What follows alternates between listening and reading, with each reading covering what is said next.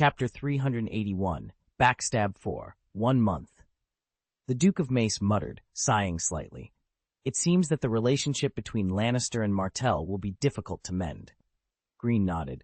Prime Minister Tywin, we cannot predict what the Ironborn will do under Euron's leadership. My suggestion is to try to stabilize the Dornish people before ending the war in the Riverlands. Duke Mace glanced at Greene, who had a serious look in his eyes. After a pause, he turned his gaze to Duke Tywin and said, "How about sending an envoy to talk to Prince Doran about a marriage alliance?" Greene knew that Duke Mace's proposal was not well-intentioned, so he pursed his lips and pretended to be thoughtful. Duke Tywin looked at Mace coldly and said, "In order to show justice, I publicly tried Tyrion and sentenced him to death. Jaime secretly let the prisoner go. I not only expelled him from King's Landing, but also ordered him to die. He must use his brother's head to atone for his sins. Now, should I send my granddaughter to Sunspear to be humiliated?" His cold green eyes moved slightly. "Duke Greene, have I fulfilled my responsibilities as the Prime Minister?" Glancing at Duke Mace, who was secretly pouting, Greene looked at Tywin for a while and said, "Prime Minister Tywin, do you need Kleb and Tyrell to serve you?"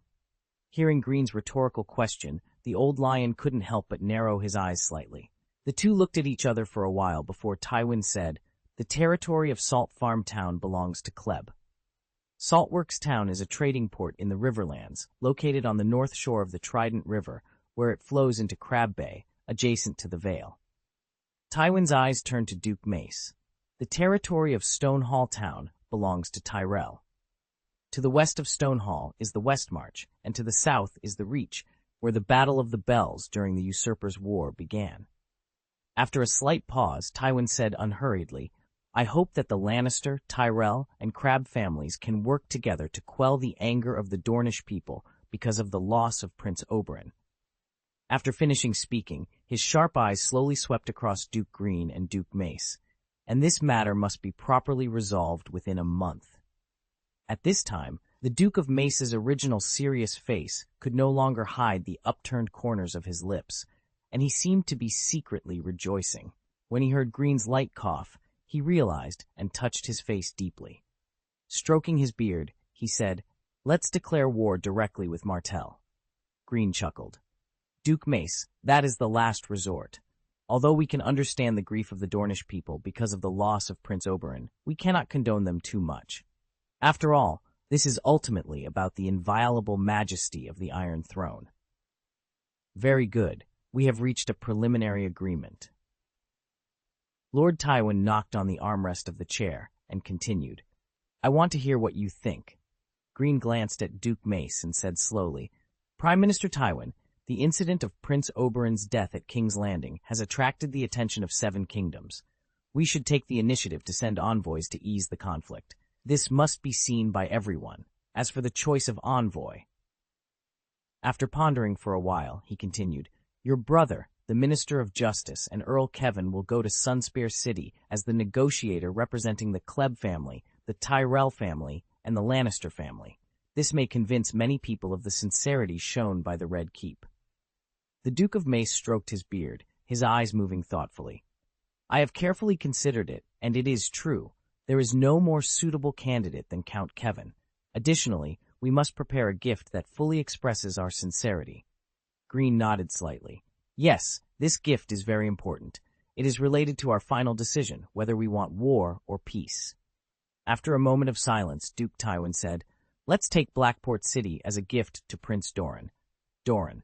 Blackport City is the residence of the Dondarrion family. It is located in the north of the Crimson Mountains and serves as one of the important military strongholds in the Stormlands to prevent Dorne from invading the north. Greene's brown eyes moved slightly. It turned out that this was the purpose of allocating the 2 pieces of land in the Riverlands to Kleb and Tyrell in the beginning, a strategy that kills many birds with one stone. The old lion is not only trying to solve the problem of Dorne, but also planting nails in the southern border. After a moment of silence, Duke Mace frowned and said, "If the Dornish people get Blackport City, they can launch an invasion of Stormland from land at any time. Not to mention, the Dondarrion family in Blackport City is an ancient and influential family in Stormland. Other Stormland nobles will definitely feel deeply uneasy and worried about this.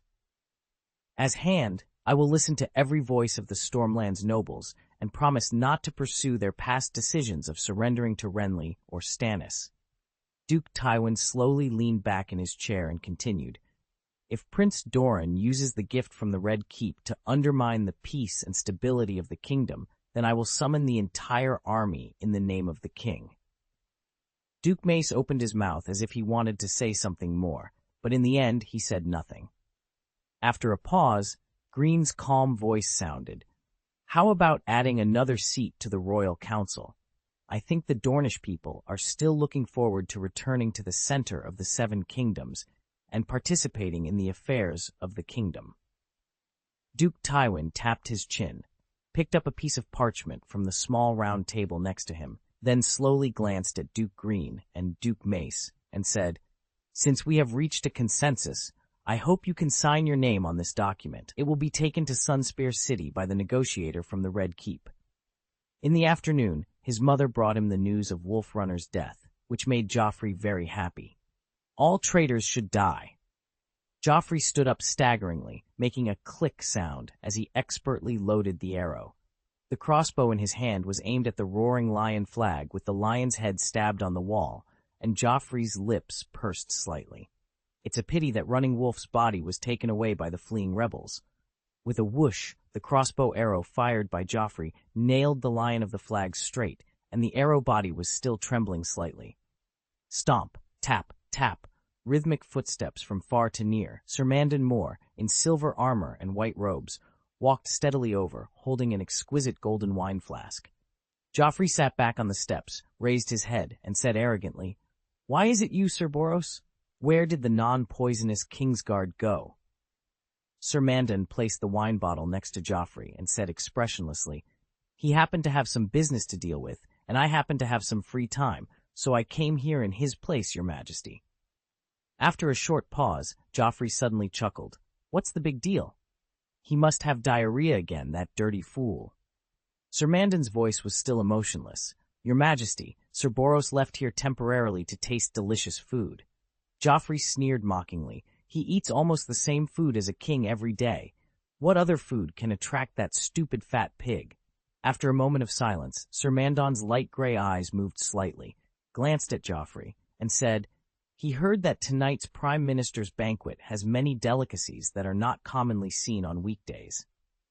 After Sir Mandon finished speaking, Joffrey couldn't help but be startled and said, "Prime Minister's banquet? You mean Tywin held a banquet?" Sir Mandon paused and opened his thin lips slightly. "All the nobles in King's Landing are gathered at the Prime Minister's tower at this moment, where they celebrate the death of Robb Stark." After listening, Joffrey frowned deeply and said angrily, "Why didn't I know about this? Do they consider the death of the young wolf a victory for Tywin? How could they do this? I am the king." As he spoke, he suddenly raised his voice and shouted, "I am the real king, and they should celebrate me wholeheartedly. Those people are all traitors, unforgivable traitors." Sir Mandon looked at Joffrey in silence for a while, observing the young king's panting rage, and then said, "You have been recuperating recently due to physical discomfort. This is what the Royal Council informed them." Hearing this, Joffrey stood up suddenly and shouted emotionally, "Go and call Lord Tywin here immediately." Seeing Sir Mandon standing motionless, Joffrey gripped the handle of his sword, Lion's Tooth, tightly. His handsome face twisted with anger as he shouted, "I am the king. This is an order. You must do it." There was an oppressive silence, the only sound being Joffrey's heavy breathing. Sir Mandon slowly walked down a few steps, then stood firmly, turned around, and saluted. "Your Majesty, I can naturally convey your order, but I have an obligation to remind you that such a move is likely to arouse the displeasure of the Prime Minister, which may lead to some unknown consequences." A look of fear flashed across Joffrey's face, mingled with arrogance, and then he said loudly, "I am the king. I will not be afraid of his displeasure, and, you cowardly Kingsguards, I will find an opportunity to punish you severely." "According to the laws of the kingdom, the Kingsguard are quietly waiting for you to come of age, Your Majesty," Sir Mandon responded calmly. "They're all excuses. Everyone except me is afraid of Tywin Lannister." After shouting, Joffrey's chest heaved several times, and he suddenly said, "Why hasn't Duke Greene come to see me yet?" Sir Mandan stared at the king with his lifeless eyes and said, "The order you gave was to meet Duke Greene without the Prime Minister's knowledge. I have been waiting for a suitable—" Before Sir Mandan could finish speaking, Joffrey interrupted impatiently. "That's enough. Stop nagging. Arrange this matter for me as soon as possible." A strong wind blew from the east, and the flags lined up on the city wall were lifted and fluttered, making a roaring sound. Davos Seaworth smelled the salt in the air, the scent of the sea, his favorite smell. For a moment, all he wanted to do was step onto the deck again, raise the sails, sail south, find Maria, and hold her tightly in his arms. Davos raised his eyes and stared at the city wall. Thousands of ferocious stone beasts had replaced the battlements, looking down at him. Each one was different: a wyvern, a griffon, a demon, a manticore, a minotaur, a stone lizard, hellhounds, cockatrices, and 1,000 other strange monsters all emerged from the top of the city, as if they had all grown up there. But Dragonstone had the most dragons. The main hall was a dragon lying on the ground, and people entered through its open mouth. The kitchen was a curled-up dragon, and the smoke and steam emitted from the oven came from its nostrils. The towers were dragons occupying the city, or about to fly. The dragons on the flying dragon tower screamed and defied everything, and the dragons on the sea dragon tower calmly stared at the waves of the outer sea. Smaller dragons decorated the doorway frames. Dragon claws protruding from the walls served as torch holders. Huge stone wings contained the smithy and armory, and dragon tails formed arches, bridges, and outdoor staircases. Davos walked towards Aegon's garden. He had heard that Valyrian wizards did not carve with their own hands like stonemasons, but used fire and magic to shape them, just like a potter shaping clay objects.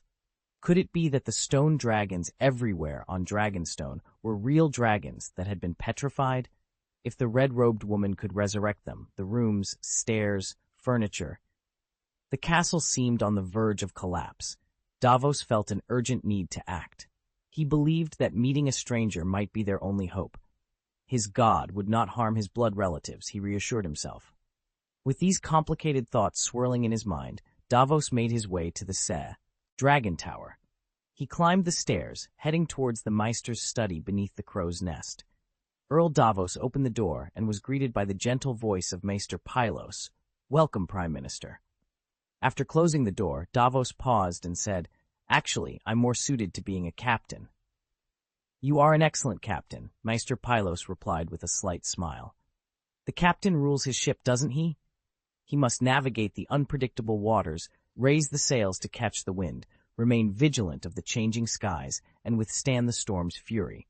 In many ways, the captain's responsibilities are very similar to those of a prime minister, Prime Minister Davos."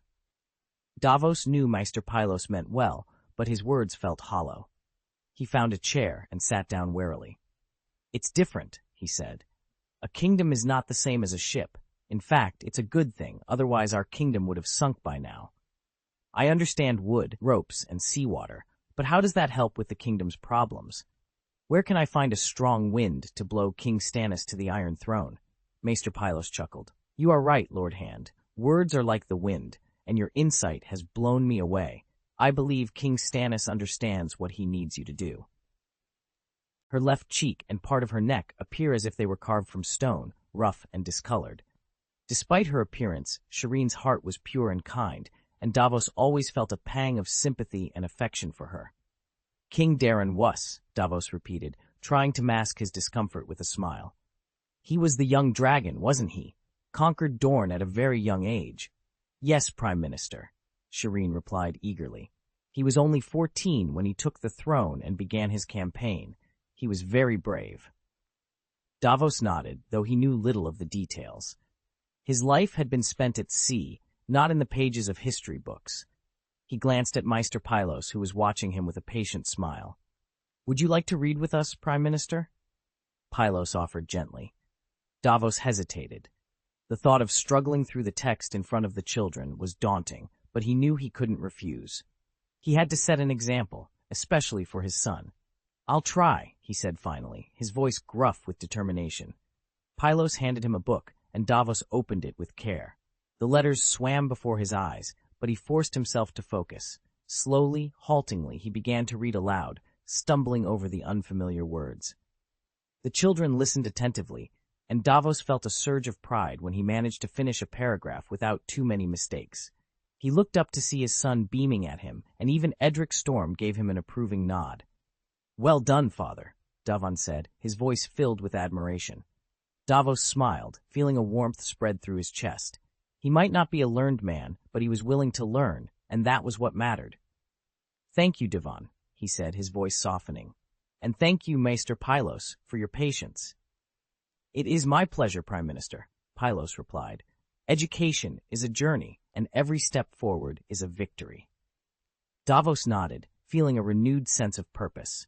He might not have been born into nobility, but he was determined to serve his king and his family to the best of his ability.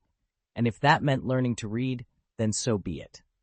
As the lesson continued, Davos found himself more at ease. The children's enthusiasm was infectious, and he began to see the stories not as daunting texts, but as windows into a world of knowledge and adventure. He still had much to learn, but for the first time he felt that he could do it. When the lesson finally ended, Davos stood and stretched, feeling a sense of accomplishment. He looked at the children, who were gathering their things, and felt a surge of affection for them. They were the future of the kingdom, and he was proud to be a part of their lives. "Thank you, Maester Pylos," he said again, shaking the man's hand. "And thank you, children, for your patience with an old sailor." "It was our pleasure, Prime Minister," Shireen said with a shy smile. "We hope you'll join us again." "I will," Davos promised. "I will." As he left the room, he felt a sense of hope and determination. The road ahead might be difficult, but he was ready to face it, one step at a time. The skin on one cheek and half of her neck was stiff and necrotic, with the surface dry and cracked, mixed with black and gray spots. This was her greatest misfortune. Davos smiled and said, "The king once mentioned him. It is said that he is very good at fighting." Maester Pylos spoke calmly. "He launched a war and conquered the Dorne territory, earning the respect of everyone as the young dragon lord." Dai Feng's little face showed a moment of hesitation before he continued. "He worships false gods. But aside from that, he is a great king, brave and fearless in battle." "Yes," Edric agreed with Davos, then proudly added, "but my father is braver. The young dragon lord has never won 3 battles in one day." Princess Shireen's eyes widened in amazement. "Uncle Robert won 3 battles in one day?" Edric nodded. "Yes, when he went home to summon his vassals. Earl Granderson, Earl Cavern, and Earl Fell planned to meet at Summerhall and then head towards Storm's Ending. But when my father found out, he immediately took all the knights in attendance and set off to attack the enemy troops one by one before they reached Summerhall." He paused, then continued excitedly. "My father killed Earl Fell in a single fight and captured his son, Silveraxe." Dai Feng was skeptical. "Maester Pylos, is that true?" Before Pylos could answer, Edric interjected, "I'm not done yet. He defeated all 3 enemies and conquered Earl Granderson, Earl Cavern, and Silveraxe with his heroic performance in battle." He raised his chin proudly. "No one has ever defeated my father." Maester Pylos reminded him, "Edric, you shouldn't boast too much. King Robert has been defeated like everyone else. Lord Tyrell defeated him in the Battle of Ashford, and he has lost many times in jousting." Devon looked puzzled. "Maester Pylos, I remember that the person who defeated King Robert in Ashford was not the famous General Randall?" Edric looked a little angry. "Edric Randall must have used some improper means to sneak attack my father." Dai Feng immediately denied it. "That's not the case. The famous General Randall launched the attack in an upright manner. This is a fact known to many people." Seeing that the 2 children were about to quarrel again, Maester Pylos cleverly changed the subject. "In the 7 kingdoms today, there is a new rising general, Duke Greene Kleb." Princess Shireen, who had been sitting quietly, suddenly lit up at the mention of Duke Kleb. She finally had the opportunity to join the conversation. "Patchface, Dragonstone's court jester, told me the story of Duke Kleb. He recaptured the Crabclaw Peninsula with only 1,000 men and conquered the vast valley with just 3,000. Edric nodded in agreement. "Yes, Duke Kleb is also very powerful. He defeated the Kingslayer, and won the championship at the King's Landing tournament held by my father for Duke Ed. Devon, after holding back for a while, suddenly said, Duke Crab is a good friend of my father. He even personally invited my brothers to serve in his fleet. As his son's boastful voice fell, Davos noticed the children's curious eyes all turning to him. He paused for a moment and said, There was indeed such an invitation, but the whole kingdom was about to fall into chaos at that time, so I had to decline Duke Greene's kindness. Glancing at his son's eager eyes, he added, I have come into contact with Duke Greene several times because of the king's affairs. In the process, we developed some friendship. Maester Pylos tapped the table at this point. We can have class now. Let's continue reading The Conquest of Dorne. As Maester Pylos led the children through the story of how Daeron first invaded and conquered Dorne, Davos frowned at the books and scrolls on the table, trying to decipher a few words from them. It was a struggle that gave him a headache and made him feel less intelligent. They read for more than 2 hours, and for the first time, Davos felt that time could stretch on endlessly. After Princess Shireen and the two boys politely said their goodbyes and left, Maester Pylos approached Davos and pushed a thin leather book across the table. Prime Minister, would you like to read The Conquest of Dorne? King Daeron's writing is simple and elegant, and his history is full of blood, war, and courage. Your son is quite fascinated by it. Like most people, Davos enjoyed a good story, but he knew his primary task was to assist King Stannis in handling government affairs. For this, he needed to understand the text brought by the Raven. Maester Pylos, I'd better learn how to read letters from you. As you say, practice is one of the fastest ways to learn. I'll look for something suitable, Maester Pylos said, rummaging through the table. He unfolded rolls of parchment, discarding them one by one. There are no new letters. Maybe an old one will do. He finally stopped searching and handed a letter to Davos. This one may be suitable for us. Davos smoothed the wrinkled parchment and squinted at the tiny, sloppy handwriting. Reading letters had always been a strain on his eyes. He began to read aloud, The King of Justice. Oh, in front of it is racehorse. Maester Pylos corrected him. Beyond the wall, that is, north of the wall. Davos showed a pained expression. The king beyond the wall went south, leading a huge wildling army? Yes. With Maester Pylos' patient assistance, Davos finally read to the end. More, Lord Commander Mormont. Davos turned the letter over and saw the black wax seal. He frowned. Maester, this letter is from the Night's Watch. Has King Stannis seen it? Maester Pylos sighed slightly. More than 2 months ago, Lord Alliser was the first to see the letter. He told me not to be foolish. His Majesty doesn't have enough manpower to fight his own war, so how could he waste energy on the wildlings? Davos pondered for a moment. Are you sure King Stannis hasn't seen this letter? Melisandre hasn't seen it either? Maester Pylos nodded. Neither of them has seen it. Should I show it to them? Davos immediately said, No, you have done your duty by letting Lord Alliser see this letter. If Melisandre knew about this letter, she would definitely say that the ancient gods are gathering strength, the cold wind has already blown, and the long night that will never end is soon to come. Seeing that Davos had been silent, Maester Pylos asked in a worried tone, Prime Minister, are you feeling unwell? I was just thinking, Maester Pylos, sorry. Davos suddenly remembered a story. In order to temper the Lightbringer, Azor Ahai pierced his wife's heart. He killed the one he loved to fight against the darkness. If Stannis is really Azor Ahai reborn, does that mean Edric Storm has to play the role of Nissa? Please give me another letter. This one is really difficult? Maester Pylos reminded him. Davos shook his head. It's disturbing. He regained his energy, and with the help of the Maester, he struggled to read 2 more letters. Just then, his second son approached. Father, His Majesty the King invites you to come over. Not to the table hall, but to a remote beach?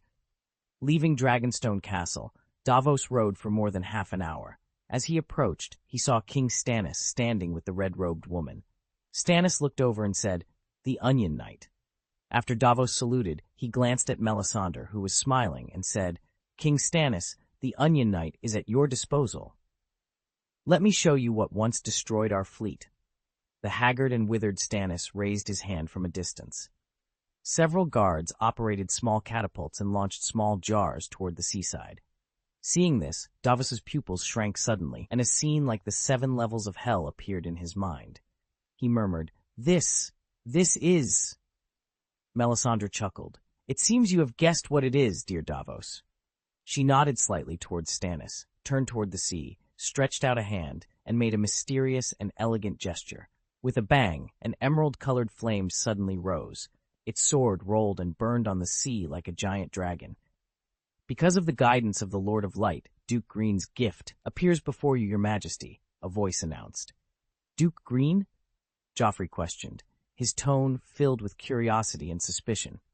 The red fort in the middle of the night seemed to be tightly shrouded in a thick layer of darkness.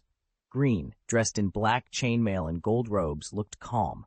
He held a pointed helmet in one hand and walked up the steps of the Iron Throne with steady steps. Joffrey sat on the Iron Throne, frowning with obvious displeasure. Duke Greene, are you also afraid of Tywin? He asked. Greene calmly approached the Iron Throne, then turned around and looked around the room with a sense of nostalgia. It was here that Sir Jaime killed the once arrogant Aerys the Sec, he said, his voice filled with emotion. Seeing that Greene was ignoring him completely, Joffrey suddenly became furious, raised his voice angrily. I'm talking to you. Greene turned his face slightly, glancing at Joffrey. Your Majesty, do you know how much risk I am taking by meeting you in private tonight? He asked, his tone serious. Chapter 383, Backstab. I am the king, and my orders are. Greene glanced at Joffrey, whose face was flushed with anger. A sarcastic smile played at the corner of his mouth as he said, A king who can only sit on an iron chair and play? If it weren't for your good mother who served me like a maid and begged me, do you think I would come to see you at this time? Joffrey's fury was immediate.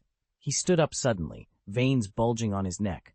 I'll kill you, he shouted, reaching for his sword, Lion's Fang. But before his hand could touch the hilt, Greene slapped him back into the Iron Throne with a resounding snap. How dare you hit me? Joffrey covered his slightly red and swollen cheek, his face filled with disbelief and a hint of fear. His handsome features were twisted with rage. I am the king. King Joffrey sat on the Iron Throne, his chest heaving with anger, glaring bitterly at Duke Greene standing before him.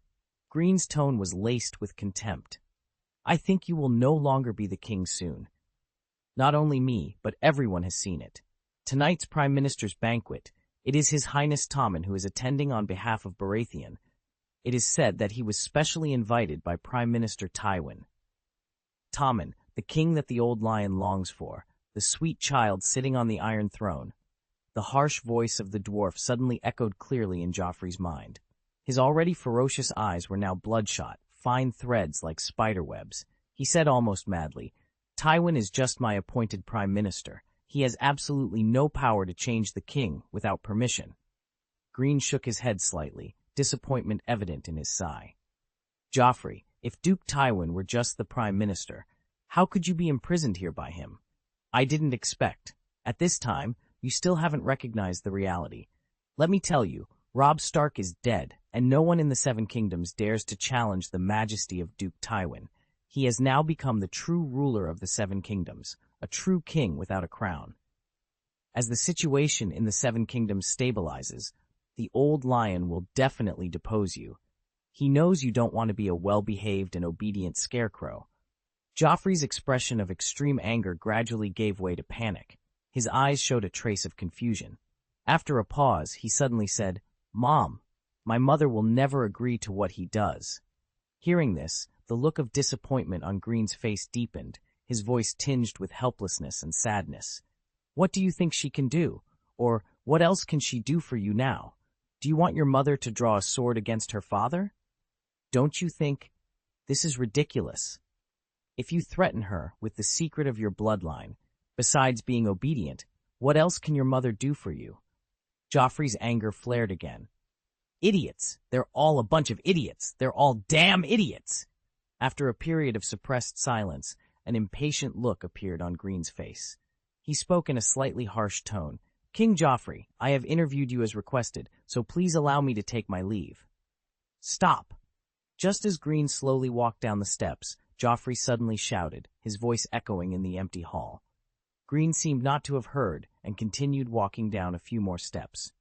Joffrey couldn't help but say, "My mother asked you to come to me." After hearing this, Greene finally stopped. This situation made Joffrey feel deeply ashamed and angry. Well, after a pause, Greene slowly turned around, looked at Joffrey calmly, and said, "You should not embarrass Queen Cersei. She loves you. She is just helpless." Joffrey's hands tightly grasped the cold sword handles on both sides of the Iron Throne, the veins on his hands slightly bulging. He gritted his teeth and said, "Duke Greene, but you can deal with Tywin, right?" Step by step, Greene walked up the steps again and said, "Are you still expecting to be a Mouse King hiding in the shadows?" Standing firmly in front of the Iron Throne, Greene looked at Joffrey, who was pressed against the back of the chair, staring at him fiercely. Greene then said, "You don't even dare to resist the old lion yourself. You are so cowardly that I will not risk the fate of the entire Kleb family for you, because you are destined to back down and even betray my loyalty." Joffrey's anger momentarily suppressed his fear of Greene, and he shouted hysterically, "I will execute the traitor with my own hands, whether it's Tywin or you." The two locked eyes for a while. Finally, Greene sighed, seemingly unable to bear it any longer. "Joffrey, when the time comes, as long as you sincerely surrender to Prime Minister Tywin, I will support you to become the Duke of Storm's End. For your mother's sake, I will at least ensure he spares your life." Joffrey's fierce eyes burned with rage, as if he wanted to swallow everything up, but there was a hint of fear deep in his eyes. "He dares to kill the king?" Greene hesitated slightly and said, "Only if you don't obey his arrangements." He picked up the jug and wine glass next to the iron chair, poured a glass of wine, handed it over, and said, "This might help you temporarily forget some unpleasant things, or it may help you find a trace of courage." "I have no fear. I am the king!" Joffrey shouted. The red wine spilled on the stone slab under the Iron Throne, and the golden wine glass rolled down the stairs. Joffrey stared straight at Greene, breathing heavily. "If you kill Tywin, I promise to make you my new prime minister." After a moment of silence, Greene shook his head slightly. "I don't want your mother to hate me. I love her, but unfortunately, she only loves you, King Joffrey." He looked around and then said, "In a few days, I will leave King's Landing and set off for Dragonstone. The Duke of Mace is preparing to go to Storm's End, and Earl Kivin will soon be an envoy to Dorne on behalf of the Red Keep." His eyes turned to Joffrey. "At that time, you and Duke Tywin will be the only ones left in the Red Keep. I hope you will be more careful, and it is best to feign illness, so that you can at least gain temporary safety." After a moment of silence, Joffrey's green eyes suddenly turned, and he asked, "Where is Lancel?" Greene looked at Joffrey doubtfully and replied, "I heard that he is usually either in the Red Keep Cathedral or the Great Cathedral of Baelor. He is very pious." Seeing that Joffrey fell silent again, Greene waited for a while and then said, "If you have no other instructions." Joffrey's hands trembled slightly as he looked over. "Duke Greene, as long as you kill him." After taking a moment to calm down, he gritted his teeth and said word by word, "I can reward you with anything you want, no matter who it is." Greene sighed helplessly and said solemnly, "King Joffrey, please allow me to repeat it again. I am not you. No matter what excessive things you do, Queen Cersei will choose to forgive you and still love you deeply. But I am different. If I did that, she would definitely resent me." Joffrey's eyes flashed with resentment, and he said loudly, "The person you should be loyal to is the king. Me, the king." Hearing this, Greene coughed lightly and said, "Please allow me to remind you that the tradition of the Kleb family has always been to serve the queen.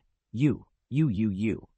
Joffrey wanted to say that his mother was now the Queen Mother and no longer the Queen of the Seven Kingdoms, but he knew in his heart that this kind of quarrel would not make the person in front of him change his mind. It was known throughout the Seven Kingdoms that Greene Kleb's only loyalty was to Cersei Lannister. When he saw Greene stretching out his hand, Joffrey couldn't help but tremble slightly. "You want to." Before he finished speaking, Greene patted Joffrey on the shoulder and said in a gentle tone, "This is actually a good thing. When one day you defeat the old lion, you will understand. For your mother's sake, I will do my best to help you secure the Iron Throne," Greene said, withdrawing his hand and shrugging. Although it seems almost impossible, having some hope is better than none at all, isn't it? With that, Greene nodded slightly, turned around, and walked down the stairs. Joffrey stood up, his voice bitter as he called after Greene. "These are all excuses. You're all afraid of Tywin. You're all traitors, unforgivable traitors." His anger grew with each word. "I will never admit defeat. I am the king." Greene paused, turning his head to look at Joffrey, shock evident in his eyes. After a moment, he bowed deeply. "Please forgive my previous offense. If I hadn't met Lord Tywin, you may become the greatest king of all time. I salute you." He sighed deeply, flicked his blue cloak, and walked away quickly. 10 minutes later, the Kingsguard and Sir Mandon approached the steps of the Iron Throne. "Your Majesty, Lord Greene asked me to convey a message before he left," Sir Mandon reported. Joffrey, loading an arrow into his crossbow, aimed at the lion flag and said impatiently, "What did he say?" Sir Mandon hesitated before speaking. He said, "Queen Cersei never serves anyone else." For some reason, Joffrey's anger flared again. "Get out," he shouted. Then, as Sir Mandon was about to leave, Joffrey called him back. "Come back," he whispered. "Please find out when Kevin will go to Dorne as an envoy." Greene was led to the Queen Mother's bathroom by Magetta's maid, Mira. He sat next to the golden bathtub where Cersei Lannister lay lazily in the steaming water, taking a nap. Hearing the movement, she slowly opened her eyes and said in a hoarse voice, "How are you, dear Greene?" Greene's expression remained calm, having seen this scene many times before with Jaime, Chapter 89. Lord Greene had been working hard to adapt to this world. "I think we can leave Qyburn at his disposal in the throne room. King Joffrey will use him when the need arises." The hot water gave Cersei a blush on her cheeks. Joffrey hasn't been in a good mood lately. She recalled the day she joyfully shared the news of the little wolf's death with Joffrey. At first, Joffrey was happy, but then, for some reason, his expression changed, and he became angry without warning. The sudden shift left her deeply saddened. Although she couldn't pinpoint the exact reason, she suspected the cunning little rose, Margaery, was behind it. Greene comforted her. "He knows you love him deeply, and he loves you too. He is growing into a good king." Cersei's graceful body moved in the bathtub, and she leaned her head on Greene's arm, her eyes a little blurred. "Joffrey is a natural king." She wrapped her white hand around Greene's arm and whispered, "But some people always try to destroy the deep bond between us." "Some people?" Greene raised an eyebrow. "Are you referring to Miss Margaery?" Cersei nodded gently, her voice turning cold. "I can't stand my son being deceived by the little rose any longer." Greene stared into Cersei's gem-like green eyes for a moment, then sighed with a solemn look. "You must choose a new queen. This is very important." He paused, rubbing his head again. "Before properly arranging the plan, you should let Joffrey stay quietly for a while. He may not listen to his mother's kind advice at the moment." The loyal Duke of Marigold's clear response made the lioness very happy. His decisiveness made up for her sense of loss after Jaime left without saying goodbye. Cersei's fingers gently traced the cold golden robe and chainmail on Greene's body. Her brows furrowed slightly, but her voice remained pleasant and gentle. "I will choose a suitable wife for Joffrey as soon as possible," she said. Her eyes sparkled with a hint of a smile. "Dear Greene, do you have anyone you would recommend?"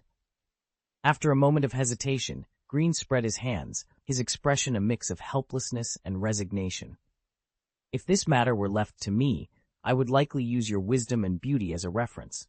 Unfortunately, there is only one Cersei Lannister in this world." His brown eyes met hers. "So this matter can only be entrusted to the king's mother, who has a sharp eye." Cersei looked up at Greene, raising her chin and the fat corners of her lips in a pleased smile. "I love your tongue so much, dear," she said. The lioness's green eyes gently swept across the black chainmail on Greene's body, her voice carrying a hint of something more. "You always make me happy. How can I reward you, Golden Robe?" Chapter 384.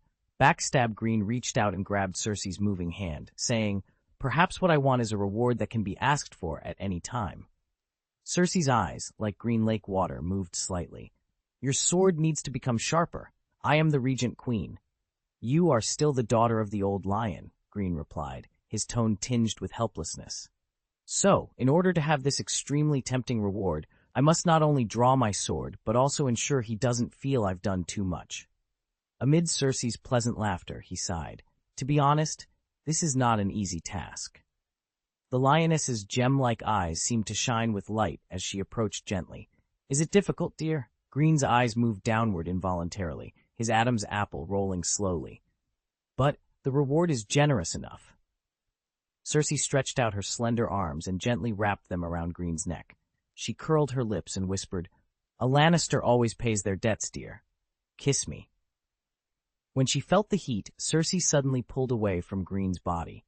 Leaning lazily on the other side of the bathtub, her hands casually rested on the golden edge, intentionally showing her graceful curves. The lioness's face was flushed with a charming blush. She raised her chin slightly, curled her lips, and her voice was full of irresistible temptation. "I am looking forward to the day you are, my dear knight." Greene stood up a little unnaturally, slowed down, and said helplessly, "It seems I have to work harder." Cersei's chest rose and fell slowly, but a hint of pride flashed in her eyes. "There is a lady lying in my bedroom, her olive skin as soft as satin." "Are you referring to the lady from the River Bay? I heard she recently moved into the Maegor's tower." As he spoke, Greene moved his feet, walked to the table, picked up the wine jug, poured a glass of wine, and drank most of it directly. Cersei supported her cheek with one hand, staring at Greene, who was pretending to be calm, and said with a smile, "The Myrish wife of the Earl of Long Table Hall, Lady Tanya." Greene walked over and handed her the jeweled wine glass. "Can she be trusted?" Taking the jeweled wine glass, Cersei couldn't help but take a big sip, a mocking look flashing across her lips. "She, Lady Tanya, is the eye that Margaery arranged to be by my side." Greene couldn't help but smile. "Since you already know her purpose, why do you keep her in the bedroom as your bedmate?" Cersei glanced at Greene, then shook the wine glass in her hand carelessly, and said slowly, "Margaery is just a naive fool. How much loyalty can a woman from a trading city-state have? Humph, since they like to be smart, and I just happened to have a bad sleep recently, I simply kept her here, so that she can be of some use." After a pause, she continued, "She is a mother, she has a son, and she wants him to stand out in the Red Keep at all costs. All mothers are like this. Lady Tanya may be a venomous snake, but she is not stupid. She knows that I can give much more than Margaery, so she will choose to stand on my side." She looked at Greene. "Besides, she can make me happy. She told me a lot of things about the Tyrells. You would never guess, dear." Greene's eyebrows raised slightly. "What's the matter?" Cersei sneered. "For example, the old woman in Highgarden hides a large box of gold coins minted before the War of Conquest. It is said that every time a merchant stupidly proposes to trade in gold coins, she will gladly use the gold of Highgarden to pay, because each gold coin is only half the weight of the current gold dragon." Her face was full of sarcasm. "Which merchant dares to say that the mother of the Duke of Mace is cheating?" "It's really an interesting thing that I haven't heard of," Greene shrugged. "When you completely control Miss Margaery's eyes, she seems to pay the price for her offensive behavior." Cersei raised her chin with a proud look and snorted coldly, her voice a little fierce. "Of course, I will teach her a good lesson and let her know the consequences of provoking Thirigere, he Lannister lioness at will." Greene downed the remaining wine in his glass in one gulp and said, "Please allow me to leave." As Greene was about to depart, Cersei's green eyes flickered with curiosity. "What are you going to do?" she asked. Greene paused. "I will wait for you to find a new queen candidate." Cersei was not satisfied with Greene's reply, but she understood men. She knew that the man in front of her still harbored a small flame for her, despite the abrupt end to their conversation. This was intentional. Men often think with their desires, and she couldn't let him have what he wanted too easily. She chuckled softly and said, "The wedding day is approaching. This will keep me awake, dear Greene." Greene sighed slightly. "At least you will keep me awake tonight." He walked back, leaned over, and kissed Cersei on the forehead politely. "A sick king cannot hold the wedding on time," he added before leaving. After Greene left, silence filled the room. Cersei drank the wine in her glass in one gulp and exhaled slowly. Handsome, tall, and full of power, Greene possessed all the qualities that could make women fall in love. She had been able to stop after a brief moment of pleasure because his black hair suddenly reminded her of her wedding night. Back then, Robert had a head of well-groomed, thick black hair. He was young, handsome, tall, and strong. That night was the worst. She could only lie helpless, smelling the stench of wine on his breath, listening to his boar-like breathing, and enduring the humiliation from another female cousin. He shouldn't have been the one to return from the Trident. Robert never completely gave up possessing her. Sooner or later, he would always break into her bedroom drunkenly and assert his rights as a husband. It was in the 10th year of their marriage that she couldn't stand his rudeness any longer. She picked up her cup and smashed it with such force that she broke one of his teeth. Many years later, he explained to others at a banquet that his teeth were knocked out in a competition. What he said was true. Her marriage to him was a competition. He knew very well what he had done at night, but he pretended not to remember, using drunkenness as an excuse. Robert Baratheon was undoubtedly a coward, and she had every reason to complain. Why was it that this coward returned from the Trident? Drunkard. Cersei's chest rose and fell several times before she stretched like a cat. The lioness had finally won, sending the Boar King off with a boar, hoping that the dull, alcoholic brute would forever cry in the 7 hells. After drinking a few more glasses of wine, Cersei felt the water in the bathtub getting cold. She rang the bell and let the maids into the bathroom. When she returned to her chambers, Tanya seemed to have fallen asleep. A candle burned beside the bed. Cersei sat on the edge of the bed, listening to the soft breathing next to her. She often fell asleep alone, but she never liked sleeping alone. She first shared a bed with Jaime when they were little and looked so similar that no one could tell them apart. Later, after they separated, she had many bedmates and maids, most of whom were girls of her own age, the daughters of her father's knights and vassals. None could truly please her, and not many stayed with her for long. They were all nervous, teary-eyed, and dull, telling only boring stories. How could they take Jaime's place? And Jaime didn't accompany her every night, but this time he left silently, giving her nightmares every night. Even when Jaime was imprisoned in the dungeons of Riverrun for nearly half a year, although she never heard from him, she had never felt like this.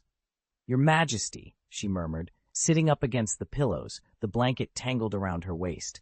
"I should have been waiting for you, but I accidentally fell asleep." Cersei looked at Tanya. The Myrish woman's olive skin shone in the candlelight.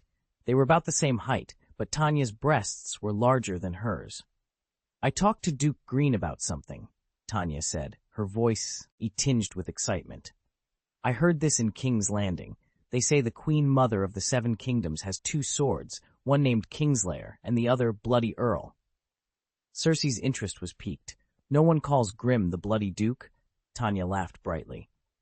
"Perhaps they are afraid of angering someone. It is said that after you crowned him Duke of the Eagle's Nest City, all the dead souls dared not linger in the valley." Cersei's eyes gleamed with satisfaction. "That is the most pleasurable part of him." She suddenly fixed her gaze on Tanya, her expression turning cold. "I have given you the honor of serving me. If you betray my trust, I will be very sad." The lioness's fingers lightly traced Tanya's body. "Tanya, if that time comes, I will have no choice but to let you fall into the arms of a stranger, subjected to the most cruel punishment in the 7 Kingdoms. Tanya's body trembled in the darkness. "Your Majesty, if I ever do something I shouldn't, just say the word, and I will willingly devote myself to the stranger. I only wish to be close to you, to serve you, and to meet all your needs." The coldness in Cersei's green eyes gradually dissipated. "Very good. What kind of reward do you want for this service?" Tanya shook her head and leaned closer. "I want nothing. Your happiness is my happiness, Your Majesty." Cersei's eyes flickered slightly, and she noticed Tanya's plump red lips. For a moment, she felt an urge to turn the mere woman over and spread her legs like a man. "Do not touch me," Cersei suddenly commanded, pushing Tanya away. She took off her clothes and slipped under the blanket, leaving her white nightgown piled on the floor. "Yes, Your Majesty, I'm sorry," Tanya replied, lying down gently with her back turned. Cersei could feel her nervousness.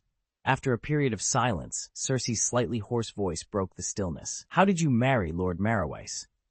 Tanya moved under the blanket, leaned closer, and whispered, "My husband is a kind and good man, but I hope your majesty will not underestimate me. I was not gentle when I climbed into the earl's bed." "It seems you are very skilled at using a woman's sword," Cersei remarked, turning over to hold Tanya in her arms. She caressed her gently for a while before suddenly asking, "What does the innocent Miss Rose expect from you?" The Mire woman in her arms trembled visibly. Cersei continued stroking her. "Be honest with me. I'm giving you a chance." Unexpectedly, Tanya hugged Cersei tightly and said, "Miss Margaery told me that she wanted to be loved by you, so she hoped that when necessary, I could inform her of your whereabouts so she could cater to your preferences. That's pretty much what she said." Cersei patted her gently, as if to comfort her. "How did you answer her?" Tanya's voice was nervous. "I didn't want to lose the opportunity to be close to you. This is a great honor. I had to agree to her request." Pulling back her arm, Cersei turned over and faced away from Tanya again. When Tanya's mind was blank and cold sweat poured down her face, Cersei's voice came over. "Tell me about your dangerous first love that you didn't want to tell me last night." After a pause, Tanya carefully pressed her body against Cersei's back and began slowly. "He was Captain Mir, with black hair draped over his shoulders and a scar across his cheek from his ear to his chin. I rejected him 100 times, but he didn't care. In the end, I inexplicably agreed to him. I think no woman can reject a man like him." Cersei turned around and hugged her again, pausing before asking, "Which side will you stand on?" Tanya's voice was anxious. "Of course I am yours. I will always be yours. I am willing to swear, your majesty." "Very good," Cersei said, hugging Tanya tightly.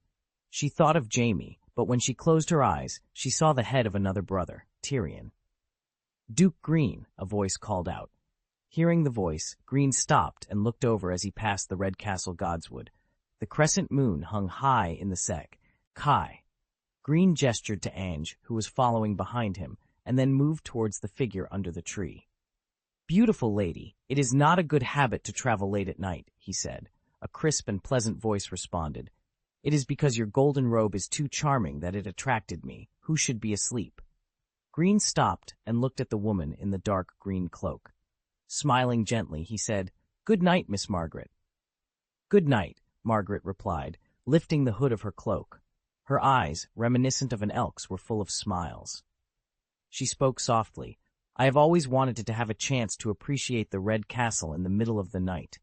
She chuckled. "Tonight, perhaps the two of us just had the same thought."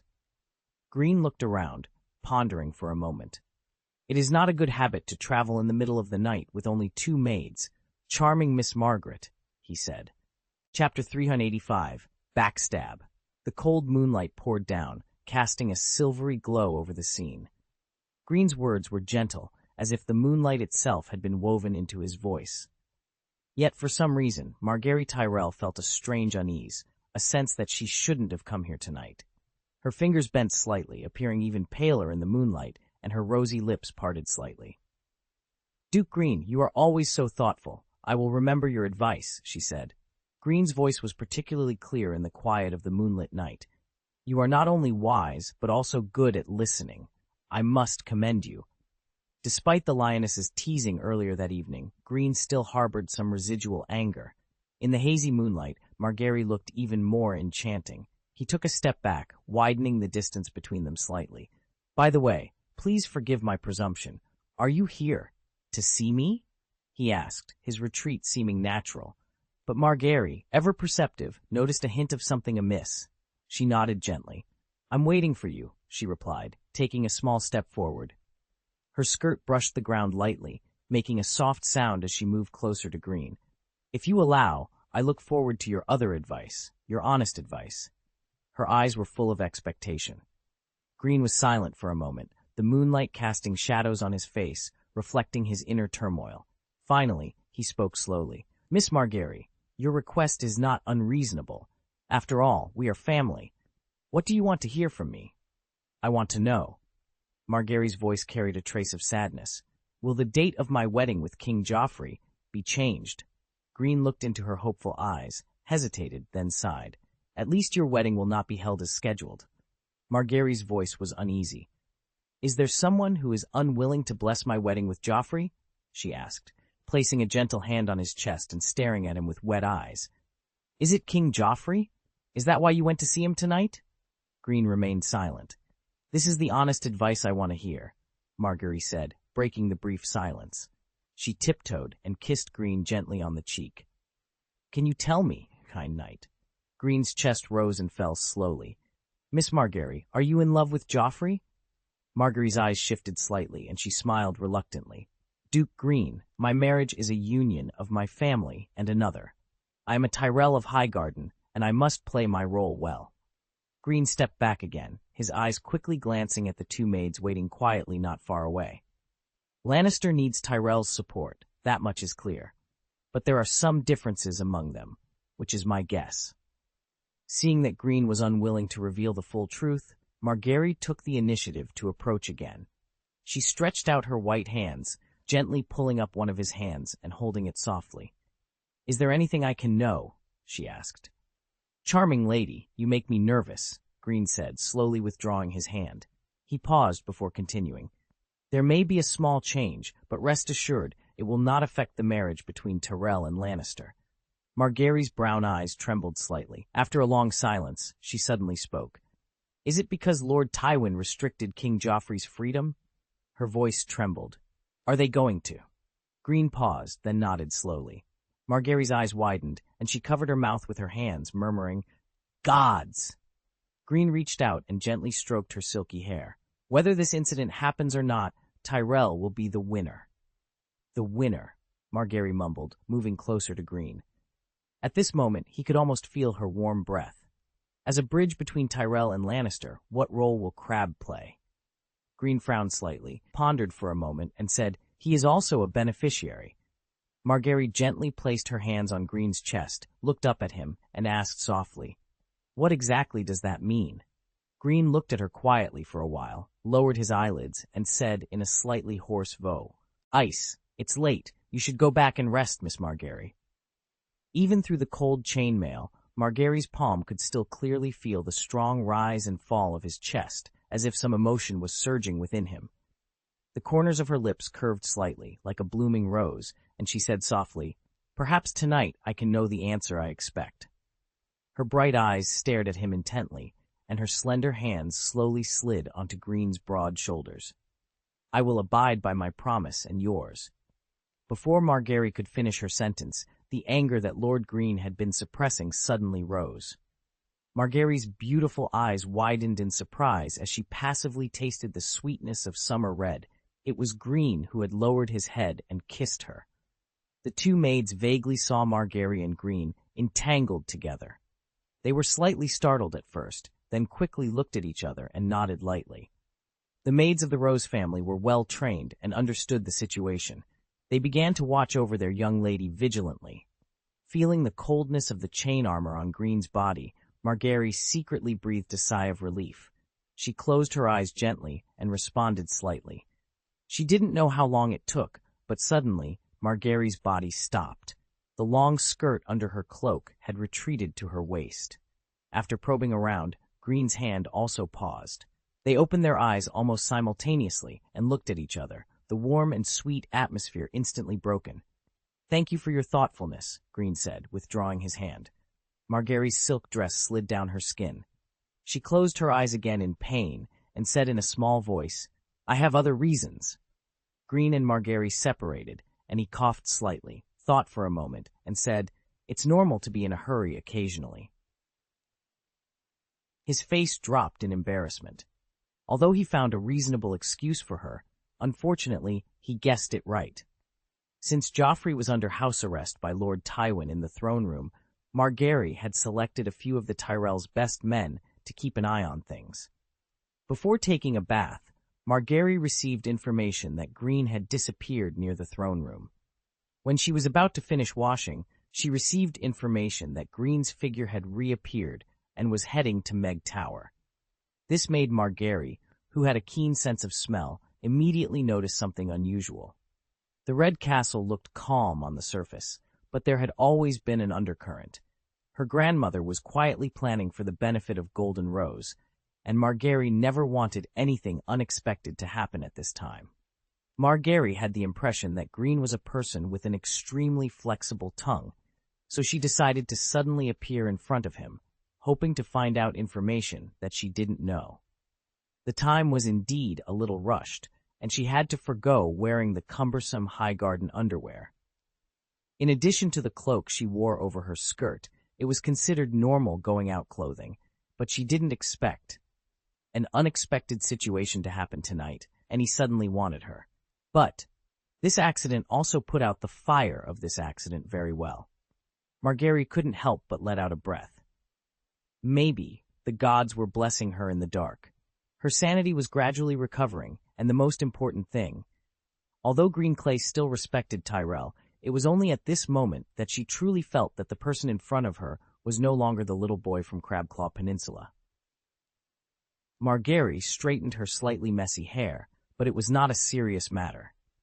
Although Duke Greene used Queen Cersei as an excuse to maintain a rather ambiguous stance between the Tyrells and the Lannisters, his confidence was bolstered by the support from the Vale and the Crabclaw Peninsula. Currently, in the heart of the Seven Kingdoms, the Tyrells, Klebs, and Lannisters form an extremely delicate balance. In the future, whoever secures Kleb's strong support will most likely become the ruler of the Red Keep. As the conversation ended, the little Rose of Highgarden stepped forward, hugged Greene's waist tightly, and buried her head deeply in his arms. After a pause, her slightly tearful voice slowly emerged. "I once had a similar dream, which I will cherish and treasure forever. I'm sorry. I am the daughter of the Duke of Highgarden. My entire family has placed deep expectations on me. I'm sorry. I'm filled with fear. There's really not much I can do for you. But this time," she raised her head and looked at him with her beautiful, misty eyes. Slowly lifting her toes, she said affectionately, "I'll kiss you properly, my knight." Looking at the alluring Rose before him, Lord Greene suddenly felt that tonight was too long. Their lips parted. Before leaving, Greene said to the reluctant little Rose, "Tomorrow, or the day after tomorrow at the latest, if you take His Highness Tommen to play in the Red Keep for a while, perhaps something good that you didn't expect will happen in the future." Greene had changed back into the clothes that signified his status as a duke and was heading to the gate of the Red Keep. On the way, he noticed Angai, who seemed hesitant to speak, and addressed him in a gentle tone. "Is something wrong, my loyal warrior?" Angai scratched his cheek in embarrassment, then approached his lord and whispered, "Sir, recently, a women's hospital in King's Landing has become very popular. It is said that the women there can dress up as any woman." Greene's eyebrows raised slightly, and he asked, "Any woman?" And Guy glanced around furtively and lowered his voice. "Blonde hair, green eyes, the most popular woman there calls herself Less Lioness, and there is another one who calls herself Less Little Lioness. Heh." When Greene heard the terms Lioness and Little Lioness, he immediately thought of the Lannisters. "Is it so direct?" Greene pondered for a moment and said, "And Guy, after leaving the Red Keep, go directly to Leiden. You also go together. Find out carefully whether this women's branch has any connection with the Dornish people." And Guy was stunned for a moment, seemingly digesting the Lord's order. But soon, he came back to his senses, straightened his back, and solemnly replied, "As you command, my lord." The next day, at the Prime Minister's tower, knock, knock, knock.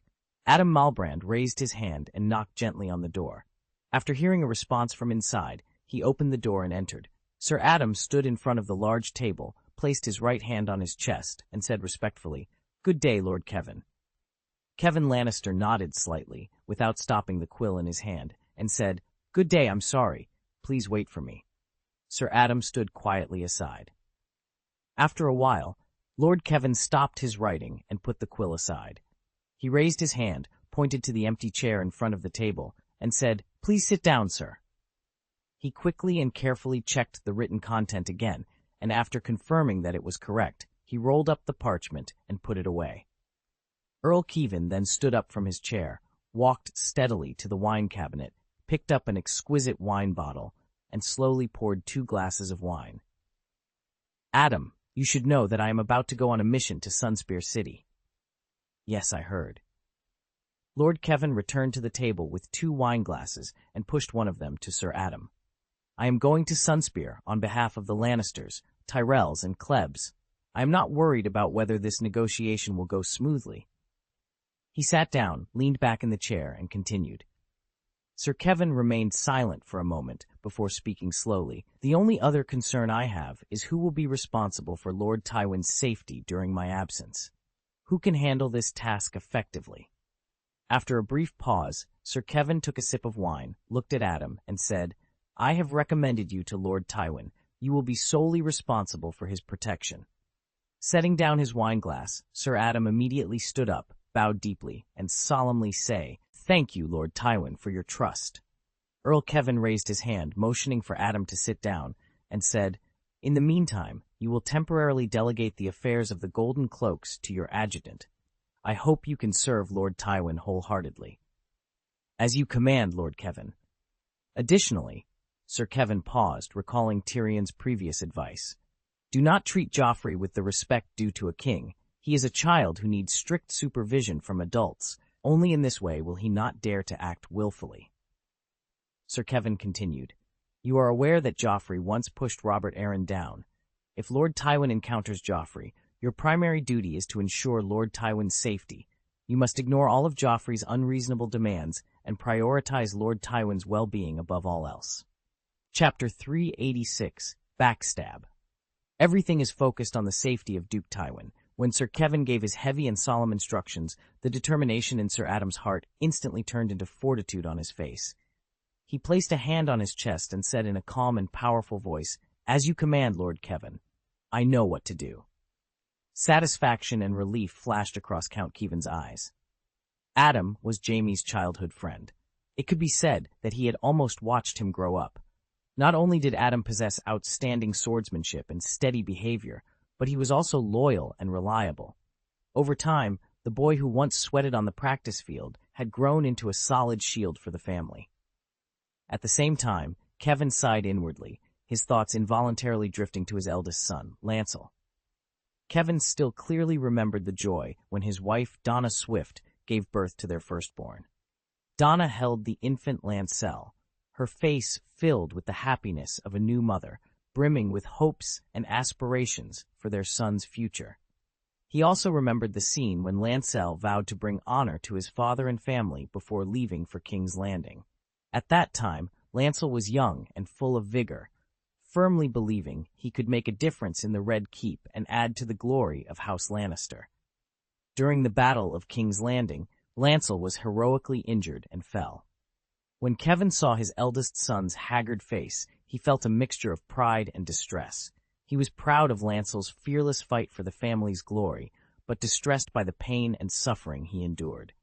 Kevin stayed by his son's bedside, silently praying for his speedy recovery. But one day, he discovered that his son, who had recovered from his serious injury, had turned into a devout monk. The young man who once harbored dreams of family glory now devoted his body and mind to the 7 gods. Kevin later realized that his eldest son, for whom he had high hopes, was no longer fit to stay in King's Landing and serve the Lannister family. This reality hit him like a heavy hammer, but as a Lannister, he had to bear it all and make new plans for the future of his family. Kevin decided to wait until the Riverlands stabilized before sending Lancel to Derry City to marry Arianne Frey as soon as possible. This decision showed that he still had expectations for Lancel, though they were slim. It was difficult to make the decision to give up entirely.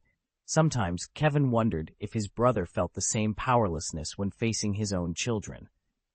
Sighing, Count Kevin's green eyes moved slightly. He retracted his thoughts, looked at Adam, and said, "Very good. I will let the Lannister Red Cloaks of the Red Keep follow your orders." His eyes were profound. Remember, in this turbulent situation, countless pairs of eyes are secretly watching the Lannisters. We must remain vigilant. Sir Adam nodded slightly and responded solemnly, "Lord Kevin, please rest assured. Even if it costs my life, I will ensure that Lord Tywin is safe and sound." After Sir Adam left, Count Kevin got up and went to the Prime Minister's study upstairs. "Lord Tywin, I have met with Sir Adam," he announced. The old lion didn't look up from his text, merely turning a page. "Thank you." After standing quietly for a while, Count Kevin hesitated and called, "Brother." Hearing this, the area around Lord Tywin's forehead deepened, and he looked up from the document. "I heard that Joffrey is dissatisfied because he is not allowed to move around freely, and he has a willful personality. I'm worried." Lord Tywin put down the document. "Are you worried that he will be a threat to me?" Count Kevin nodded. "Joffrey's willfulness carries the madness of the Mad King." Leaning back in his chair, Tywin snorted coldly. "If Joffrey has the courage to resist me, perhaps I will give him a higher regard." Tywin frowned involuntarily when he mentioned his grandson, who was as foolish as his daughter. He quickly changed the subject. "Kevin, sit down. Let's discuss Martell." Earl Kevin nodded slightly, moved to the chair opposite Duke Tywin, and sat down. After a moment of contemplation, he said, "Prince Doran is a cautious and rational ruler. Additionally, I represent the West, the Riverlands, and the Vale this time. So, I believe peace talks won't be too difficult. What concerns me are their conditions." Duke Tywin tapped his hand on the armrest of the Prime Minister's chair a few times and asked, "Their conditions?" Earl Kevin nodded. "Yes, there is a faction in Dorne that despises us, led by the late Oberyn. Given Prince Doran's character, he will not only want to appease this faction, but may also seek to quell the long-standing hatred Dorne harbors. After all, Dorne's peace and stability are crucial to his rule." He paused before continuing. "As a prudent ruler, Prince Doran will not miss the opportunity to mend relations with the Red Keep. The Targaryens have been off the Iron Throne for 16 years. Given the current situation, it is wiser for Dorne to reconcile with us." Lord Tywin tapped the armrest with his fingers again, deep in thought. "What do you think Martell will ask for?" Earl Kevin frowned, pondering for a moment. "He will likely propose a marriage alliance to appease the Dornish people. With Prince Doran's wisdom, he understands the current state of the Seven Kingdoms and will not waste the chance to align the Martell family with the Baratheon royal family." Duke Tywin remained silent, his fingers still tapping the armrest intermittently, as if weighing the pros and cons. After a moment, he asked, "How do you want me to support you?" Earl Kevin sighed. "Although time seems short, I hope to add one more person to the list of envoys." Ainge and Leeton, pretending to be ordinary guests, entered a women's branch in the Queen's district, one after another, maintaining a distance. The hall was filled with a mixture of various smells of wine and powder, and the voices of men and women intertwined. The two exchanged glances from a distance. Ainge, guided by a waiter, walked to one side, while Leeton went to the other. Admiring the various brave men and women casually, Ainge had to admit that this mission was very challenging.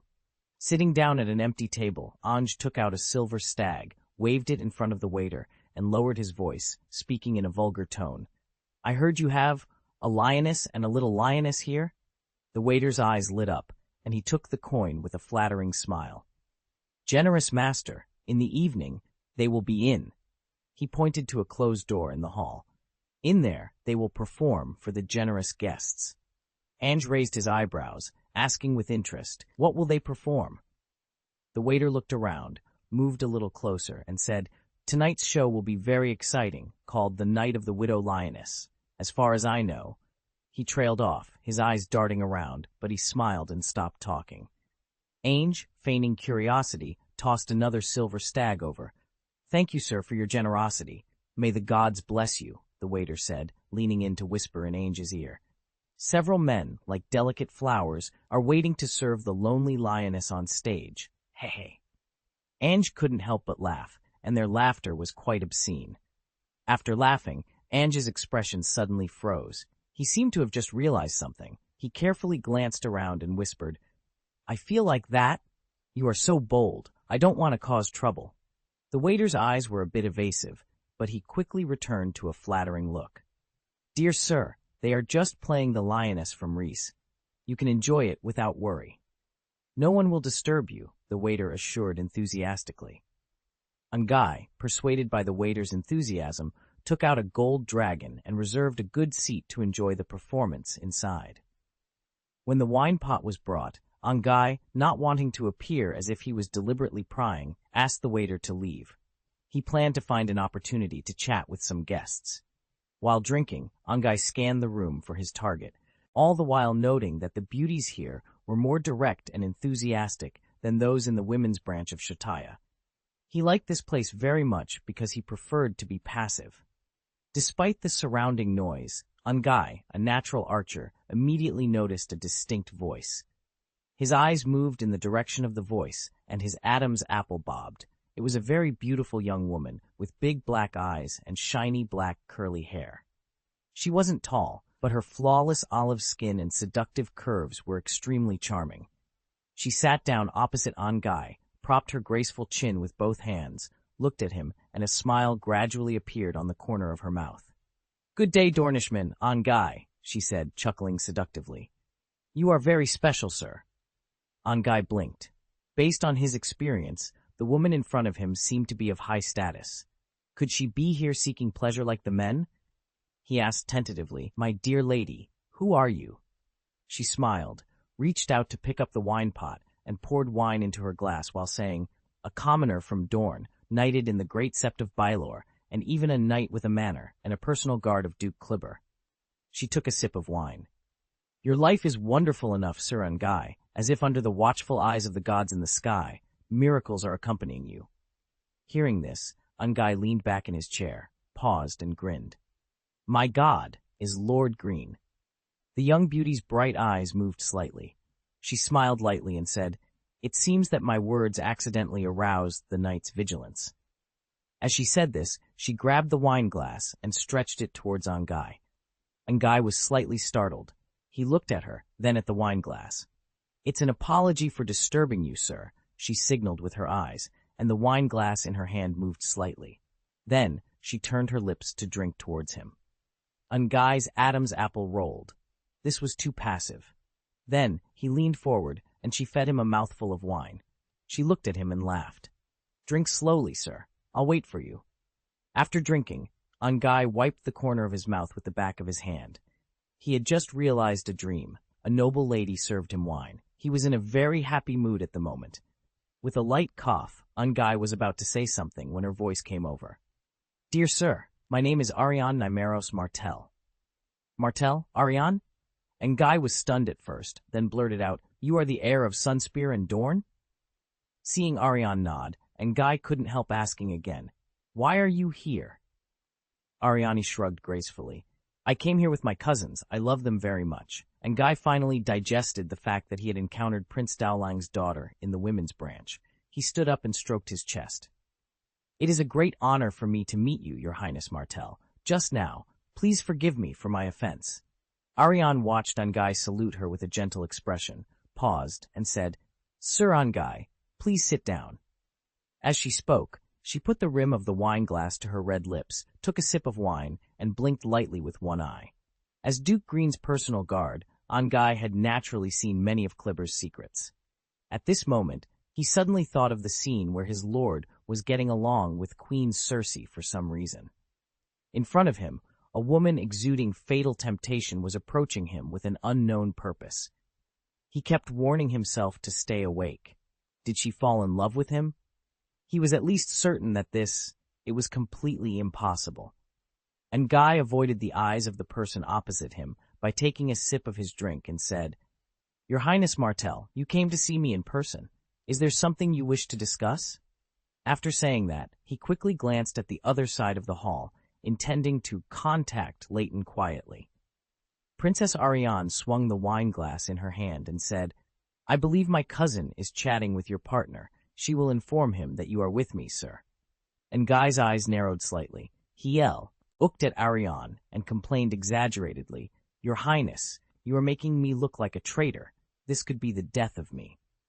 Ariane seemed to be amused by Ungai. She laughed heartily and said, "No, Martell and Kleb are not enemies. To celebrate the death of Robb Stark, Cersei Lannister will lead all the ladies to pray in the great sept of Baelor for 7 days." In the study, Greene frowned while reading the letter sent from the Prime Minister's tower. He stood in front of the wall where a map of the 7 kingdoms was hanging and pondered why Duke Tywin suddenly wanted to temporarily transfer Queen Cersei away from the Red Keep. Greene's eyes slowly scanned the map. He stretched out a finger and first pointed at King's Landing, then Casterly Rock, and finally stopped at Sunspare. He tapped his finger lightly. Was Tywin planning to take Princess Myrcella away? His eyes narrowed slightly. Was this bait or a bargaining chip? While Greene was lost in thought, staring at the map, there was movement outside the study door. Brienne's voice came through. "My lord, Leighton is asking for an audience." Pushing the door open, Leighton entered with a somewhat solemn expression. "Lord Greene, Princess Arianne Martell and the Sand Snakes, the collective name for the Red Viper's illegitimate daughters, are in the women's branch. They hope to meet with you." Greene raised his eyebrows slightly, paused for a moment, and said, "The women's branch again?" Chapter 387, Backstab. The young butler frowned slightly, trying to grasp the full meaning of Lord Fan's words. He scratched his head and said uncertainly, "It seems the atmosphere there is very attractive to them?" "Arianne, sand snakes, Red Viper." Greene mused for a moment before asking, "Has Ngai become a hostage in their hands?" "My lord, while I was gathering information, a woman in her late 30s approached me. She called herself Obara Sand, one of the sand snakes. She informed me that Sir Angay was appointed by their princess to accompany me personally," Leighton explained. "She also mentioned that if they have the honor to meet you, they will do their best to compensate for any unavoidable offense and seek your forgiveness. Obara assured me that if their actions displeased you, they would treat Sir Angay well to show their apology." After listening to the young butler's account, Greene paused and said, "Take the clan's soldiers over first and inform the Golden Robe Patrol in the area. When I arrive, I will find a reasonable excuse to temporarily block the streets near the women's branch." "As you command, my lord. I will make arrangements immediately," the young butler replied before hurrying off. Once the butler had left, Greene set aside the Dornish matters and turned his attention back to the map of the Seven Kingdoms on the wall. He pondered for a while, pinching his chin. Was the old lion trying to reveal this news to him? Was Lord Greene, who was as worried as he was glorious, secretly plotting against his good brother? Or was the old lion eager to extend his reach to Kleb now that the Riverlands were about to be pacified? Without dwelling on it for too long, Greene sat at the table, pulled out a blank piece of parchment, and picked up a quill. He dipped it in ink and began to write. After finishing, he stamped the Swamp Marigold seal on the blue sealing wax with a firm press. Then, he called Brienne in and instructed, "Arrange for someone to deliver this to Sir Mason and ask him to go to Mermaid Harbor immediately." In the evening, the bright afterglow of the setting sun draped King's Landing in a gorgeous orange-red hue. Several figures in gray cloaks quietly entered through the narrow door at the back of the women's branch. They walked through the narrow corridor and finally stopped in front of a door with exquisite carvings. There stood a beautiful woman with olive skin, her hands behind her back, smiling at the leader. Greene lifted his hood, took a moment to look at the woman standing in front of the door, and said, "Princess Martell?" The beauty's bright eyes seemed to contain a hint of tenderness, and her slightly hoarse voice came slowly. "Your eyes are like a torch, Duke Kleb." Greene first took off his cloak with graceful movements and handed it to the clan soldiers beside him. "Your Highness, if I were you, I would try to invite Duke Tyrell." Princess Arianne walked over slowly and gracefully. "He always treats us as evil neighbors." When she got closer, she gently took Greene's right arm and said in a sincere tone, "I know that my invitation was not polite enough. Dear Duke Kleb, please accept my apology." As she spoke, her fullness gently pressed against Greene's arm. Greene tilted his head slightly, looked at her for a while, and said, "Although it is the first time I have fully felt Dorne's passion, any man under His Majesty's command would be moved." Her black eyes stared into his brown eyes, and she chuckled. "It seems that my uncle has not let you experience Dorne's enthusiasm." Hearing this, Greene paused for a moment, sighed slightly, and said, "I'm very sorry for the misfortune that has befallen your excellency the prince." Princess Arianne smiled reluctantly and shook her head. "Anger is stronger than tears, stronger than sadness, stronger than dejection." After a moment of silence, Greene sighed again. "Actually, Prime, Minister Tywin is doing his utmost to mitigate the misfortune that no one desires." Although Princess Arianne maintained a slight smile, there was a cold edge to her voice. I believe all those who are just and kind-hearted can only see the arrogance of the lion and the humiliation of Dorne. Greene moved his lips, but found himself at a loss for words. Princess Arianne held him tighter, her ample bosom pressing against him. She gazed at him gently for a moment before suddenly speaking. "You know, before my uncle went on his mission, he came to see me privately. No, he asked if I had heard of you and if I would consider marrying you." Greene was momentarily stunned and then said with emotion, "I didn't expect that. It's a pity. Perhaps His Excellency the Prince and I could have become good friends, like brothers." He looked at Princess Arianne. "It would be a great honor to be your husband. I am very sorry that I am already engaged. As I expected, the famous generals of the Seven Kingdoms are indeed as outstanding as the knights described in legends and songs." And Arianne let out a clear laugh. "Mr. Duke, how can marriage hinder such wonderful love?" She raised her head and whispered in Greene's ear with a slightly hoarse voice, "Perhaps I am more beautiful than the noble lady in Magda." As she spoke, she blew gently, her breath filled with endless temptation. The righteous Green Knight frowned slightly, hesitating for a moment whether to extricate himself from her embrace. After a pause, he said slowly, "Your Highness Martell, please allow me to clarify that sometimes rumors are just that, rumors. In fact, Queen Lannister has always remained loyal to herself, both in her marriage and in her personal conduct." Princess Arianne looked at Greene intently. Her bright eyes seemed to contain blazing flames, threatening to melt him completely. She pursed her lips and smiled. "Of course, I believe your words more, Greene Duke Kleb."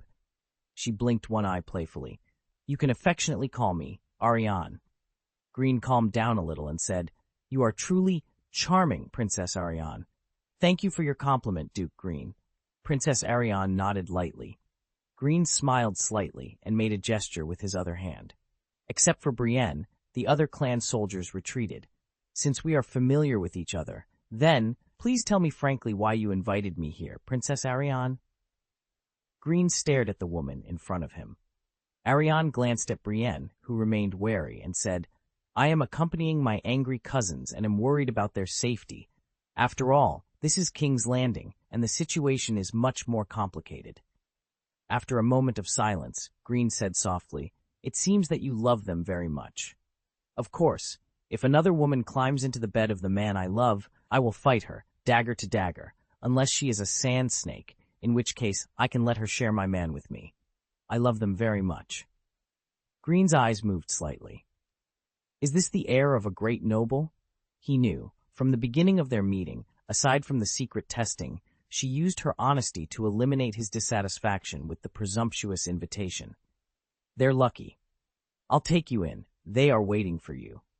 Pushing open the door and entering, Greene saw 3 women standing around the table, all looking over. Arianne let go of Greene's arm and walked towards them gracefully. Greene looked around, personally grabbed a wooden chair near the door, placed it a dozen steps away from the table, and then very naturally and directly sat down. Brienne looked at the chair, straightened her back, and stood quietly behind Greene.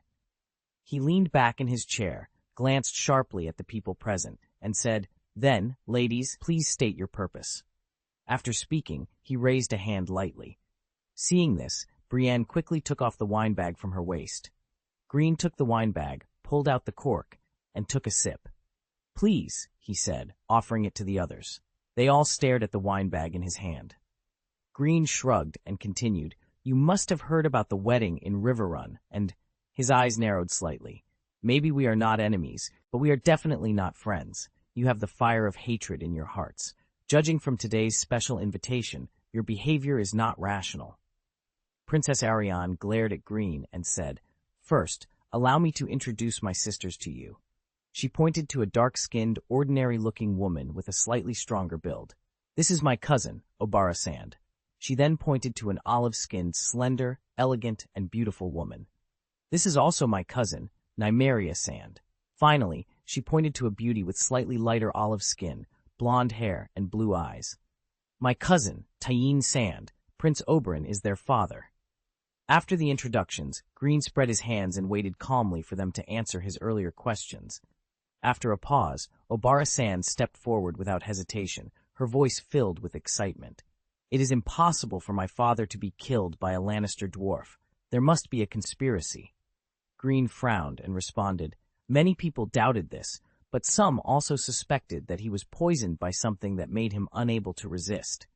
Please forgive me if I have caused any offense," Tyain Sand said with a shy bow. "Your Majesty, my father was a poison master known throughout the Seven Kingdoms. It is almost impossible for others to succeed in poisoning him."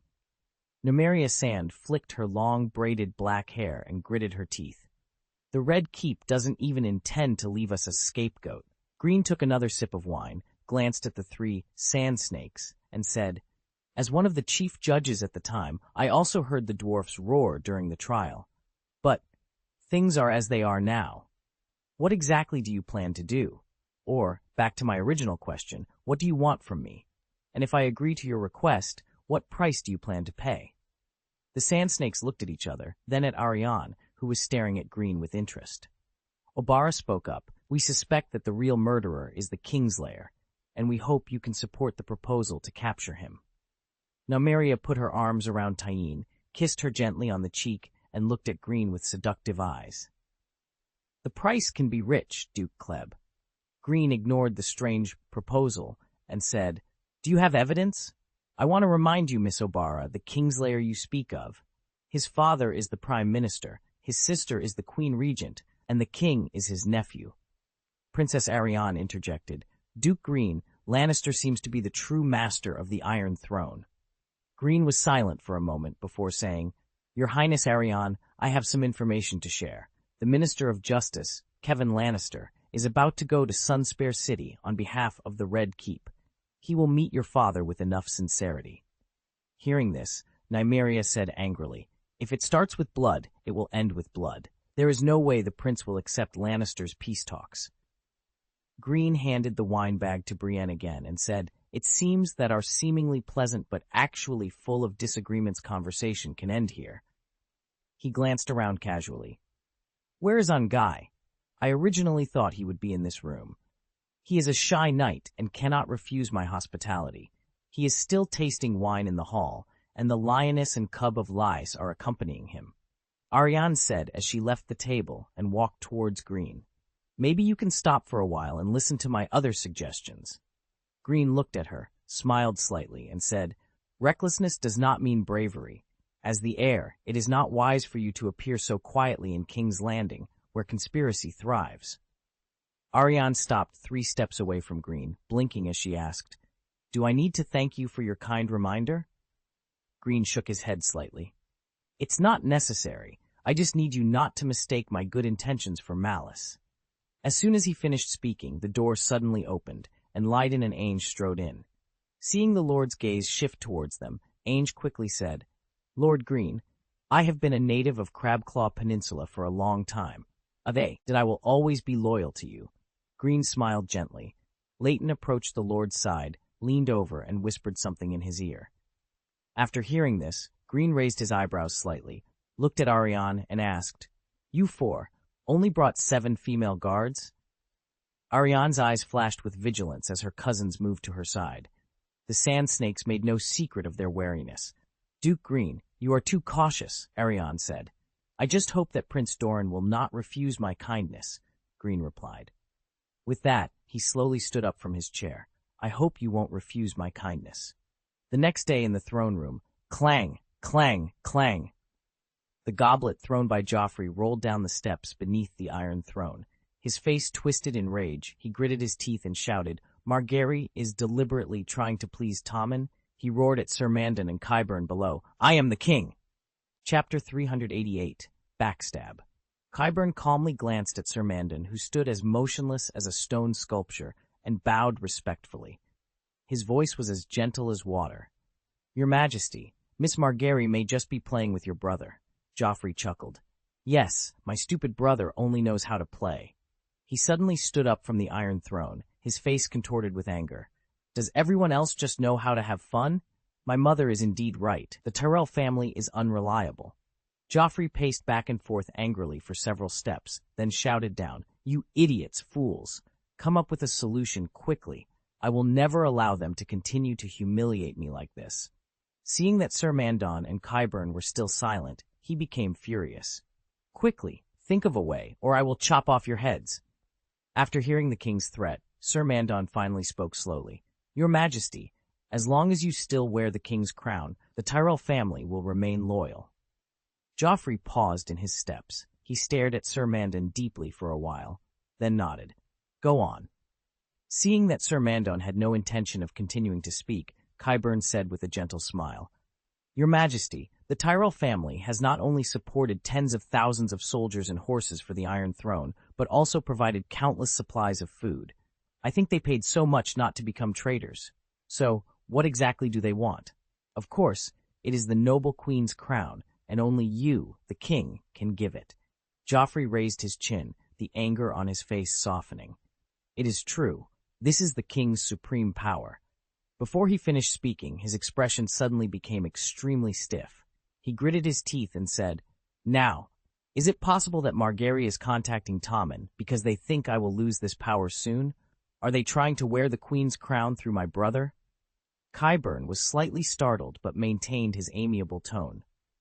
"Please rest assured, Your Majesty, at least, for now, others don't have enough reason to question your claim to the Iron Throne. You are not Robert's kind. Wait until the situation in the Seven Kingdoms stabilizes a little. He will definitely depose you. He wants a well-behaved child to sit on the Iron Throne." The harsh and unpleasant voice of the dwarf suddenly echoed in his ears, and Joffrey couldn't help but grab his head with both hands. "Damn it! Get out! Get out! Get away!" Seeing this, Qyburn quickly stepped forward to check. "Your Majesty, what's wrong? Do you feel unwell?" Joffrey's chest heaved violently. He pushed Qyburn away and shouted, "I'm fine." His eyes, bloodshot and fierce, looked at Sir Mandon below. "Go and call my mother over. I want to see her now." After a moment of dull silence, Sir Mandon replied, "According to the orders of the Royal Council, Her Majesty the Queen Mother went to the Great Sept of Baelor yesterday afternoon, where she will pray devoutly for 7 days and 7 nights. Joffrey snorted coldly. "What a boring and stupid prayer. Arrange for someone to go there immediately and tell my mother that I want to see her." Sir Mandon stared at Joffrey with indifferent eyes for a while, before replying, "The Prime Minister has ordered that no one should disturb Her Majesty the Queen Mother while she is praying in the Great Sept of Baelor." After a pause, he added, "No one can, Your Majesty." Joffrey's entire face twisted at first, and then he seemed to suddenly think of something. His body trembled slightly. Duke Greene, yes. Go and call him over and ask him to come directly without avoiding other people's eyes." Sir Mandon's thin lips opened slightly. Duke Greene should be on the ship at this moment. According to the order of the Royal Council, he is to break through Dragonstone Island and capture Stannis. Not even in the Red Keep. Joffrey's pupils shrank slightly. Although he tried his best to show the calmness that a king should have, his voice betrayed his anxiety. His shaking body could not hide the deep fear in his heart at this moment. Cold sweat dripped from his forehead. "Where is Uncle James? No, he's not here either. Why isn't anyone here?" Joffrey's breathing became rapid and heavy, and his hands gripped the Iron Throne's armrests tightly, his knuckles turning white from the exertion. Damn it! Damn them all! Damn them all! In a mixture of fear and anger, Joffrey suddenly thought of Sandor Clegane. The Hound! Yes, my Hound. Let him come and protect me immediately. Your Majesty, his leg injury is very serious. He will have to lie down for at least 2 months before he can serve you again, Qyburn said, handing a wine glass filled with blood-red liquid to Joffrey. This can help you find your inner peace, but you must not drink too much. Perhaps it was Qyburn's kind face and gentle voice that calmed Joffrey's panic a little. Joffrey nodded, took the wine glass, and drank it all in one gulp. Not long after, Joffrey was pleasantly surprised to notice that his body was no longer trembling, and the fear in his heart gradually subsided. "This stuff is good, Qyburn. Give me another drink." Qyburn took the empty cup, bowed, and said respectfully, "Your Majesty, it's called the Wine of Courage and comes from the continent across the strait. It can make people temporarily forget their troubles, but it also has unfriendly side effects. You will feel extremely tired in the afternoon, so I suggest you not drink too much."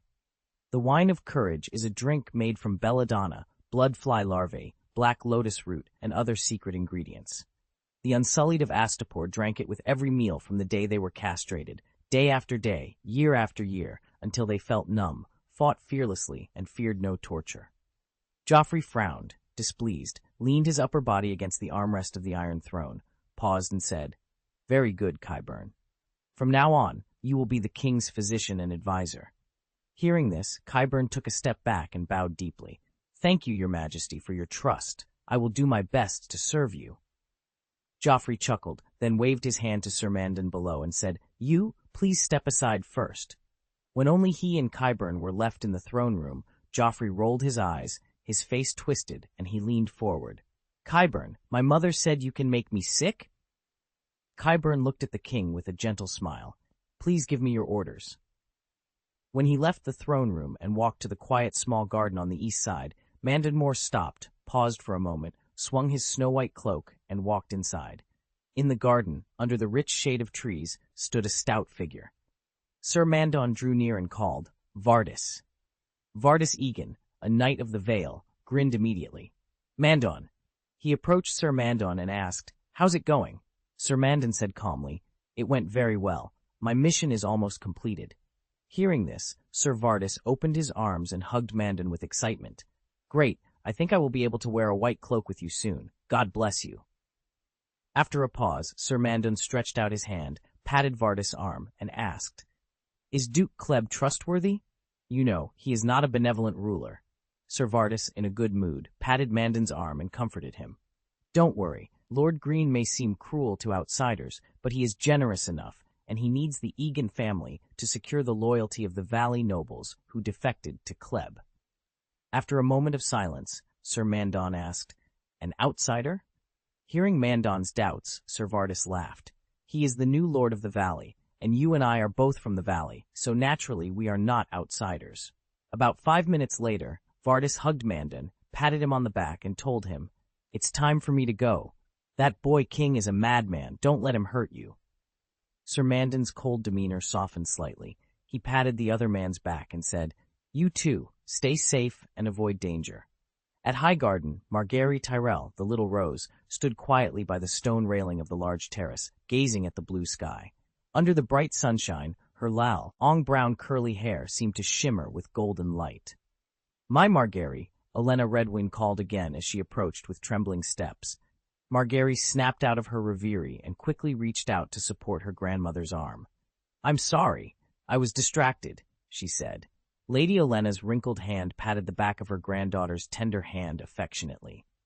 "Are you feeling uneasy or nervous?" she asked. Margaery shook her head slightly. "I was just trying to envision the future of House Tyrell." "Very good. Grandma is a bit tired of standing. Let's sit down and talk," Olenna suggested. With her granddaughter's support, she walked slowly forward. As they walked, Lady Olenna reminisced, "You are much better than I was at your age.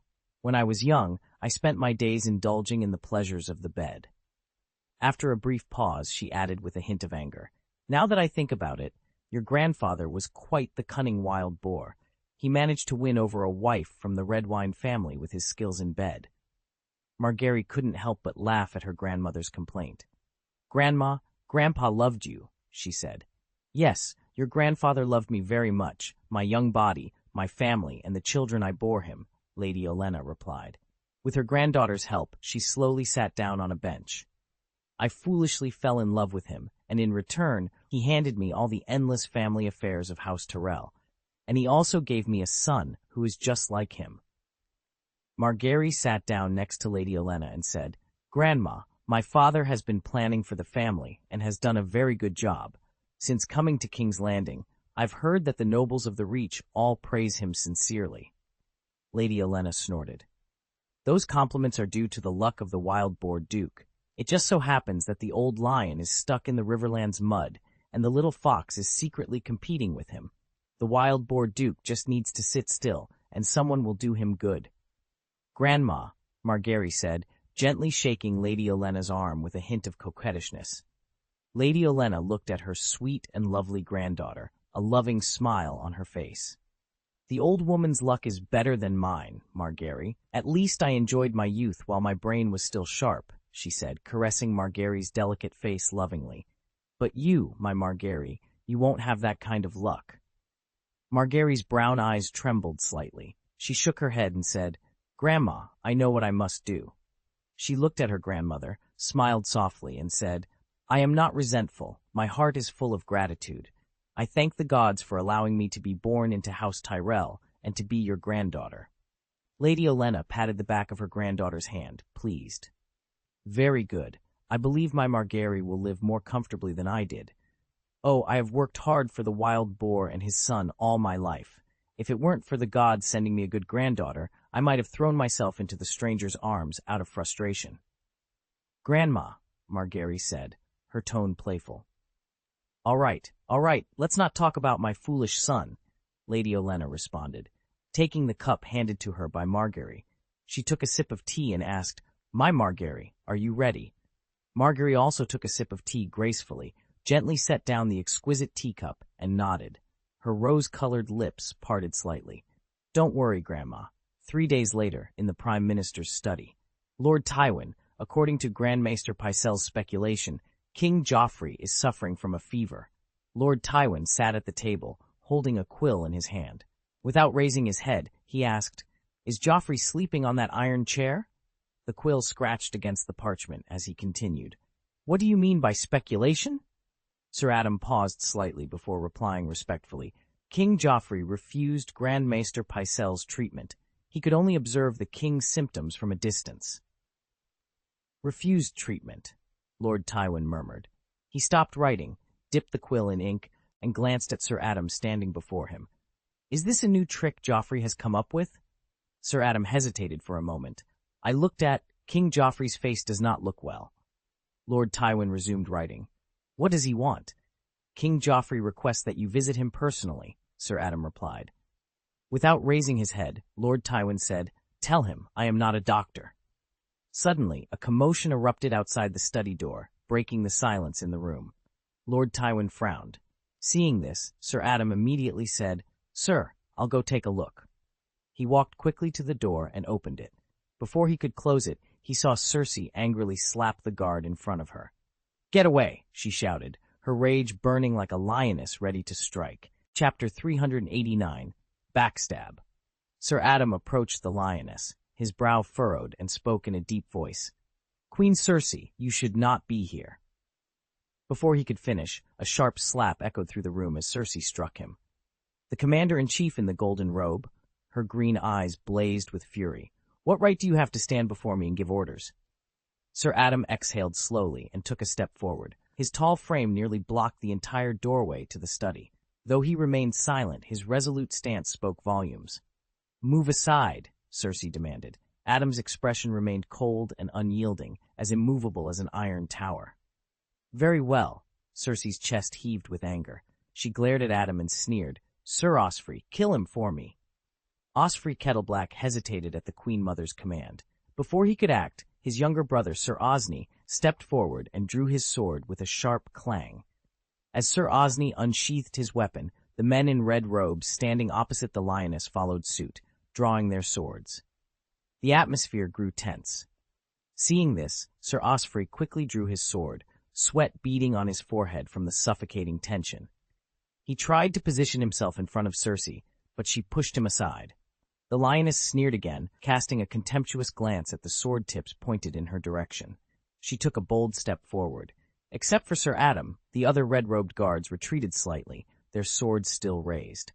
Cersei raised her chin defiantly. If you have the courage to harm me, I might reward you with an honorable death. She took another step forward, and the red robes stepped back once more. Malbrand, get out of here! Sir Adam's cold gaze remained fixed on Cersei as he stood firmly in front of the door, showing no intention of yielding.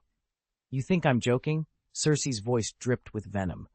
Sir Osfrey, Sir Osney, in my name, execute him immediately. At that moment, a commanding voice emanated from the study's open door. Let her in. Sir Adam hesitated only briefly before stepping aside to allow entry. Queen Cersei snorted and walked in with a dark expression, while Sir Adam quietly closed the door behind her. Cersei, Lord Tywin seated behind the table, glanced up from his documents. His voice was cold and detached as usual. Cersei stood rigidly before the table, her chest heaving with barely contained rage. "Tywin, give me back my daughter!" Lord Tywin set down the document he was holding. The deep wrinkles on his forehead resembled ravines, and his golden-green eyes bore into Cersei with a cold intensity. He waited until her angry gaze began to falter before speaking in a low, authoritative tone. "Please, sit down." The lioness snorted but complied, sitting down fiercely in the chair opposite the old lion. "Myrcella is visiting Sunspear on behalf of the royal family. Kevin will bring her back with him," Duke Tywin stated calmly, as if discussing a routine matter. He gestured towards the door. "Since your goal has been achieved, you can return and continue your prayers." "Do you think I'm a fool?"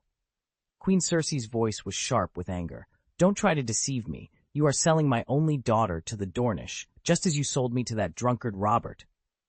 "Sell?" The old lion's eyes reddened as he stared at his daughter. He took a slow breath and spoke coldly. "It was Lannister, who gave you the opportunity to wear the queen's crown." His voice trembled with anger. "Because you wear the queen's crown, your precious son sits on that iron throne." Cersei paused, slightly taken aback, father with unwavering determination, and said, "Otherwise I will take Myrcella and leave King's Landing. I will go to Dorne myself if I have to.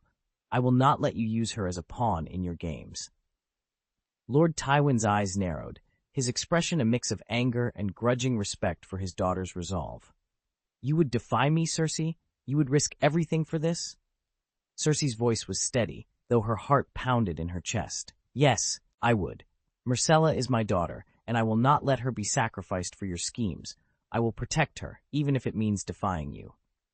The room fell into a tense silence, the air thick with the unspoken battle of wills between father and daughter. Finally, Tywin spoke, his voice low and measured. "Very well, Cersei. I will ensure Myrcella's safety. But remember this, every action has consequences.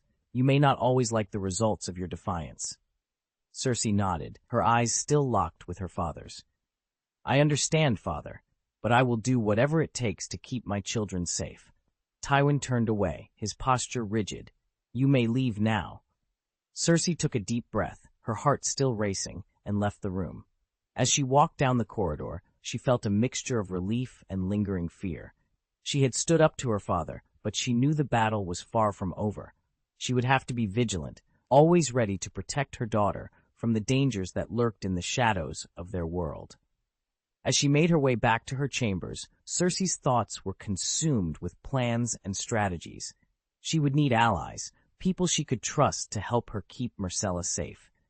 She would need to be cunning and ruthless, just as her father had taught her. But most of all, she would need to be strong, for her daughter's sake. In the quiet of her chambers, Cersei allowed herself a moment of vulnerability. She sank into a chair, her hands trembling slightly as she thought of Myrcella. She had won a small victory today, but the war was far from over. She would have to be vigilant, always ready to protect her daughter from the dangers that lurked in the shadows of their world. But for now, she allowed herself a moment of hope. She had stood up to her father, and she had won. Myrcella would be safe, at least for now. And that was enough to give her the strength to face whatever challenges lay ahead. Cersei clenched her teeth and spat out her words with venomous determination. "Otherwise, I will declare war on you, Tywin." Tywin's voice was as cold as a winter's chill. "Cersei, you will never understand power. Someone, come." As soon as he finished speaking, the study door swung open, and Sir Adam strode in with several Lannister guards clad in red robes. Cersei glanced back and saw the Kettleblack brothers outside the door, their swords drawn and ready. "How dare you capture my guards? I order you." Cersei's furious command was cut short by Tywin's icy interruption. "Sir Adam, send someone to escort Cersei back to the Great Septum. After 7 days of prayer, she will be sent directly to Casterly Rock under the guise of recuperation. If the Queen Mother resists, use shackles and sleeping wine." His green eyes bore into his daughter, who stood frozen in shock. "This is my order." "No, you don't have this power. I am the Regent Queen Mother," Cersei screamed, struggling wildly against the guards who held her firmly. Without another glance at her, Tywin waved his hand dismissively. "Take her away." Sir Adam nodded and gestured to the guards, who dragged the kicking and screaming Cersei out of the room. The once proud and noble lioness now looked utterly humiliated. "You will never succeed. Let me go. I will kill you all. Let go." Her voice echoed down the corridor until it faded into silence. The study fell into an eerie quiet, but it was clear that today the Prime Minister's study would not remain peaceful for long. Tywin had just signed a government document when Sir Adam returned, this time with Grand Maester Pycelle in tow. "Duke Tywin, please forgive my intrusion," Pycelle stammered, sweating profusely as he bowed. Tywin did not look up from his document. "Sir Adam tells me you have something urgent to report." Pycelle wiped the sweat from his face with his sleeve. "His Majesty the King has ordered the Kingsguard to bring Sir Lancel to the throne room under the pretense of prayer. The King's game is too dangerous. I had to sneak out." Tywin's eyes narrowed as he interrupted. "How did he find Lance?" Pycelle trembled. "After Queen Cersei went to the Great Sept of Baelor, many knew that Sir Lancel was also praying devoutly in the Sept of the Red Keep. I didn't say anything." Under Tywin's piercing gaze, Pycelle fell to his knees.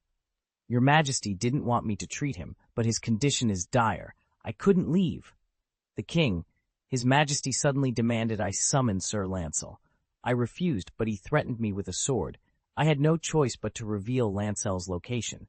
The Kingsguard brought him. I don't think Lancel was forced. He went voluntarily."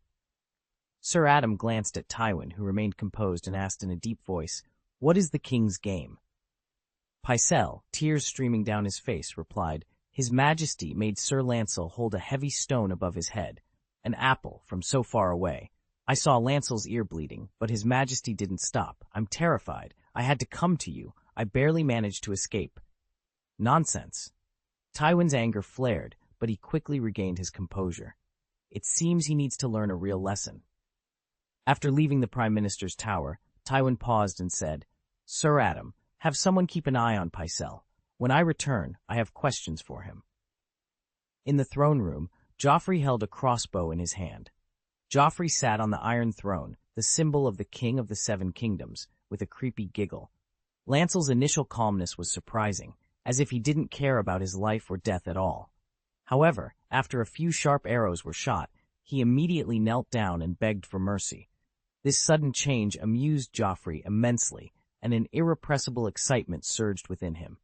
His laughter echoed in the empty hall. Clang! The heavy wooden door was suddenly pushed open, and Joffrey's slightly crazed laughter stopped abruptly. Sitting on the high iron throne, he looked at the figure that instilled fear deep within him.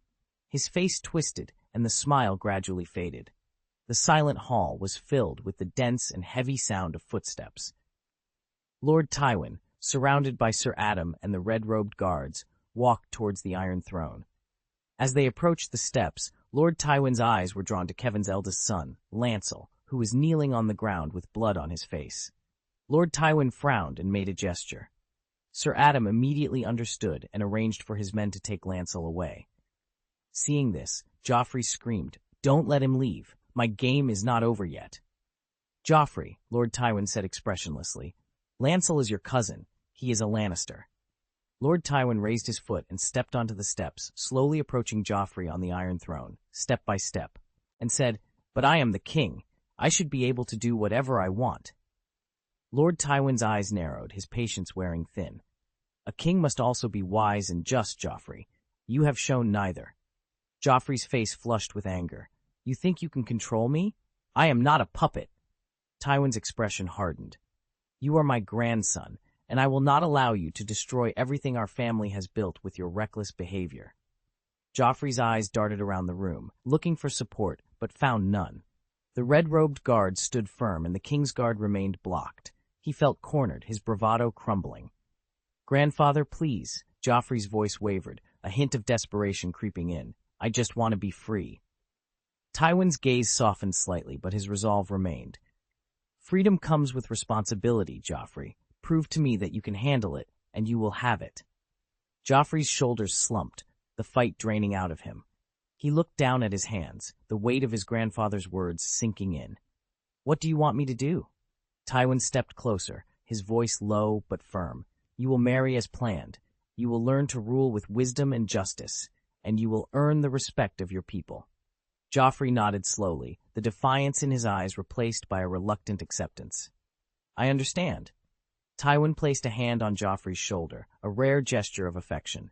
"Good. Now, let us proceed with the matters at hand." As Tywin turned to address the court, Joffrey remained seated on the Iron Throne, his mind racing with the weight of his new responsibilities. The room was silent, all eyes on the old lion and the young king. "Let this be a lesson to all," Tywin's voice echoed through the hall. "A king must be strong, but also wise. He must lead with honor and integrity, and above all, he must earn the loyalty of his people." The court nodded in agreement, the tension in the room easing.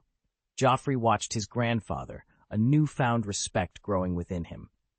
He knew the road ahead would be difficult, but for the first time, he felt a glimmer of hope. As the court resumed its business, Joffrey sat back on the Iron Throne, determined to prove himself worthy of the crown. He would learn from his mistakes, and with his grandfather's guidance, he would become the king his people deserved. Joffrey gritted his teeth. "I will not marry Tyrell." Duke Tywin, with his right hand behind his back, asked, "Why?" Hearing this, Joffrey glanced hatefully at the old lion, then quickly looked away, pressing his lips tightly together. Lord Tywin's chest rose and fell, and each word he spoke was like a heavy hammer. "Answer me, why?" Lord Tywin's relentless questioning allowed Joffrey to momentarily suppress his fear. He looked bitterly at the old lion standing before him and roared, "Tyrell is a traitor." "Joffrey, do you know why Robb Stark died at the Twins?" A trace of panic flashed across Joffrey's face at the mention of death, but he stiffened his neck and said, "I don't care. Why do you want me to marry a traitor?" Tywin's eyes were as cold as frost. He stared at Joffrey with a stubborn expression, as if he could freeze him with his gaze. The air was oppressive and suffocating, and Joffrey's body trembled under the old lion's sharp scrutiny. After a long moment, Tywin turned his face slightly and ordered in an unquestionable tone, "Sir Adam, let everyone leave, and don't let anyone disturb me and Joffrey." His voice carried the chill of winter. "Also, I hope everyone will forget the king's foolish statement." Sir Adam first glanced at Joffrey, who was huddled on the Iron Throne, and then at Lord Tywin, whose face was as cold as winter. He bowed calmly and said, "As you command, my lord." After saying that, he swung his blood-red cloak and walked down the stairs, followed closely by two men in red robes holding crossbows. Not long after, the Kingsguard and the red-robed men left in an orderly manner, leaving the throne room silent, with only Tywin and Joffrey remaining. After a pause, Duke Tywin's voice was unexpectedly calm. "If you cancel your engagement with the Tyrell family, then who are you going to marry?" Grandfather's sudden, friendly attitude made Joffrey's body tremble less. He straightened his back and said, "I will ask my mother to help me choose a noble lady with a status worthy of the king." Duke Tywin's gaze became more profound. "Does your mother have a candidate?" Joffrey was startled for a moment and replied, "When the engagement is broken off, I will tell my mother about it. She will be responsible for the recommendation, and it will be my choice in the end." Duke Tywin stared at Joffrey with his chin raised for a while. He narrowed his eyes slightly and said, "Joffrey, tell me honestly, who told you that the Tyrell lady is a traitor?" A look of resentment flashed across Joffrey's face again. "She seduced Tommen. He is my brother." "Seduce? Don't think that I don't know anything. Everyone has seen it. She is deliberately tempting Tommen. She is a traitor." "Lure? Don't take me for a fool. Everyone saw them playing in the gardens of Maegor's tower. Tyrell making Tommen so happy. Playing? Is this the ridiculous reason why you want to break your sacred engagement, Joffrey?" Looking at the calm Duke Tywin, Joffrey's anger suddenly rose, and he shouted loudly, "I said, I am not a fool. She betrayed the king first. She is a traitor." Duke Tywin's deep eyes did not miss the slightest change in expression on Joffrey's face. He said slowly, "Have you ever thought about the consequences of abandoning the Tyrell family? If you lose the food aid from the Reach, you will be extremely hungry. The refugees in King's Landing will immediately riot. It will be a riot of hundreds of thousands of people, and their unbridled madness will even break through the strong walls of the Red Keep. You are getting stronger and stronger, and Tywin hopes that a well-behaved child will sit on the Iron Throne. He will definitely depose you. Looking at the old lion who was hypocritically performing in front of him, Joffrey gritted his teeth and said, "So you chose Tommen, right? Because you still need to use Tyrell." Hearing this, Duke Tywin frowned. His patience was like a candle in the wind, and it was about to be extinguished. Tywin's voice was filled with suppressed anger. "Joffrey, I've had enough of your meaningless nonsense. Stop flaunting your stupidity in front of me. I am the king." Joffrey's face turned red as he gasped, his voice rising to a near roar. "It's you, Tywin. You locked me up here and made everyone think you wanted to depose me, the rightful king." Joffrey's fierce accusation finally exhausted the old lion's last vestige of patience. He gritted his teeth and squeezed out cold words. "If that is your wish, Joffrey, I can make it happen." The courage Joffrey had mustered quickly receded like a tide. He looked at Duke Tywin in shock and fear, stammering, "You can't do this. You have no power to depose me. I am the king. Mom, yes, my mother, she will never agree to this." Duke Tywin's cold gaze bore into his grandson, who was as foolish as Cersei. "Your mother will be sent to Casterly Rock soon. That is my order, and no one can disobey it. What else can your mother do? If she hadn't served me like a maid." Joffrey's veins bulged on his neck, crawling like winding earthworms. "She's my mother, the Queen Regent. You have no right to do this. You are a traitor." Duke Tywin's clenched teeth made a crunching sound. "I am the one who has preserved the rule of the Iron Throne. I am the one who takes care of the 7 kingdoms in chaos, and I am the one who will calm the chaos on your behalf." Lord Tywin's oppressive figure took a step forward, and Joffrey, who had been burning with anger moments ago, was immediately frightened. He desperately retracted into the Iron Throne.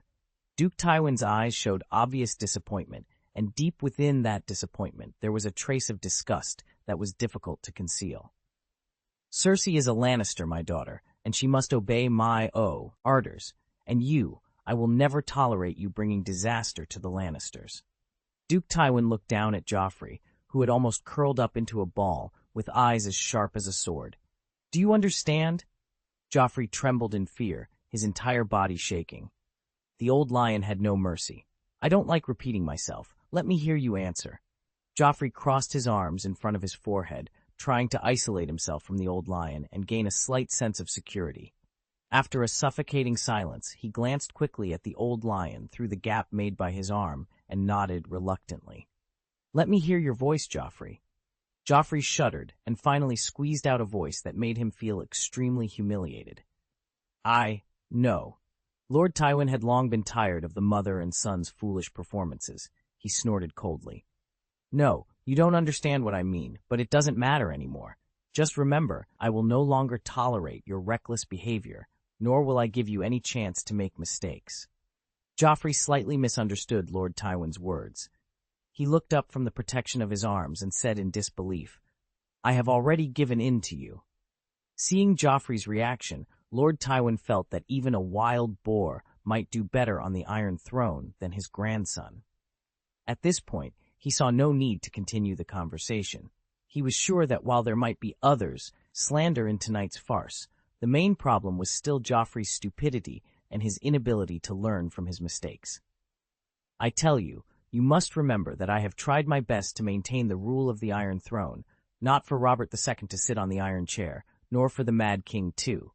You are not Robert's seed. How many seeds did Robert sow in the 7 kingdoms? Only I, your mother, and Tywin know this secret. Stay honest and don't test my patience anymore. Tommen will be raised by Jaime, Joffrey." Tywin's majestic voice resounded in the palace, but at this moment, Joffrey's ears were occupied by hallucinations. He couldn't hear the old lion's words at all, or perhaps he was rejecting them. Joffrey's pupils widened. In his eyes, Tywin's movements seemed to slow down, as if the rhythm of the whole world had suddenly decelerated. "Do you still expect to be a king hiding in the gutter? You dare not resist the old lion. Without Duke Tywin, you will become the greatest king of all time." His eyes, full of fine red bloodshot, stared at the back of the old lion. Joffrey's face suddenly twisted. He climbed down from the Iron Throne and bent down to pick up the lion's tooth sword lying on the stone slab. When he held the hilt of the lion's tooth, his mother's encouraging voice seemed to ring in his ears. "Joffrey, the king is fearless." His fierce expression was mixed with madness. He took 2 steps at a time and rushed forward suddenly. Just as he had done in countless dreams, he did not hesitate to stab the lion's toothed sword into the back of the old lion. Duke Tywin, who had just stepped down 2 steps, instantly felt a piercing chill on his back. He looked down at the tip of the sword protruding from his abdomen in disbelief. "I am the king!" Joffrey's roar sounded behind him, and Duke Tywin's hazy light green eyes were filled with horror. Red blood bubbles appeared in his mouth, and he could only speak vaguely. Lannister. Tywin Lannister's body fell heavily like a collapsed mountain, then rolled down the stairs under the Iron Throne. Chapter 391, Rainy Season in Castamere. Joffrey's eyes were bloodshot as he gripped the blood-stained lion's tooth sword tightly in his hand. He stood there panting, his face twisted and hideous. The suppressed emotions had been vented, and the fleeting courage quickly receded like a tide, leaving deep fear to occupy his heart. He couldn't help but stretch his neck to look down the stairs, but he couldn't see clearly. Subconsciously, he took a small step forward, but stepped on the blood-stained stone slab. His feet suddenly slipped, and he lost his balance, tumbling down a few steps before stopping in a panic and clambering up in a mess. "Hiss! Damn it!" he cursed, stomping hard on the step beside him. He let out a painful cry from the action. After a pause, Joffrey looked at his bloody hands, and the fear in his heart grew stronger. He suddenly looked in the direction of the throne room door in panic. Seeing no movement from there, he breathed a sigh of relief, but was still at a loss. Having regained some semblance of reason, he didn't even dare to check the old lion's body. The empty and silent hall made him feel creepy at this moment. He trembled and looked around in panic, his mind in chaos. What should he do? What should he do now? Would those red robes outside suddenly rush in and kill him? Joffrey quickly glanced at the old lion lying below in a weird posture and hurriedly walked towards the narrow stairs on the side of the Iron Throne. At this moment, Joffrey only wanted to escape from here. Tap, tap, tap. Joffrey almost trotted all the way to the 2nd floor. After confirming that the only person guarding the king's bedroom door was Boros Blount, the cupbearer of the King's Guard, he took a step and strode over. Hearing the noise, Sir Boros, who was leaning against the wall with his eyes closed, opened his eyes in confusion. When he found that the person coming was Joffrey, he suddenly became alert. His short legs bent outward, quickly moved, and he hurried over. "Your Majesty, blood, are you injured?" Sir Boros stammered, horrified. Joffrey regained his composure a little on the way. He raised his chin proudly and said, "I am the king. Who dares to hurt me? This is the blood of traitors." "Traitor? Your Majesty, someone is rebelling?" Sir Boros asked, his voice trembling. "Be quiet." Joffrey kicked the cowardly Boros and shouted angrily, "Fool, if you attract the enemy, I will kill you first."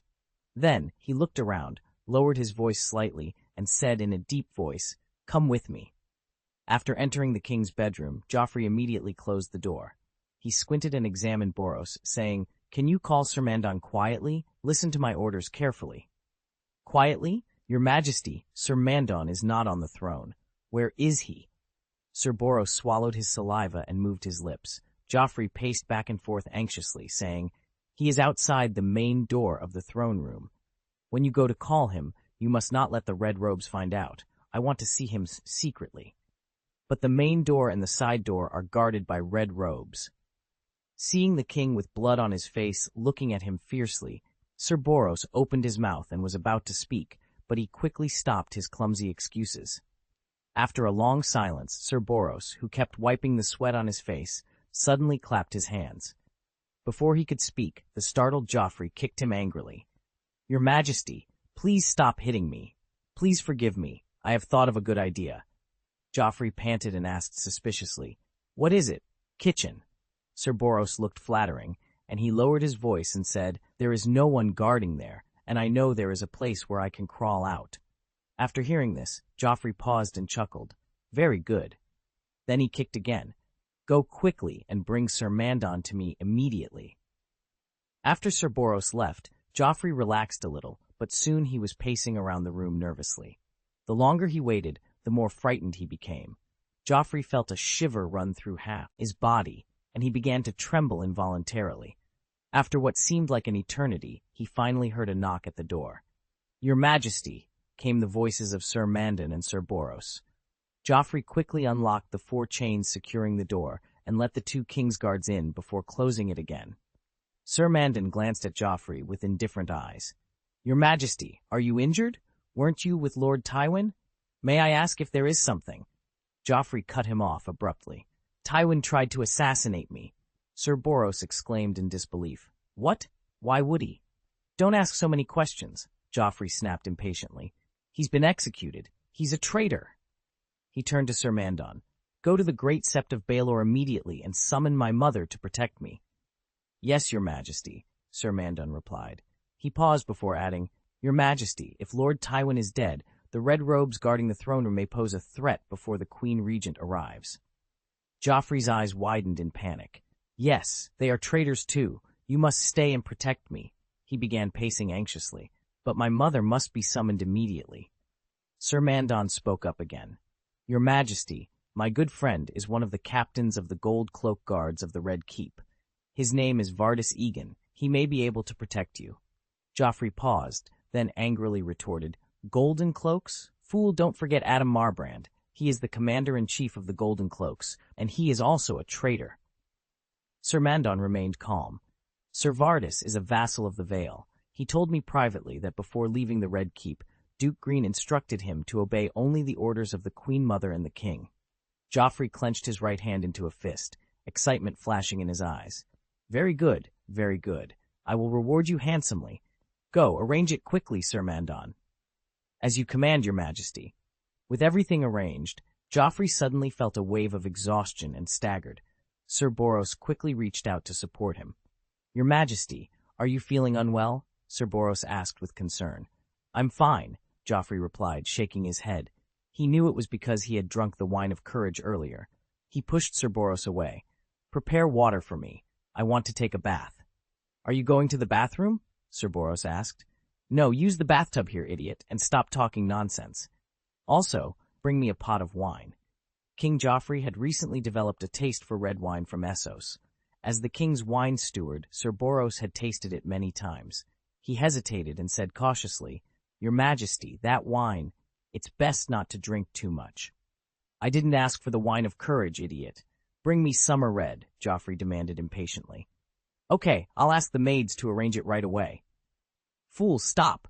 Don't alarm anyone before my mother arrives, you stupid boar," Joffrey barked. Sir Boros stopped, scratched his face, and said, "Your Majesty, rest assured, I will watch them. If they don't obey orders." He straightened his fat upper body, grabbed the hilt of his sword, and added, "I will execute them all, and I promise they won't make a sound when they die. If you don't do it well, I will peel your skin first and then cut you into pieces to feed the dogs," Joffrey threatened, rubbing his head. "Now go and arrange it quickly." The 2 well-trained maids moved quietly, almost silently, as they poured buckets of water into the bathtub. Joffrey, already feeling parched, grabbed the wine jug and eagerly poured the wine directly into his mouth. As he drank, he noticed from the corner of his eye that Boros, who was guarding the door, was secretly reaching out to touch the maids' backs. Sip. The cool night air did little to calm her nerves. She couldn't shake the feeling of dread that had settled in her chest. Cersei's thoughts were a whirlwind. Tywin was dead, and Joffrey had taken matters into his own hands. She knew her son was ruthless, but the extent of his cruelty still managed to surprise her. She took another sip of wine, trying to steady herself. The door creaked open, and a maid entered quietly. "Your Grace, is everything all right?" she asked, her voice trembling slightly. Cersei turned to face her, her expression hardening. "I'm fine. Leave me," she commanded. The maid bowed and quickly exited the room, leaving Cersei alone with her thoughts once more. She couldn't help but worry about what Joffrey might do next. His ambition knew no bounds, and his temper was as volatile as wildfire. She walked back to the bed and sat down, her mind racing. Joffrey had always been difficult to control, but now, with Tywin gone, he was completely unrestrained. She feared for the future of the 7 kingdoms under his rule. As she sat there, lost in thought, a sudden realization struck her. She needed to act, and quickly. If she didn't find a way to rein in Joffrey's madness, the realm would be plunged into chaos. She had to protect her family, her legacy, and the Iron Throne. Cersei's resolve hardened. She would do whatever it took to ensure that Joffrey's reign did not destroy everything she had worked so hard to build. She would find a way to control him, even if it meant making difficult and dangerous choices. With a determined look in her eyes, Cersei stood up and began to formulate a plan. The night was far from over, and there was much to be done. She would not let her son's madness be the end of House Lannister. Cersei took another sip of summer red. Every night, the nightmares continued. She couldn't remember the scenes from her dreams, only the lingering panic and the rapid beating of her heart. Did something happen to Jaime? Various thoughts swirled in her mind, but none seemed to fit. After standing for a while, she felt a chill creep over her. She downed the rest of the wine in her glass in one gulp and returned to the bed. As she lay down, Lady Tanya, sensing Cersei's gaze, opened her eyes slightly. "Awake?" Cersei asked. Lady Tanya took a deep breath, nodded, and replied hoarsely, "Yes, Your Majesty." Images of men flashed through Cersei's mind. Robert, the drunkard she had sent to the Seven Hells, and Lancel, who had become a shadow of his former self. Cersei lay down slowly, preparing to speak, when a hurried knock sounded at the door. Chapter 392, Mermaid Harbor. Queen Mother Cersei! It was the voice of Sir Osfrid. Cersei gathered her messy hair and climbed out of bed. With the help of Lady Tanya, she put on a white silk nightgown. Queen Mother, Queen Mother, Queen Mother! Osfrid's voice and the knocking on the door came again, this time more urgently. Cersei frowned unhappily, straightened her dress, and responded, "Come in." The door was immediately pushed open. Sir Osfrid entered first with an oil lamp, followed by his brother and a figure in a white robe. Jaime? No, it couldn't be him. "Your Majesty," Sir Mandon stepped forward and saluted. You are looking for me?" Cersei asked, while Lady Tanya draped a burgundy velvet robe over her shoulders. "I was sent by His Majesty the King. He asked you to return to the Red Keep immediately. The King has been assassinated," Sir Mandon replied. "Assassination?" Cersei's mind raced. Who dared to assassinate Joffrey? Stannis? Stark? Martell? Tyrell? She asked anxiously, "How is my son?" "His Majesty the King is not injured. He said he personally executed the assassin. The identity of the assassin is—" Sir Mandon paused, as if recounting an ordinary story. "Tywin Lannister." "Joffrey killed. My father? This is impossible." She couldn't believe it. The night wind knocked on the narrow window, making a creaking sound. "Your Majesty, I checked before leaving the throne room. Lord Tywin has passed away," Sir Mandon confirmed. The merwoman beside her trembled like a leaf. Sir Osfrid and Sir Mandon remained expressionless, while Sir Osney was still peeking at her body. Cersei saw the shadow of swaying wings. A moth had found the oil lamp held by Osfrid and buzzed against the glass, seeking light. She murmured, "Joffrey loves his grandfather, and my father is guarded by red robes day and night."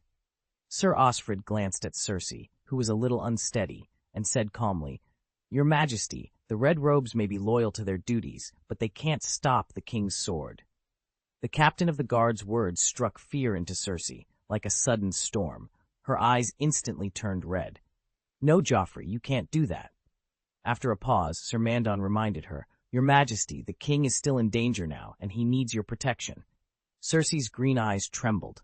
The nightmare she could never fully remember finally became clear. In the dream, she sat on the Iron Throne, overlooking everyone.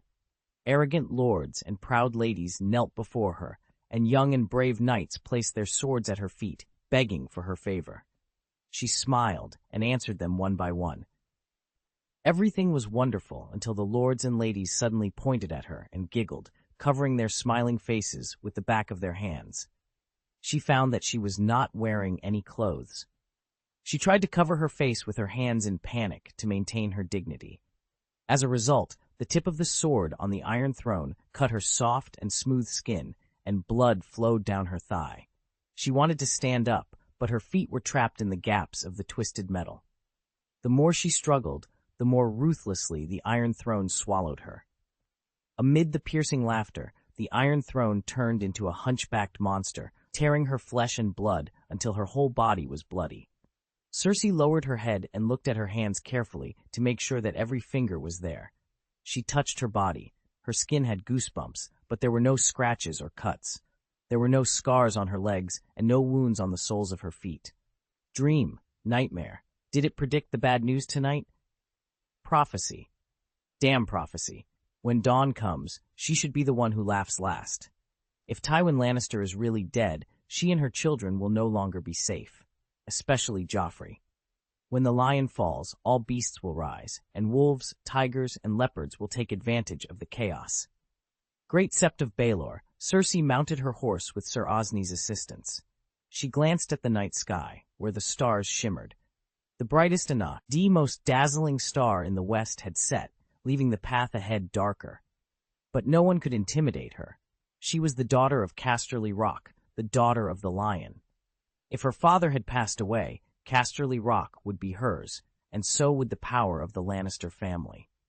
Even if Joffrey no longer needed a regent queen mother in the future, as the ruler of the West, she could still influence the Red Keep. When Queen Cersei arrived at the throne room's entrance, a large number of Lannister guards wearing lion helmets stood at the door. The golden lions atop their helmets faintly reflected the light. She could sense their fear. If it were her father, the lioness would never let the old lion die alone. "No one may enter or leave the throne room without my permission," she commanded. Inside, it was quiet. Cersei could only hear the friction of her heels against the stone slabs. Moonlight streamed in through the narrow windows, casting a glow on the Iron Throne, which stood high and fierce. Cersei paused slightly before approaching the old lion's body. Was he really dead? He was her father. Should she scream and cry? She wanted to ask her father for answers. Her eyes returned to the man lying at the foot of the steps like a fallen clown. Was this really her father, the old lion with an iron will? Her nails dug into her palms unconsciously. My father should not be lying in this place. Find Pycelle and ask him to take care of Lord Tywin. Cover my father with ermine, gold silk, and crimson satin, she ordered, her voice rising gradually. My father was hand to 3 kings and one of the greatest leaders the 7 kingdoms have ever seen. Let the bells throughout the city ring, as they did when Robert died. Cersei paced and calmly issued orders. Her eyes stung from the smoke of the surrounding torches, but the lioness would not cry, just as her father would not. Qyburn approached Cersei and bowed deeply. Your Majesty the Queen Mother, perhaps you should go up and have a look. For some reason, Cersei's heart suddenly pounded wildly in her chest. She stopped pacing. Is Joffrey looking for me? Qyburn looked at her, sighed slightly, and said in a sorrowful tone, He is still waiting for you. Seeing this, the lioness stopped speaking. She lifted her skirt and walked quickly towards the corridor behind the Iron Throne. In the king's chamber, Cersei stared blankly at Joffrey, who was staring blankly in the bathtub. Who, exactly? Cersei's legs felt as weak as water. Sir Osney reached out to help her, but she avoided him. She stumbled back, unable to come to terms with her son's death, and collapsed at Joffrey's bedside, weeping silently. As the sky turned a deep cobalt blue, the lioness with red and swollen eyes silently watched the silent sisters carry away the king. Qyburn stood respectfully aside. After a while, the Kingsguard brothers walked in together, their hands and clothes stained with bright red. Queen Mother, please forgive me, one of them said. Cersei looked straight at the bathtub in the corner of the room and asked in a hoarse voice, What did he say? Sir Osney stepped forward and replied, Sir Boros said he had been guarding the door the entire time. During this period, only 2 maids serving the king entered and exited the bedroom. Where are the 2 maids? Cersei demanded. They must have absconded. I have arranged for people to track their whereabouts, Your Majesty, Sir Osney replied. Escaped. 2 women in skirts left the Red Keep in the middle of the night, Cersei muttered, her voice filled with disbelief and anger. The glasses to both men, her eyes wide with innocence. Would you like some wine? Earl Kevin took the glass from Myrcella with a forced smile, trying to mask his frustration. Thank you, Myrcella, he said softly, patting her head. Greene accepted his glass as well, nodding in appreciation. Thank you, Princess, Greene said, his tone softening as he addressed her. Myrcella smiled and returned to her flowers, leaving the 2 men to their see conversation. Kevin took a sip of the wine, his eyes never leaving Greene's. You know this isn't just about Myrcella, he said, his voice low. It's about the future of the kingdom, Dorne is a crucial ally. Greene leaned back in his chair, swirling the wine in his glass thoughtfully. And you believe sending Myrcella to Dorne will secure that alliance? He asked, raising an eyebrow. Kevin nodded. It's a gesture of goodwill, a sign of trust. The Martells will see it as a commitment to peace. Greene sighed, setting his glass down on the table. I understand the political implications, Earl Kevin, but Myrcella is still a child. She deserves to be with her family, not used as a pawn in a Game of Thrones. Kevin's expression softened slightly. I don't want to use her as a pawn, Greene, but sometimes sacrifices must be made for the greater good. Greene's eyes hardened again. And who decides what the greater good is? You? Tywin? Cersei? Kevin's jaw tightened. We all have a role to play, Greene, and right now, Myrcella's role is to help secure peace. Greene shook his head. I can't let you take her without a fight, Kevin. Not without a better reason than the greater good. Kevin sighed heavily, rubbing his temples. Then what will it take, Greene? What do you need to hear to let her go? Greene leaned forward, his eyes piercing. I need to hear that this is truly what's best for Myrcella, not just for the kingdom. I need to know that she will be safe, that she will be happy. Can you promise me that? Kevin hesitated, his eyes flickering with uncertainty. I can promise that we will do everything in our power to protect her, to ensure her happiness. But you know as well as I do that there are no guarantees in this world. Greene nodded slowly, his expression thoughtful. Very well, Kevin, I will consider your words. But know this, if anything happens to Myrcella, if she is harmed in any way, there will be consequences. Do you understand? Kevin met Greene's gaze, his eyes steely. I understand. And I give you my word, as a Lannister, that we will protect her. Greene leaned back, his expression softening slightly. Then we have an understanding, for now. The tension in the air seemed to ease slightly, and both men took a sip of their wine, their eyes never leaving each other. The future was uncertain, but for the moment, a fragile truce had been reached.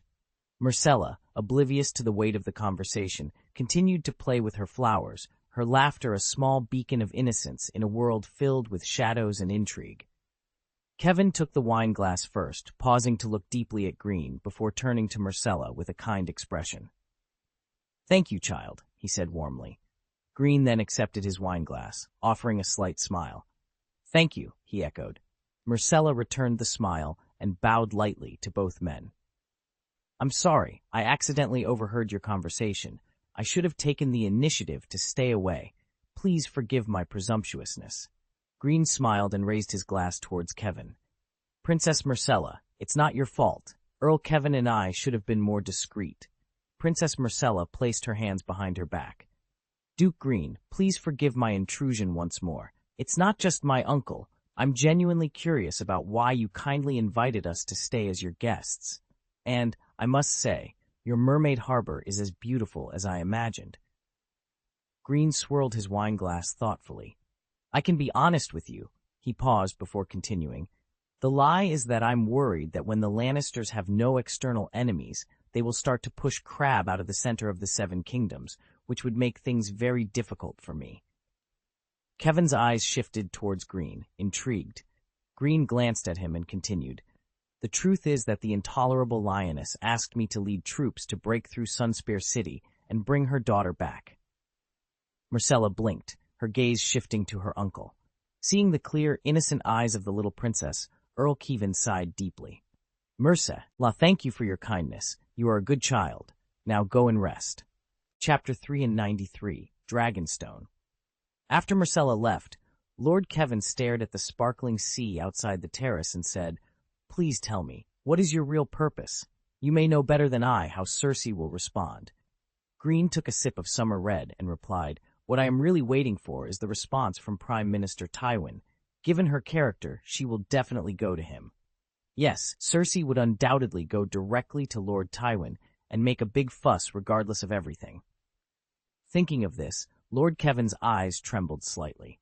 Could it be that Lord Greene clearly stood on Cersei's side in order to use her to split the Lannisters? If this is really Greene's plan, it would be regrettable. In the Lannister family, no one can disobey or dare to resist his brother.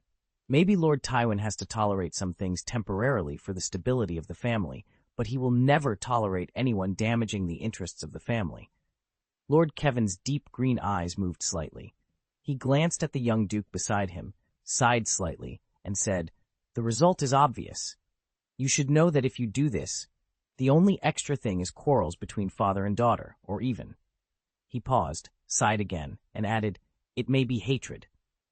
Greene frowned, stared at him suspiciously for a while, and then said, "Lord Kevin, although it seems that the marriage with Myrcella can easily reach a peace with Martell, with the wisdom of Lord Tywin, how could he not see the pros and cons and send his precious granddaughter at this time?" After a pause, he continued, "The Dornish, now is the time when they hate the Lannisters the most. With just a little spark, I think the anger there will burn fiercely." Kevin couldn't help but glance at Lord Greene again. After a pause, he slowly said, "It is precisely because of this that for the stability of the Seven Kingdoms, the royal family and the Red Keep need to show more sincerity to appease the people of Dorne." Retracting his gaze from the blue sea, Greene looked at Lord Kevin and said, "I hope Queen Cersei will understand Lord Tywin's dilemma as soon as possible. Although they are father and daughter, one is the Queen Regent and the other is the Prime Minister. If the misunderstanding between them deepens, it will not be a good thing for the Seven Kingdoms that have just seen the hope of peace." He raised his glass to indicate, "The lioness will roar for the little lioness.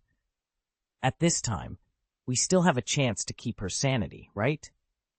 Lord Kevin did not move his gaze to Greene again, but his eyes became complicated, and he silently sipped the summer red. After a long while, Lord Kevin put down the empty wineglass and suddenly asked, "Do you love her?" Greene glanced at him and nodded silently. Seeing this, Kevin's green eyes moved. "Since you love her so much, with your strength and ability, why didn't I see your sincerity towards her? Your behavior is not like that of a normal Westerosi man." Greene rubbed his head, sighed lightly, and said, "Lord Kevin, love is not just possession." After a pause, Lord Kevin reached out and picked up the silver wine pot, poured wine into Greene's glass, and his eyes gradually became kind.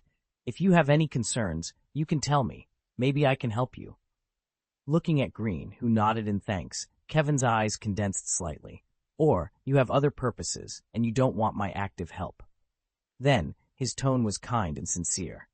"My brother is 59 years old, and I am 57 years old.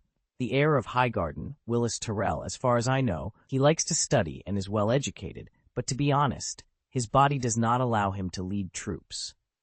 Jaime of Casterly Rock.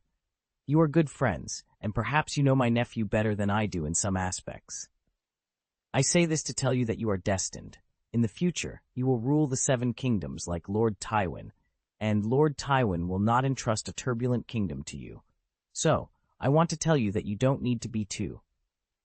Greene opened his mouth slightly. Kevin's sincerity seemed to surprise and move him a little. He exhaled softly. "Thank you for your kind advice. I will remember it. I think we can really have a good talk." The atmosphere between the two became increasingly harmonious. During their pleasant conversation, Greene even promised to send the crab fleet from Mermaid Harbor to escort them to Dorne. However, when it came to the matter of Myrcella, Lord Greene tactfully insisted on waiting for Cersei's reply. This almost made Lord Kevin overturn his previous speculations. After the warm dinner at Mermaid Harbor, Lord Kevin had just fallen asleep when he was awakened. The reply from the Red Castle came much earlier than expected. However, the Black Wings brought black news. Looking at Kevin Lannister, who was speechless with grief, Greene silently left the room and closed the door softly.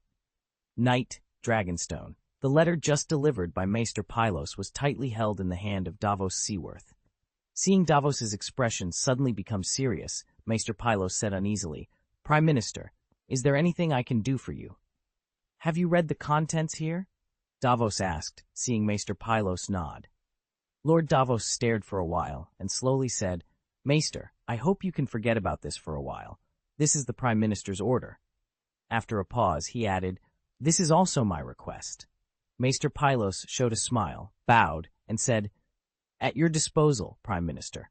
The night fire burned in the gradually condensing darkness like a huge bright monster, casting flickering orange light and shadows more than 20 feet long in the yard. Lord Davos looked down from the arched window of the corridor. He saw the red-robed woman, Melisandre, raising her arms as if to embrace the flickering flames. Her voice was clear and loud. "Lord of Light, you are the light in our eyes. You are the fire in our hearts. You are the heat in our bellies. Your light is the sun that warms the day. Your light is the stars that guard the night." Queen Selyse Florent's pointed face was full of enthusiasm. She led everyone in singing loudly, "Lord of Light, protect us. The night is dark and full of terrors." King Stannis stood beside Queen Selyse, but did not join the others in responding. Princess Shireen stood between the king and the queen. The gray spots on her cheeks and neck were almost black in the firelight. Melisandre's voice spiraled up into the purple night sky with the sparks from the pyre. "O Lord of Light, please lead us out of the darkness. O Lord of Light, please fill our hearts with fire so that we can flatter you and shine with your light. We thank you, Lord of Light, for bringing life. We thank you, Lord of Light, for bringing day." Queen Selyse and others responded softly, "Thank you for the sun you sent to warm us. Thank you for the stars you sent to protect us. Thank you for giving us hearths and torches to ward off the ruthless darkness." Melisandre turned around and shouted loudly, "Thank you for giving us Stannis, the righteous king. Thank you for giving him such a pure and flaming heart. Thank you for giving him the heroic red sword of justice. Thank you for giving him an undying love for his loyal people." She spread her arms. "Please guide him. Please protect him, Lord of Light. Please give him the power to defeat his enemies." Queen Selyse and the others responded with a feverish chorus. "Give him strength. Grant him courage. Grant him wisdom." In the corridor, Davos's attendant reminded him softly, "My lord, the time is almost up." Melisandre lit a fire at sunset every day to thank Arlor for the day that was coming to an end, and asked him to bring back the sun the next day to drive away the gathering darkness. According to usual habits, King Stannis, Melisandre, and the queens would pray for more than an hour. Earl Davos looked away. Yes, time is running out. He turned away from the window and quickened his pace, followed closely by several of his companions. When Davos pushed open the door and entered, Edric Storm was reading a book. Edric raised his head and said doubtfully to the visitor who had suddenly broken in, "Good night, sir." Maester Pylos emerged from behind and said, "Edric, go and get your cloak. You have to go with the Prime Minister." "Me?" Edric stood up, pursing his lips stubbornly.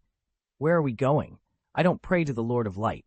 I believe in warriors, just like my father." Davos reached out and touched the boy's head. "It's not about praying, child. There's no time to lose." Edric put on a thick woolen cloak with a hood. Maester Pylos leaned over to tie it tightly for him and pulled up the hood to cover his face. "Maester, won't you come with us?" Pylos shook his head slightly, touching the chain around his neck. "My responsibility is here, on Dragonstone. Go with the Prime Minister and do as he says. Remember, he is the hand of the king." "What did I teach you about the hand of the king?"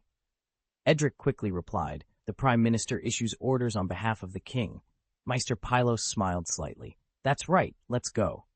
After leaving the city wall, Edric looked at Davos curiously and finally couldn't help but ask, "Sir, where are we going?" Davos looked back at the boy. "To the beach. There's a ship waiting for you there." "A ship?" Edric suddenly stopped and looked over. Davos also paused. He nodded and said, "It's the ship of Solid Horse San. He is a good friend of mine. Don't be afraid. I will send my attendants to accompany you." "I'm not afraid," Edric declared angrily, then whispered, "Will Shireen come too?" Davos shook his head slightly. "The princess must stay here. She must be with the king and queen." "We made an appointment to do arithmetic together tomorrow," Edric said sadly. "She will be upset. Are you sure I have to leave? Why does my uncle want me to leave Dragonstone? Did I anger him? I swear I didn't do it on purpose." The boy showed that stubborn expression again. "My lord, I request to see my uncle. I want to see King Stannis." If the boy is burned to death, the princess will be even more sad. "Your Majesty does not want to see you, Edric." Davos glanced into the distance. Time was running out, and he had to choose a white lie. "I am his Prime Minister. Do I have to report to the king that you refuse to obey orders? Do you know how angry that will make him? You have never seen him angry at all." He took off his gloves and let the boy see his 4 fingers that had been cut off. But I have. He shouldn't have done this. The Onion Knight's threat had the desired effect, and the boy walked by his side.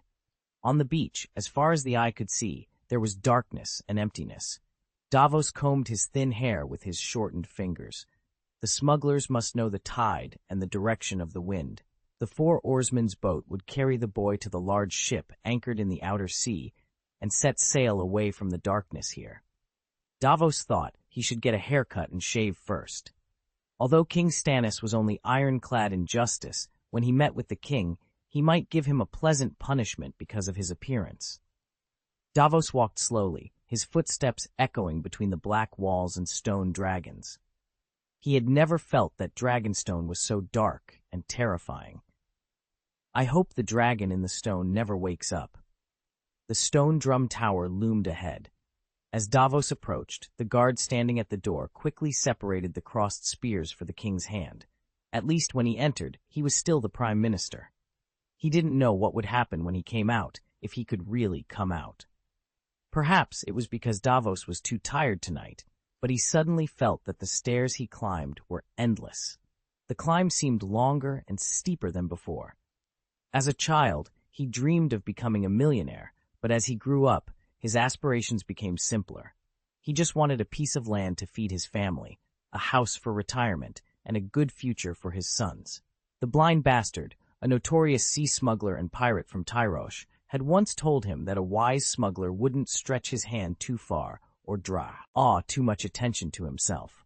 With enough land to sustain him, a wooden castle, and a knighthood, he should have been satisfied. If he could survive tonight, Davos was determined to take his sons back to Cape Wrath, return to his gentle wife, and no longer concern himself with kings and power. When Lord Davos entered the painted table hall, King Stannis was still by the night fire with Melisandre and the queen. The flames danced and crackled in the fireplace, casting flickering shadows on the walls. Lord Davos leaned on the windowsill, breathing in the cold night air. He waited for a long time, finally hearing the sound of boots on the stone stairs. Not long after, the king's voice echoed through the hall. "It's 2, not 3. Then came Melisandre's voice, tinged with her Jade Sea accent. "It must be 3, I swear to you, your majesty the king. I saw his death and heard his mother's wails." Chapter 394, Dragonstone 2. The fire is full of traps. You can't be sure what is now, what is future, what is possible. Which ones belong to the future, which ones belong to the present, and which ones belong to the past? The King of Light has already made his will. Everything that mortals do on earth is guided by the King of Light. Stannis and Melisandre entered the room together. Davos walked forward, placing a hand over his chest and said, "Your Majesty, as Melisandre can see, your nephew Joffrey is dead, and the 3 onions are all dead."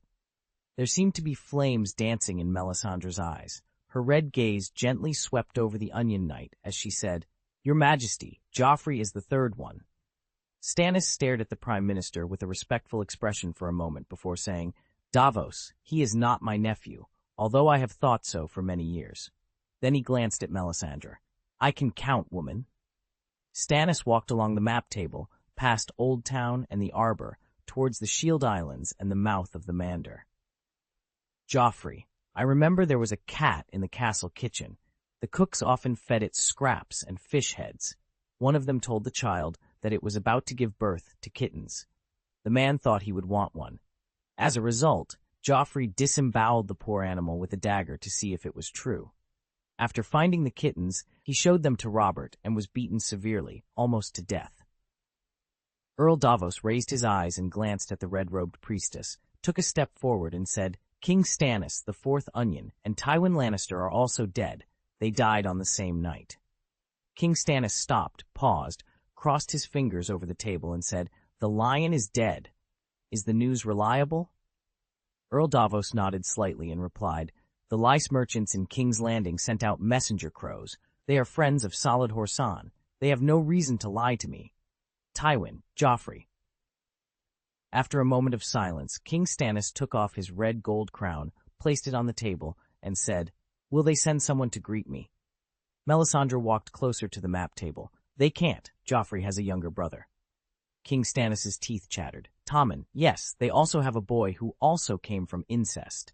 Melisandre stretched out her hand, her slender fingers gently placed on Stannis' arm, and whispered, "They will crown Tommen and continue to rule the Seven Kingdoms in his name." Tommen is gentler in temperament than Joffrey, but he is still a monster in the making, another leech infesting the realm. King Stannis clenched a fist and continued, "Now that the lion is dead, who is giving orders in King's Landing? It can't be Tommen. He is still a boy. Time is running out, and Westeros needs a real man to stand out." Melisandre's body was almost touching Stannis, and her low and hoarse voice sounded, "Your Majesty, since there is not much time left, then save them quickly." Fiery red eyes looked up at him motionlessly. "I have achieved the goal of the Three Kings. Give me that boy, and let me awaken the magic dragon in the rock for you." Lord Davos looked at Stannis, who was frowning, and reminded, "Edric Storm." Stannis suddenly burst into shuddering anger. "I know his name. Smuggler, please spare me and say no more. Like you, I don't like this, but I must be responsible to my kingdom. This is my duty." He looked at Melisandre again and said coldly, "Woman, you swear. You have no other choice. I swear on your life. If you lie, I promise to make your life worse than death. You are the one destined to resist the ancient gods in response to the prophecy made 5,000 years ago. The Red Comet announced your arrival. You are the reincarnation of Azor Ahai, the prince in the prophecy. If you fail, the whole world will perish together." The large ruby on the neck of the red-robed woman throbbed. "Give me that boy, and I will return your kingdom to you, King Stannis." King Stannis' eyes were like dark blue bruises. He stared closely at the red-robed woman. And he was about to speak, the door creaked open, and a shadow loomed in the doorway. Lord Davos's voice broke the silence first. "Edric Storm is no longer here." Stannis turned and stared at the smuggler. "No longer here? What do you mean?" Earl Davos looked at the king calmly. "At this moment, he has boarded a Lysian ship and sailed safely to sea." Hearing this, King Stannis' teeth clenched. "The bastard was taken away from Dragonstone without my permission. The Lysian ship. What do those Lysian pirates intend to do? Are they planning to betray us?" The red-robed woman interrupted Stannis' speculation softly. "It was not the Lysians, your majesty. It was your hand who did it." Her eyes flashed dangerously red as she turned to Davos. "Do you know what you have done, Davos Seaworth?" Earl Davos lowered his eyelids. "I fulfilled my duty." "This is betrayal." Stannis walked to the window and stared out at the night. The tiredness in his voice was more than anger. "Davos, I promoted you from a pariah to a noble. Is it so difficult to be loyal? My loyalty to you will remain unwavering in this life." Davos Seaworth had already thought deeply about his upcoming words, knowing his life depended on them. "King Stannis, you have sworn me to give you honest counsel, to protect your rights in your kingdom, to punish your enemies, and to care for your people. Isn't Edric Storm a subject under your protection? Isn't he one of the people I swore to protect? How can it be called betrayal if I keep my oath?" After staring at the smuggler for a while, King Stannis said coldly, "I never asked for this crown. It is cold and heavy on my head, but as long as I am king, I have the responsibility and obligation to care for this kingdom. If I have to sacrifice a child and offer him to the fire to save millions from the invasion of darkness, Davos, sacrifice is never easy, otherwise it wouldn't be called a sacrifice." He gritted his teeth. "Miss Melisandre, please explain to the smuggler." Melisandre nodded slightly. She left Stannis' side and approached Davos. What Azor Ahai used to temper the Lightbringer was the life of his beloved wife. A rich man who has 1,000 fat cows sacrifices one of them to the gods. It's nothing, but he sacrifices his only cow. Earl Davos interrupted the red-robed woman's bewitchment. He looked at his god and said, "She is talking about cattle, but I am talking about people, your daughter's friends, your brother's bloodline. He is the king's son, and he has the power of the king's blood." The large ruby around Melisandre's neck shone like a red star. "You thought you saved this child, didn't you, Onion Knight? You are so wrong. No matter where you hide him, when the long night falls, Edric Storm will still die along with others. When that time comes, darkness and cold will cover the entire world, and even your own sons will not escape. Do you know that you have interfered with a great cause that you cannot understand?" The red-robed woman seemed to be a burning flame, and Earl Davos's back was covered with cold sweat. He breathed deeply and said, "There are many things that I do not understand, and I have never pretended to understand them. I understand the relationship between the sea and rivers, know the course of the coast, know the rocks and shoals, know where there are hidden coves for small boats to land quietly. I also know." He took a slow breath and continued, "As a king, you must protect the people of the kingdom, otherwise you are not a king. Davos, how dare you mock me to my face? Do I have to learn the duties of a king from an onion smuggler?" King Stannis's face was gloomy. He pulled out the Lightbringer, and its light suddenly filled the hall. Perhaps it was because he was prepared to lose his life in advance, but at this moment, Davos found himself unexpectedly calm. He knelt down to his god. "King Stannis, if I have offended, please just behead me. In life or death, I will remain your loyal servant, knight." After saying this, he lowered his head. "Red, I for the king's execution. Die, Fohi." "Very good." With a creak, King Stannis slowly raised his sword. "By the Andals, Rhoynar and the First Men." Melissa's mysterious red eyes focused on the back of the Onion Knight's thin-haired head.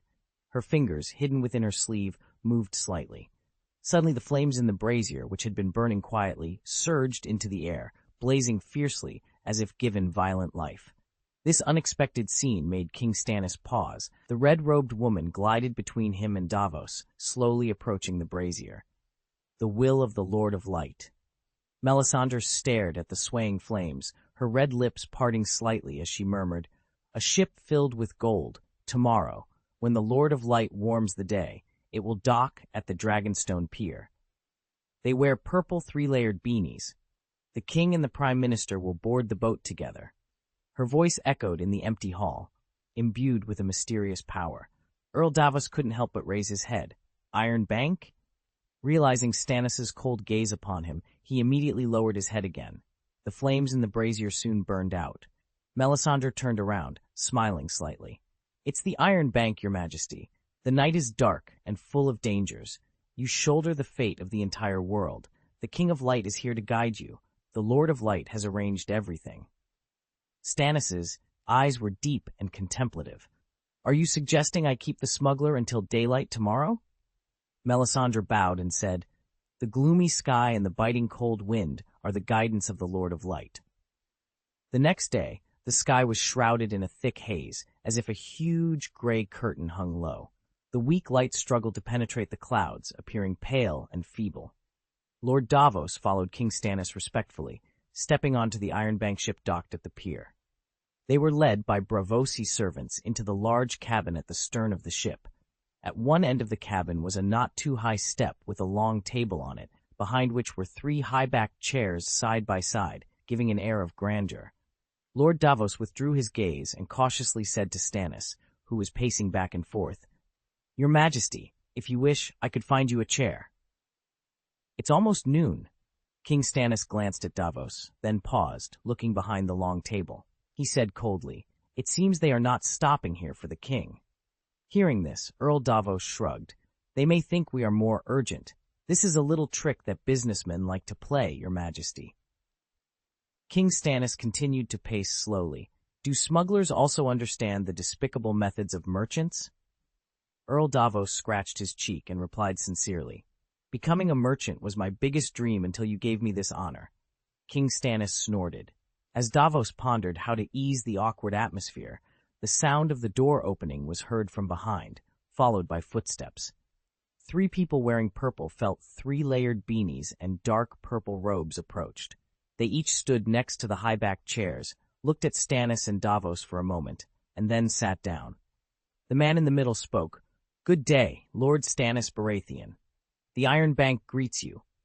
Stannis stepped forward, standing in front of the steps. He glanced coldly at the 3 seated figures and said, "I thought you were here to visit the king. I seem to have misunderstood your purpose." The man on the left replied, "Thank you for allowing us to dock the ship at the pier, Lord Stannis." The person on the right smiled politely and continued, "We were unsure if you required the services of the Iron Bank, so we did not take the liberty of requesting an audience." The man in the middle spoke again, "I think since you took the initiative to visit." Earl Davos frowned, stepping forward to interrupt. Please allow me to introduce you. The person before you is Stannis of the Baratheon family, the true legal king of the Seven Kingdoms. My name is Tichu Nestos. Tichu nodded symbolically and continued. As far as I know, a new king will soon be crowned on the Iron Throne. His name is Tommen Baratheon. Stannis clasped his hands behind his back, staring intently at the representative of the Iron Bank. He is a son of chaos. He is not my blood relative, and like the deceased Joffrey, they are not the legal heirs to the Iron Throne. Tichu smiled slightly. Yes, the Iron Bank has heard this story. Stannis corrected him coolly. It's not a story, it's a fact. The smile on Tichu's face remained. We have also heard another story about jealous uncles who tried to usurp the Iron Throne that their nephews legitimately inherited, costing the Seven Kingdoms countless lives and gold coins. Stannis gritted his teeth, his voice cold. I heard that you lent gold coins to the scoundrels on the Iron Throne. Chapter 395, Dragonstone. Tichu Nestos had a long, stringy beard that sprouted from his chin and hung almost to his waist. He smiled slightly and said, The borrower of the Iron Bank is the Iron Throne of the Seven Kingdoms. After a pause, he continued, And you, Lord Stannis, believe that your bloodline gives you the qualification to ask for gold coins from us like the Iron Throne. Stannis narrowed his eyes slightly and replied firmly, Among the Seven Kingdoms, no one is more qualified than me. Tichu raised his eyebrows and said calmly, The land of sunset across the strait is full of usurpers, lunatics, and bloodline claims that need careful interpretation. Meanwhile, the Iron Bank prefers numbers because they are straightforward and harder to misinterpret. He glanced at Stannis and Davos, a faint smile on his face, and then asked, How many soldiers do you have under your command? 4,000, Stannis answered immediately. And how many battleships do you have? Tichu inquired. When Stannis glanced at Davos, the representative of the Iron Bank clarified, I am referring to the warships that are still floating on the sea and can be put into the battlefield, Lord Davos. Davos was silent for a moment before responding, 36 ships. Tichu's eyes moved back to Stannis as he continued, What is the output of Dragonstone Island? Can it supply 4,000 soldiers and 36 warships? Stannis replied directly, No. Hearing this, the three people behind the table exchanged glances. After a brief pause, Tichu maintained his polite smile and said, You can see that the numbers you provided are not promising. I'm afraid all we can do is thank you for visiting in person. Stannis's chest rose and fell slowly. He pressed his lips together tightly and turned to leave without saying a word. Please wait, Davos suddenly spoke. He turned to the representative of the Iron Bank and said, My lords, please listen to me. Tichu Nestos, still maintaining an educated and polite appearance, interrupted. I am not a lord, just a humble servant employed by the Iron Bank. And, let me tell you, Lord Davos Seaworth, there is no way a thief can be knighted in Braavos. Hearing the mocking words from the representative of the Iron Bank, Stannis stopped suddenly. He looked back at them with cold eyes, on the verge of a prairie fire of rage. Since Davos was knighted by Stannis, he had become accustomed to such cynicism over the past 10 years. He shrugged nonchalantly. Strictly speaking, I never took anything by force when I was smuggling. I just transported goods from one place to another. After a brief explanation, Davos looked directly at Tichu and said sternly, Since the Iron Bank ship is docked here, I don't think you are here to see the stones on Dragonstone. In fact, you know very well the value of King Stannis in the Seven Kingdoms, don't you? As he spoke, he slowly took off his leather gloves. Justice. Everyone in the Seven Kingdoms knows that King Stannis is just, and the people of the Seven Kingdoms look forward to the king's justice the most.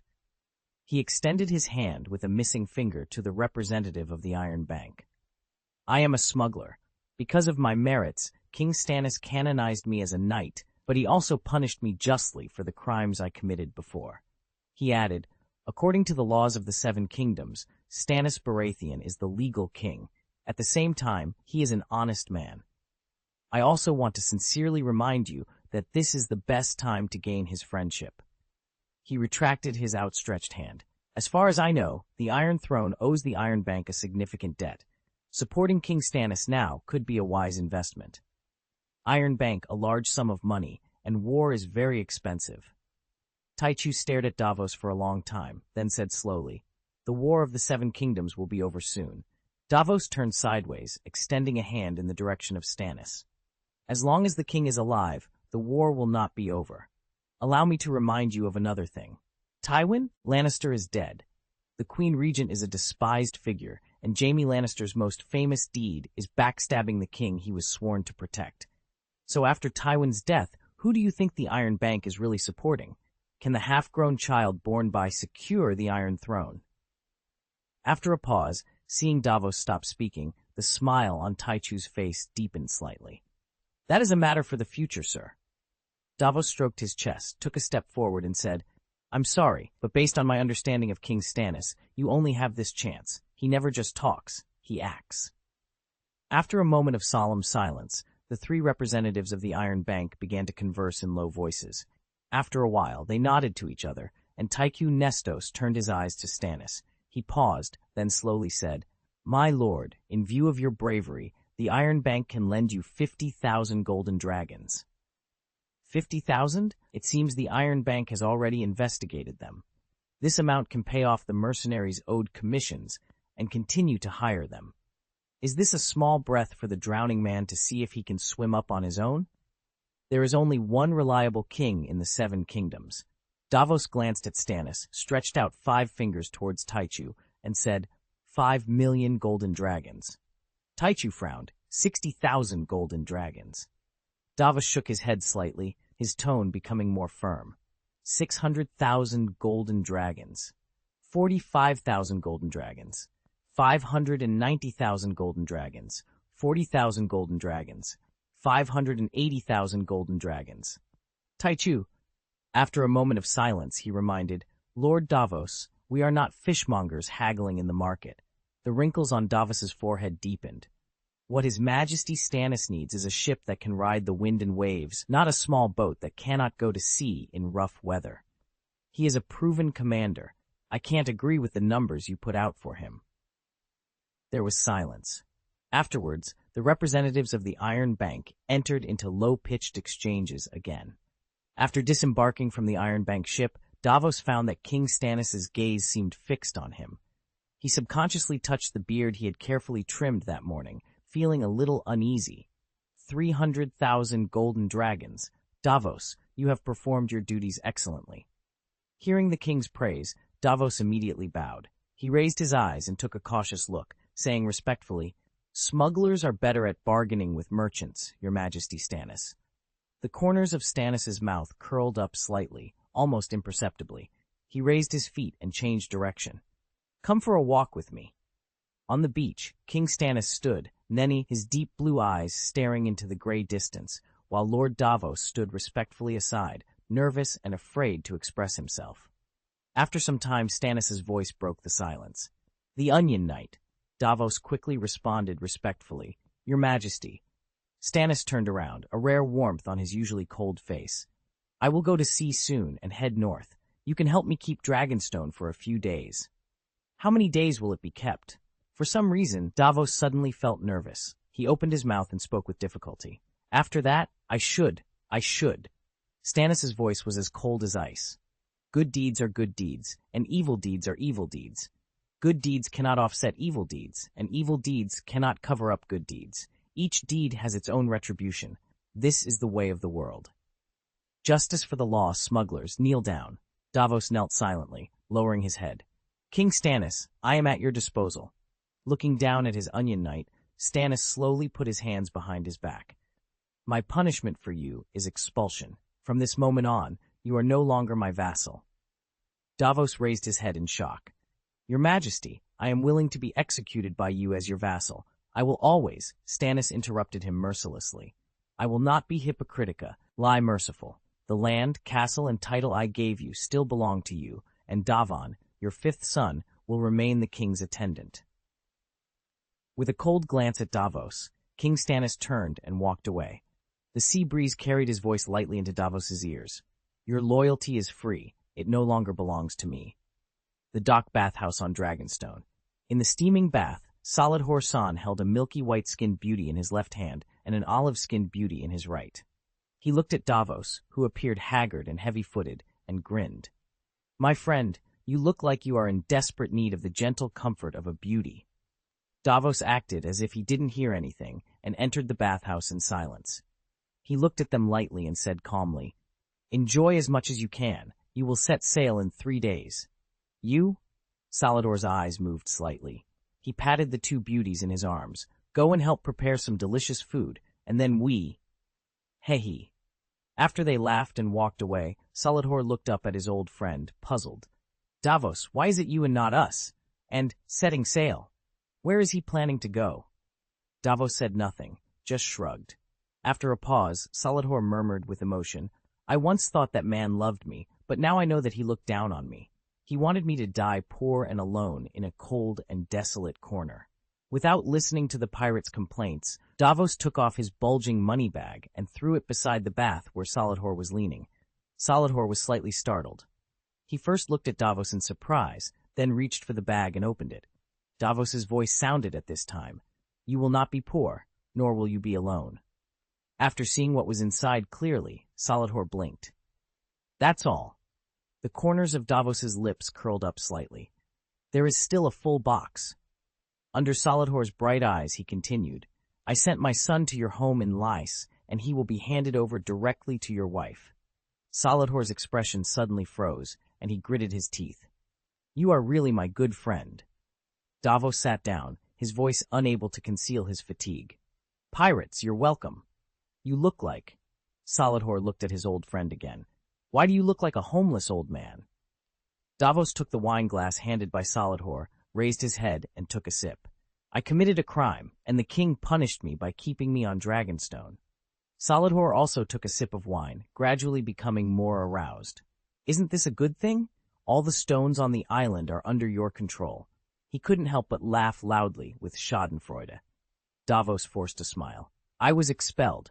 My current identity is a wandering knight without a king." Hearing this, Salladhor stopped toasting, surprised. "What did you do? Did you secretly sell that man's stone?" Davos shrugged slightly. "I committed a crime, and His Majesty the King dealt with me kindly and justly." Salladhor was still a little in disbelief, frowning. "I'm really curious about what big trouble you caused. Doesn't he know that you occupy half of the kingdom in his dream?" "I still have something to do."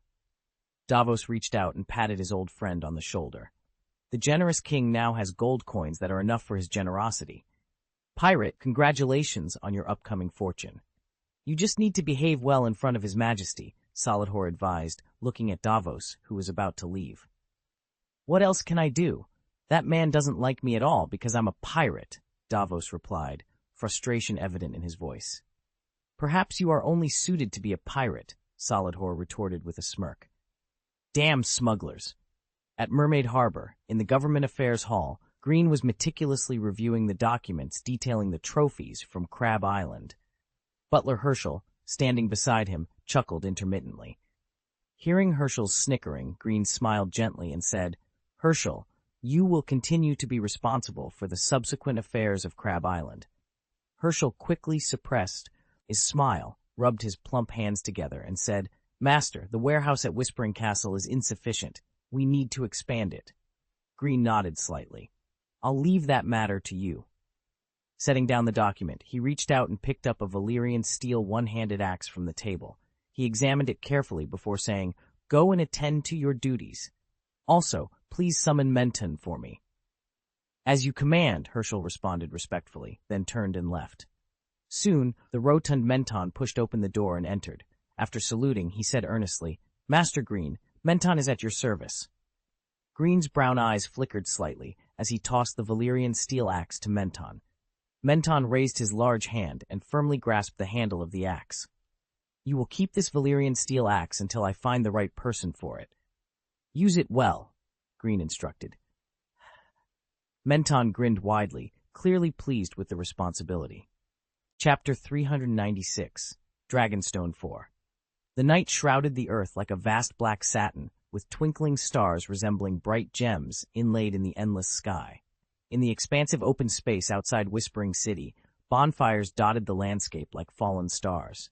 The hot, flickering flames intertwined, creating a bridge between the earth and the starry sky, brilliant and spectacular. Beside each bonfire, a whole fat sheep was being turned over and roasted on a huge grill. Golden oil dripped continuously, making a sizzling sound in the flames, and the aroma of barbecue filled the air.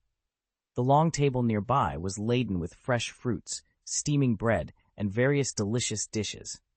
Barrels of fine wine were opened one by one, and the aroma of wine instantly overflowed. Greene, wearing golden armor and a blue cloak, slowly passed through the Kleber warriors, surrounded by his retainer knights and personal guards. With his excellent memory, Lord Greene tapped his chin thoughtfully as he made eye contact with each warrior, calling out their names. When he called out a warrior with a body like a black bear, the man burst into tears. With a bang, he slammed his right fist on his chest and shouted excitedly, "I will fight for you forever, until I die." Bang, bang, bang, bang. The sound of fists hitting chests spread across Crabclaw Peninsula, growing more and more dense until it filled the entire venue. Amid the distorted faces and roars of the warriors, Greene walked up to the platform step by step. At the signal of the retainer knight and the commander of the garrison, Sir Mason Baker, several soldiers on the platform immediately blew the horn. Woo, woo, woo. When the horn sounded, Crab's warriors gradually quieted down and looked at the platform together. Greene raised his cup and said loudly, "My loyal and fearless warriors." His steady and powerful voice echoed in the night sky, as if it had the magic to penetrate people's hearts. Cheers! To the glory of the warriors. The Kleber warriors raised their glasses in response, bursting into thunderous cheers, their voices shaking the world. Thus, the first 30 captains' banquet of the Kleber territory began. As the banquet progressed, the bonfire burned more vigorously, and the atmosphere became increasingly heated. On the high platform, Sir Mason quietly overlooked the jubilant crowd below, holding a glass of Crab Island red wine in his hand. The mellow wine glowed charmingly under the reflection of the fire. Sir Mason raised his head and drank the red wine in the glass, then slowly exhaled, suppressing the sudden heat in his eyes. Amid the hustle and bustle, memories of the past surged into his mind like a tide. He couldn't help but recall the scene when Mrs. Kleber was dying. At that time, she held on to her last breath and told him in a weak but firm voice to protect the young master. He and Per repeated their oaths over and over again, their voices trembling and resolute, just hoping that she could close her eyes in peace. He clearly remembered that one of her hands was tightly held by the young master, and the other hand was held by him and Per. The lady who alone supported the glory of the Crab family, with a relieved smile on her face, slowly closed her eyelids. Sir Mason picked up the wineglass that the waiter had refilled, took a gentle sip, and his thoughts remained immersed in the memories of the past. He remembered that at that time his heart was extremely painful, and the despair was like a heavy haze that enveloped his world, making him almost unable to breathe.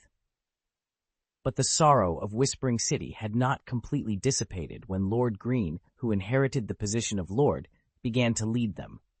Fight, fight, fight. Although he didn't say it explicitly, he and Per, who was also a retainer knight, had a tacit understanding. If the Lord wanted to fight, then of course they had to fight, because this was the tradition of the Kleber family. At worst, they would take Lord Greene and fight to the end, to retreat to the castle. Could those mountain savages still fly to Kleber's castle? They could only retreat in the end. In this way, the loss of the territory was inevitable, but the head of the Kleber family would grow up in the war. According to the teachings of his grandfather and father, every generation of the head of the Kleber family grew up from fierce battles, and the duty of the retainer knight was to protect. However, what was unexpected was that as they fought, Lord Greene led them to successfully recapture the old land of Kleber. As they fought, Kleber became the ruling family of the Crabclaw Peninsula. As they fought, Lord Greene would replace Falcon as the new master of the valley. This time, Lord Greene mobilized 20,000 Kleber longbowmen, and he was going to target the land of Trout. Sir Mason stopped his thoughts when he noticed movement next to him. He quickly touched his chest with his right hand and said respectfully, "My lord."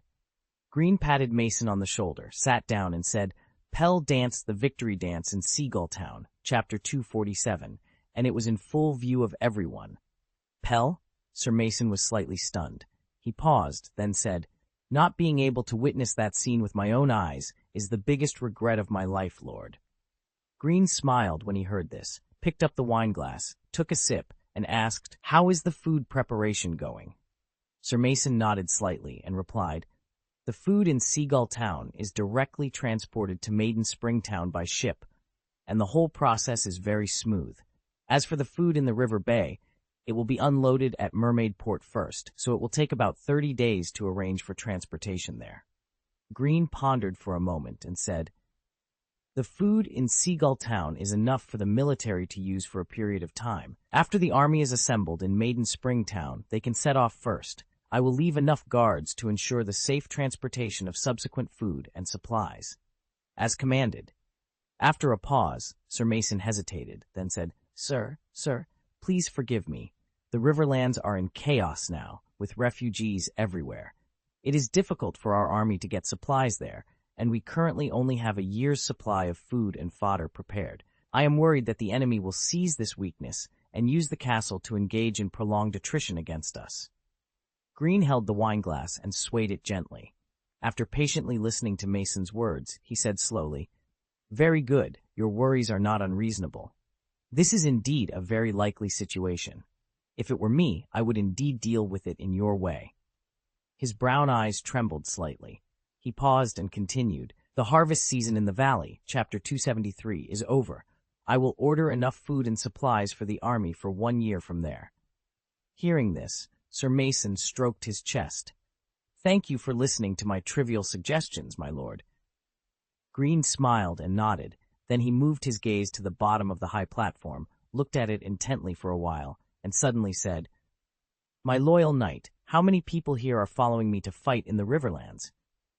Sir Mason also looked down and replied, "Almost half of them, my lord." Greene stood up from the chair. Come with me for a walk." The government office in Mermaid Harbor. In front of the large desk, only the flickering candlelight of the candlestick emitted a dim and weak light. Butler Herschel looked at the letter with the fire emblem on the sealing wax for a while, stood up and shouted towards the door, "Someone, come here." The little devil stabbed the Prime Minister to death with his sharp nails and then strangled the little king to death. Has the little devil been caught? No, after it was done, the little devil disappeared in the smoke. He also killed the Red Viper before. I heard that during the trial the Prime Minister will cut off the little devil's head. He must be seeking revenge. The gods bless the new king, it is said. He's still drinking milk. The queen sluts. Shut up, you're going to get into trouble. Hink the little devil will come back, and he will definitely kill King Tommen. I heard that the little devil was not the murderer. It was the Rose of the South who killed the Prime Minister and the king. Shut up! Don't you want to eat Rose's bread? Yes, get out! Get out! Get out! The Cathedral of Baelor was dark and quiet. The last ray of sunset slanted in from outside the high window, casting a layer of red light on the tall statue of the 7 gods. The scented candles surrounding the altar flickered, and dark shadows gathered on the high walls, descending slowly and silently to the marble floor. Joffrey killed his father. Jaime Lannister entered King's Landing in the early morning, and until now, he stood motionless next to his father's coffin, his fingers tightly grasping the hilt of the sword at his waist. After a while, Sir Balon Swan of the Kingsguard approached and whispered, "Lord Jaime, your entourage told me that you have been traveling for 3 days and nights. Tonight, please let me take your place and keep the wake." Jaime shook his head slightly. "He is not your father. Please, let me stay alone." His first child was a parricide monster who killed his father. Back then, he had thrust his sword into Aerys the Sect's back. Now his son had thrust his sword into his father's back. Was this a curse placed by the gods when he broke his oath? "As you command, Lord Jaime." Sir Balon's footsteps faded away, and Jaime was alone with his father in the room again. The only things that accompanied the father and son were candles, crystals, and the sweet and decadent smell of death. Throughout the day, he looked at his sleeping father. His legs were already numb, but, strangely, he couldn't feel sadness. He asked himself, where were his tears? Where, he asked himself, was his anger? His father had taught him that crying was a sign of weakness in a man, so it was impossible for him to cry for his father. This morning, thousands of noble men and women came to the coffin to pay their respects to their father. In the afternoon, thousands more people from King's Landing came. They all had solemn expressions, but Jaime suspected that many of them were secretly happy, feeling doubly pleased about the Prime Minister's death. He knew that even in Lannister's own territory in the west, Lord Tywin was more respected than loved by everyone, and the people of King's Landing had never forgotten that time. His father's soldiers looted the city on the day of its destruction. Among all the mourners, Grand Maester Pycelle was the most saddened. He told Jaime that Tywin Lannister was the greatest figure in his memory. Although he had never worn a crown, he definitely had the demeanor of a king. The sun had completely set, and the great cathedral of Baelor was dark and silent. All the windows above had turned dark, with only the faint starlight shining through. Even though countless scented candles were burning, the smell of his father's corpse was getting stronger and stronger. This reminded Jaime of the battlefield after the war, where countless crows came to enjoy the feast, feasting on both the victors and the defeated. He raised his head. There were crows hovering above the majestic vaults and 7 towers of the great sept of Baelor. They flapped their black wings against the black night sky, eager to get in. He laughed.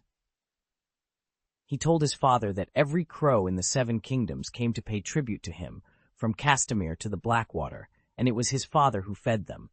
This thought seemed to please Lord Tywin, and his smile broadened.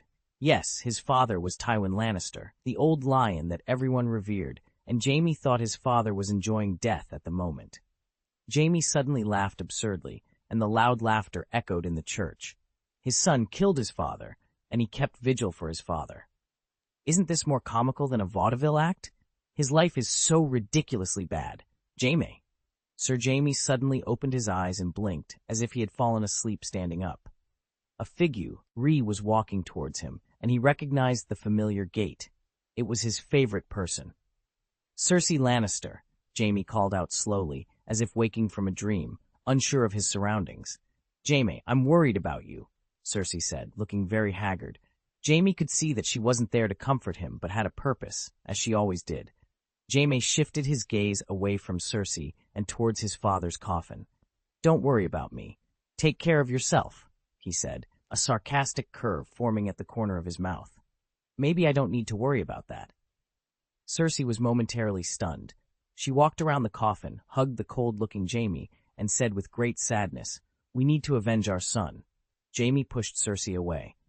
His numb legs made him stagger, but he gritted his teeth and regained his balance. "He is not my son. He is a monster, and he killed our father, Cersei. He deserves to die." Tears overflowed from the corners of Cersei's eyes, and she shrank as if being whipped. "Jaime, Joffrey must have been deceived. He loved his grandfather. There must be a conspiracy here. Otherwise, how could he—" Enough. Sir Jaime had no interest in listening to Cersei's lies. He suppressed his anger and said, "I don't want to hear that name again, the name of that monster." Hearing Jaime's disgust for Joffrey, Cersei's tearful face was instantly flooded with more tears. "You have to believe me, Jaime. I will find the real murderer. You must believe me." Believe her? How could he possibly believe her? Jaime's chest rose and fell slowly. "Cersei, don't mention that monster again. I can't wait to, with my own hands." He moved his lips, took a deep breath, and finally stopped talking. "Jaime, please give me some time. I promise you I won't mention him again until I find the real murderer," Cersei pleaded, wiping the tears from her cheeks. She leaned closer to Jaime and placed her slender fingers gently on his arm. "My Jaime, we must put aside our grief temporarily. We are the heirs of the old lion, and we have to shoulder the responsibilities left by our father." Chapter 397. Cersei's hand tightened on Jaime's arm. "You will succeed our father as Hand of the King. I don't need to tell you how necessary this is. Please." She paused slightly before continuing. "I need you, Jaime." There was a flicker of candlelight in Cersei's jade-like eyes. Jaime stared at her for a moment, then smiled mockingly. "Sister, don't be ridiculous. I am not suited to rule." Cersei's patience seemed to be wearing thin. "Rule? Are you kidding? I want you to inherit our father's position, not rule the kingdom." She lifted her chin slightly. "I will rule the kingdom until my son comes of age." Hearing this, Jaime had to admit he had underestimated Cersei's desire for power. He glanced at their father's lifeless form and said, "I don't know who I should feel sorrier for, Tommen, the Seven Kingdoms, or the Lannisters." Slap! Cersei's hand struck Jaime's face, leaving a red mark. He could have avoided it, but his legs were numb, and his body felt sluggish. Cersei's angry voice rang out, "Jaime, you are a coward who only knows how to run away. Where is your courage? Did you leave it in the dungeons of Riverrun?" Looking at the furious lioness, Jaime had to admit she was still very alluring, but he was certain he could no longer love her. At the same time, he had to acknowledge that she knew exactly how to wound him with her words. Jaime took a deep breath and said as coldly as possible, "If you were smart enough, you would know that only Uncle Kevin can take father's place." With that, Jaime turned away, signaling he was done with the conversation. Cersei was so enraged she wanted to slap him again, but she restrained herself because his suggestion wasn't entirely bad. So far, no hand of the king had brought her any joy. Jon Arryn let Robert Baratheon sleep in her bed, and before he died, he was investigating her and Jaime's secrets. Eddard Stark took up Arryn's mantle and forced her to kill Robert to rid herself of him. Tyrion dared to humiliate her, and their father locked her in a cage. She wanted revenge, she wanted to rule the kingdom, and she needed a competent hand. But how could the hand argue with the brain? The hand was supposed to obey her orders. Therefore, the next hand of the king had to be obedient. Kevin might be suitable. He was tireless, shrewd, and obedient. She could rely on him, just as her father had. Plus, she had a backup plan with Sir Gregor Clegane, but that was a last resort. Kevan and Gregor had many similarities. They were both useful swords, but Gregor was too sharp. If he were given the position of hand, she was certain he would grow into the next Tywin Lannister. The lioness would never allow her sword to turn against her, and the current situation was just right. But the most suitable candidate for hand was still Jaime. Suddenly, a heavy downpour hit the high windows of the Great Sept of Baelor. Cersei leaned in gently. "I'm sorry. I was so scared after Father left me. Jaime, I just want to feel at ease." She reached out her trembling hand, touched his cheek, and said sadly, "I need you. I need my other half. You are me, and I am you. I want you to hold me tight. Want me, please, please you." Jaime quickly grabbed Cersei's flailing hand, then looked sideways, fearing their father would rise from the coffin in rage. Regret or luck, their father remained a silent, cold corpse, slowly decaying. "Cersei, I will leave soon. I will lead the funeral procession and take father back to Casterly Rock." Hearing this, Cersei's tearful blue eyes trembled. "Jaime, you swore you would love me forever. Making me beg like this is not love." Jaime turned his face away, paused, and said slowly, "I promised father I would take off my white cloak and return him to Casterly Rock. I will go to Golden Tooth, as I promised him." "No, you must not go to Casterly Rock." Cersei suddenly pushed Jaime away. Her voice was sharp as she demanded, "Why don't I know about this? I am the Queen Regent, and you can't make decisions without my permission." "White Robe, leave Mem. E." James frowned. "Cersei, I promised my father." The lioness interrupted coldly. "White Knight, how many times will you break your oath in this life to be satisfied? This is not only about your honor, but also the honor of the Lannisters. Are you going to trample on it again?" She raised her head defiantly. "Since you don't want to become the Prime Minister, then you will be the captain of the Kingsguard. When the wake is over, I will order Earl Titus Brax and Earl Quentin Benford, the chief vassals of the king, to send our father's body to Casterly Rock for burial."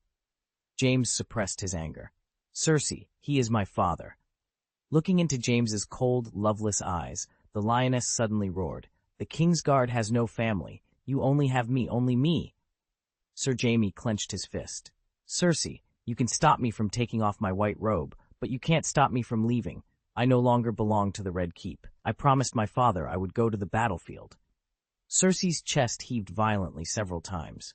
She calmed down, wiped the tears from her face with her sleeve, and said, "Fine, if you want to go to the battlefield, I'll let you go." Then, with a bitter tone, she added, "I'm an idiot for coming to see you. I'm an idiot for loving you." Her retreating footsteps echoed loudly, and Sir Jaime sighed deeply. Perhaps this was the best outcome. Kingsguard, huh? Looking at his sleeping father, James couldn't help but recall memories he had tried to avoid.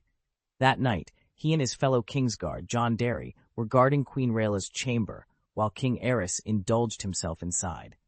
Queen Rhaella's cries came through the closed oak door, more unbearable than the screams of those burned alive by King Aerys. He asked Derry, "We swore to protect the queen from harm." Derry answered, "Yes, but the king is an exception." The morning when Queen Rhaella set off for Dragonstone, he didn't even have the chance to speak to her, but he heard the whispers of the maids. They said the queen looked like she had been mauled by wild beasts, her thighs covered with claw marks and broken by teeth. Standing next to his father, Jaime couldn't help but laugh bitterly. The beast with the crown. In the early morning, thick dark clouds hung like heavy lead, weighing down the entire sky and making it suffocating. A layer of hazy mist filled the sea, making the already dark world even more depressing. The bow of the Mermaid stirred up layers of white waves as it slowly approached Dragonstone Pier. On the dock, Davos Seaworth was waiting with his sons. He looked at the swamp marigold flag floating on the ship with a complicated expression, a mixture of awe and worry. Duke Greene stepped off the ship, surrounded by a crowd of blue robes, while Earl Davos breathed a sigh of relief and hurriedly approached. After sizing them up for a moment, Greene walked over, reached out and patted the Onion Knight on the arm, speaking in a gentle tone. "Long time no see, Earl Davos. Good day." After everyone paid their respects, Greene took a step forward. He looked at the sky and said with emotion, "It seems that I have never seen such pleasant weather on Dragonstone Island." Earl Davos also glanced at the thick, dark clouds in the sky. While walking slowly, he said respectfully, "Smugglers tend to prefer when dark clouds cover the sun because fewer people go out at this time." Hearing Davos's response, Greene smiled. "You don't seem to be doing well." Davos paused for a moment, and after walking a few steps silently, he said, "Your Majesty, I am still confused. I have been thinking, the reason why His Majesty Stannis left me here, I think it's not just to punish me. There may be other deeper meanings, but unfortunately, with my clumsy mind, I really can't figure out his intention." Greene slowed his pace slightly and said, "Stannis Baratheon is the wisest and most just man I have ever met. I believe that his fiery eyes can see the most honest side of the world, including the Onion Knight, who was a smuggler and whom he personally omoted. Perhaps he just isn't used to, or doesn't like, words that sound hypocritical." He turned his head to look at Davos, who was listening carefully, and continued, "Actually, when I read from the letter that you were left behind on Dragonstone Island, I was very surprised. I couldn't help but guess why Lord Stannis would abandon his most outstanding knight. Is this a good intention, or is there some hidden conspiracy?" As he spoke, he sighed softly. "Later, I quickly figured out that with his noble character, it was impossible for him to use those conspiracy methods that he hated so much. I can only say, I have witnessed too many dirty scenes in the Red Keep, and I have been affected by it unknowingly. For example," he shrugged, "whenever something surprises me, I habitually guess whether there is some conspiracy hidden behind it." Davos looked at Duke Greene, who was discussing private topics with him like an old friend, and was slightly startled. He said respectfully, "His Majesty Stannis was very sorry that Lannister met you first, Duke Greene." "It is indeed very regrettable." Greene raised the corners of his lips and said with a bit of joking, "At that time, if I had the honor to serve Lord Stannis, I would definitely try every means to take away at least half of the honor he bestowed upon you." Hearing this, Earl Davos smiled unconsciously, but then his expression turned bitter, and his voice was slightly pained. "He gave me glory, but I betrayed his trust and betrayed him. If he really thinks you betrayed him—" Greene paused, patted Davos on the shoulder, and said comfortingly, "I think what greets me today would be your head on a spear." He looked up at the towering Dragonstone castle and said, "Earl Davos, we will go in later." He turned around, glanced at the crowd following them, and said, "Dale Seaworth, please come forward." Davos's eldest son, Dale, had the same square face, brown eyes, and flowing, thin brown hair as his father. Seeing the famous general from the Seven Kingdoms suddenly calling him, Dale couldn't help but glance at his father nervously, then walked out cautiously, placing his hand over his chest in respect. "Sir, please kneel down." Dale originally wanted to see if his father had any hints, but the pressure from the Duke was so strong that he could not think anymore, and his legs knelt down involuntarily. At this time, Greene's voice sounded steadily. "Dale Seaworth, I heard that in the Battle of Blackwater River, facing the situation of defeat, you not only still commanded the battleship Sea Spirit to fight bravely, and tried your best to save many companions who fell into the water, but also took the initiative to attack the enemy who was several times more than you in pursuit, in order to allow your companions to retreat smoothly." His hand reached out to the hilt of Lady Empty. "I heard that you have a knight-like heart of justice, to protect the weak as an honor, and to plunder others as a shame. Unparalleled courage and good character should be praised. This is the justice that all mortals on earth should follow. I." With a bang, he drew his sword and said loudly, "Greene of the Crab family, the ruler of the valley and the Crab Claw Peninsula, the Duke of Eagle Nest City, under the witness of the gods in heaven, confers Dale Seaworth as a knight." Unexpected or pleasant surprise came suddenly. Dale looked up at the majestic Duke Greene in a daze, then came back to his senses and hurriedly lowered his face respectfully. Greene placed Lady Empty on Dale's right shoulder and slowly said, "In the name of a warrior, I ask you to be brave.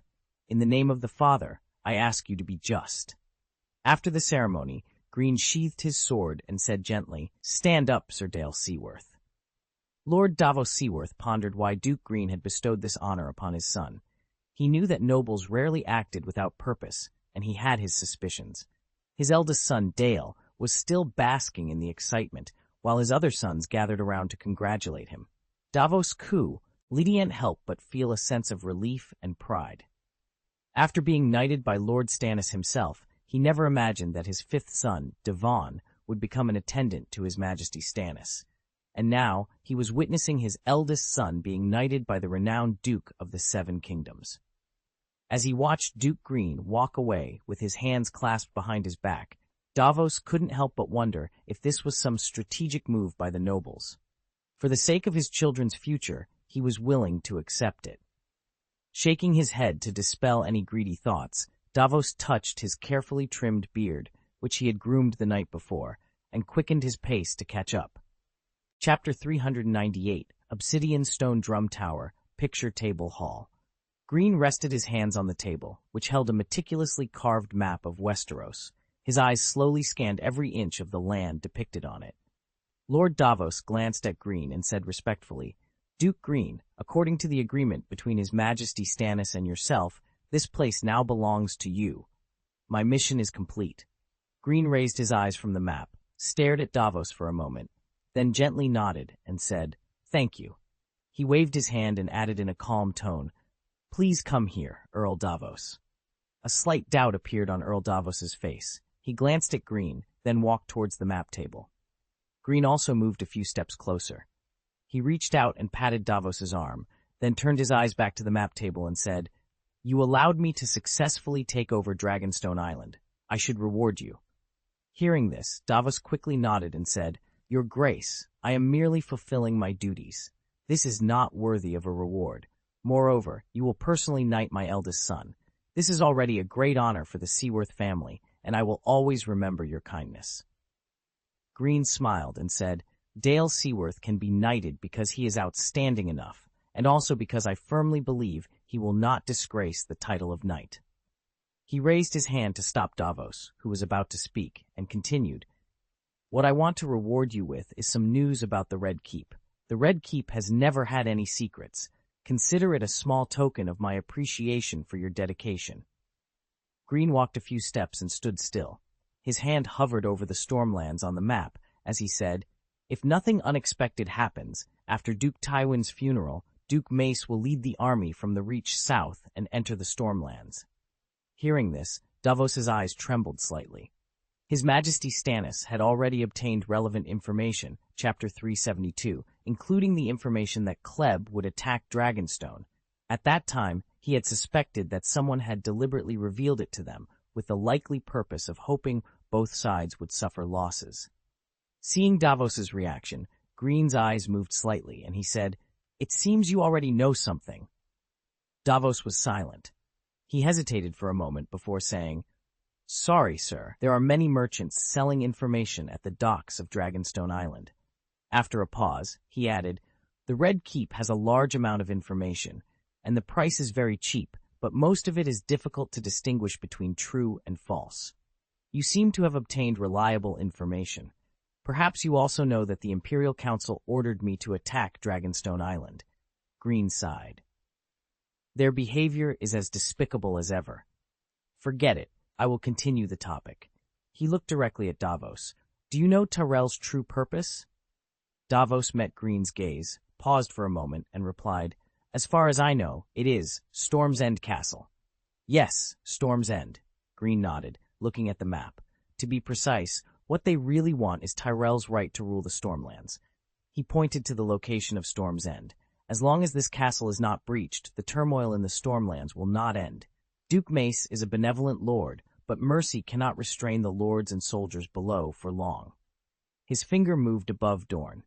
"Prince Oberyn died tragically in the women's ward of King's Landing, and the Lannisters openly protected family members suspected of being the murderer.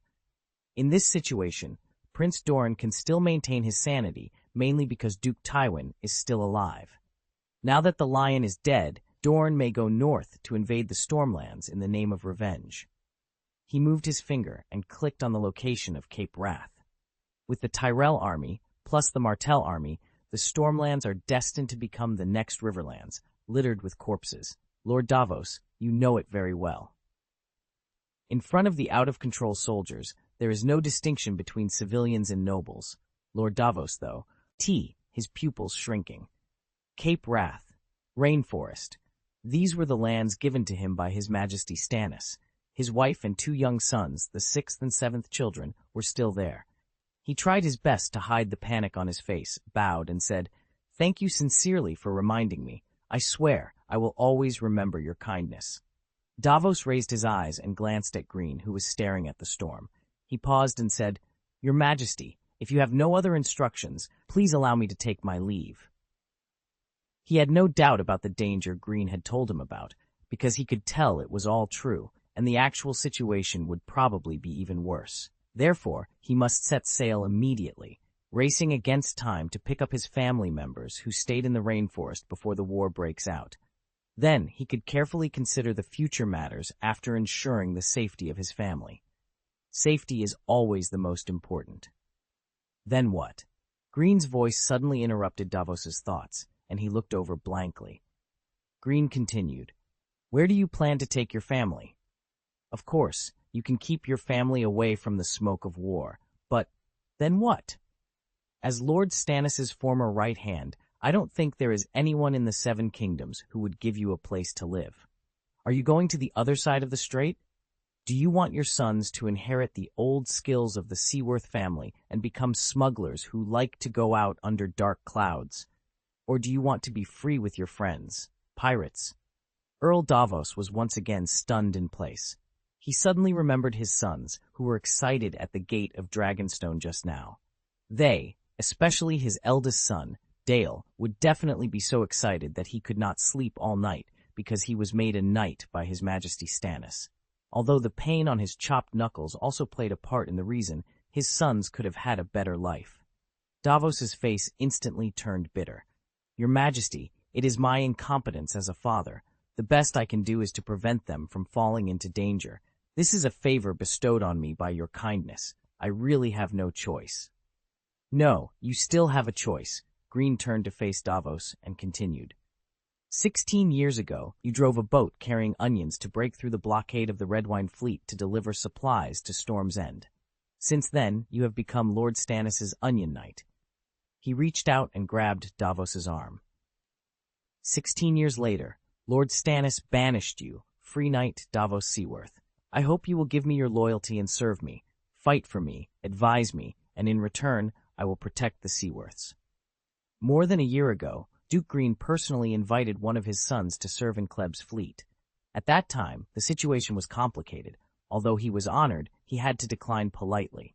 Today, Kleb's invitation came again, and it was to himself. Davos could deeply feel Duke Greene's sincerity. The man in front of him, as a top noble, could do this for a wandering knight who was a smuggler. This was already an incomparable gift, but, Lord Greene, I have nothing to repay, but I cannot become His Majesty Stannis's enemy. I ask for your mercy. Davos couldn't help but lower his face, full of guilt. He felt that he was selfish. For the sake of his so-called honor, he was choosing to sacrifice the future of his sons.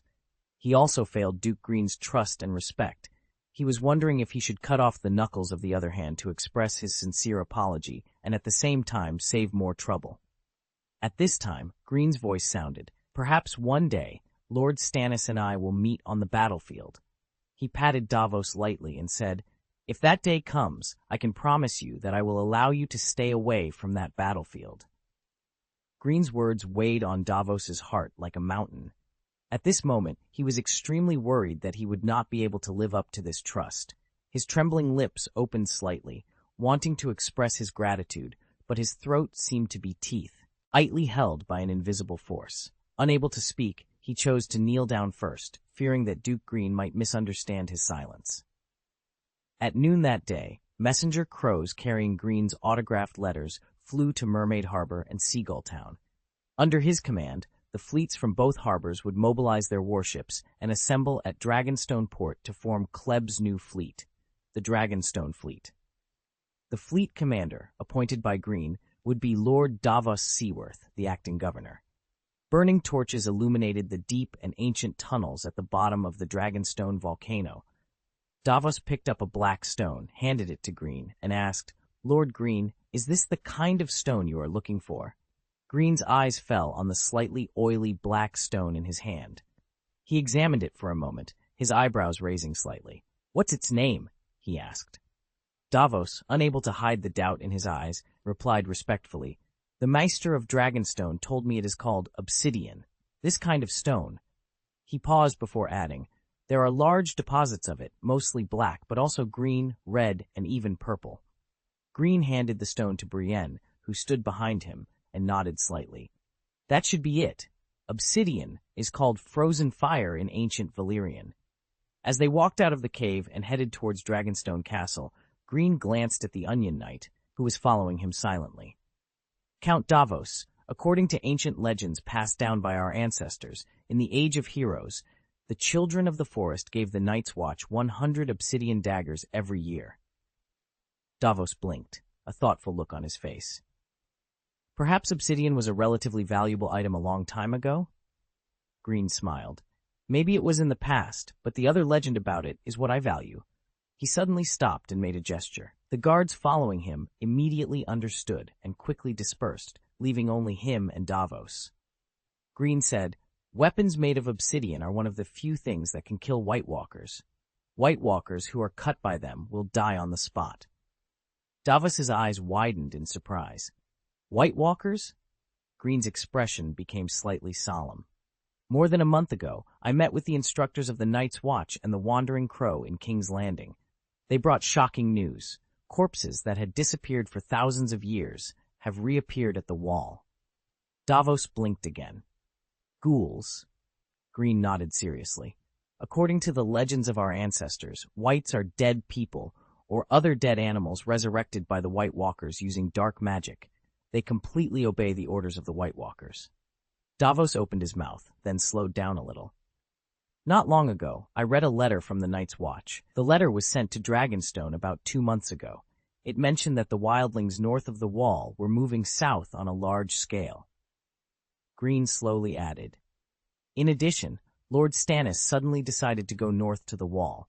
I believe that with his wisdom and perseverance, unless he encountered something more important than the crown of the Seven Kingdoms, he would never trade Dragonstone with me."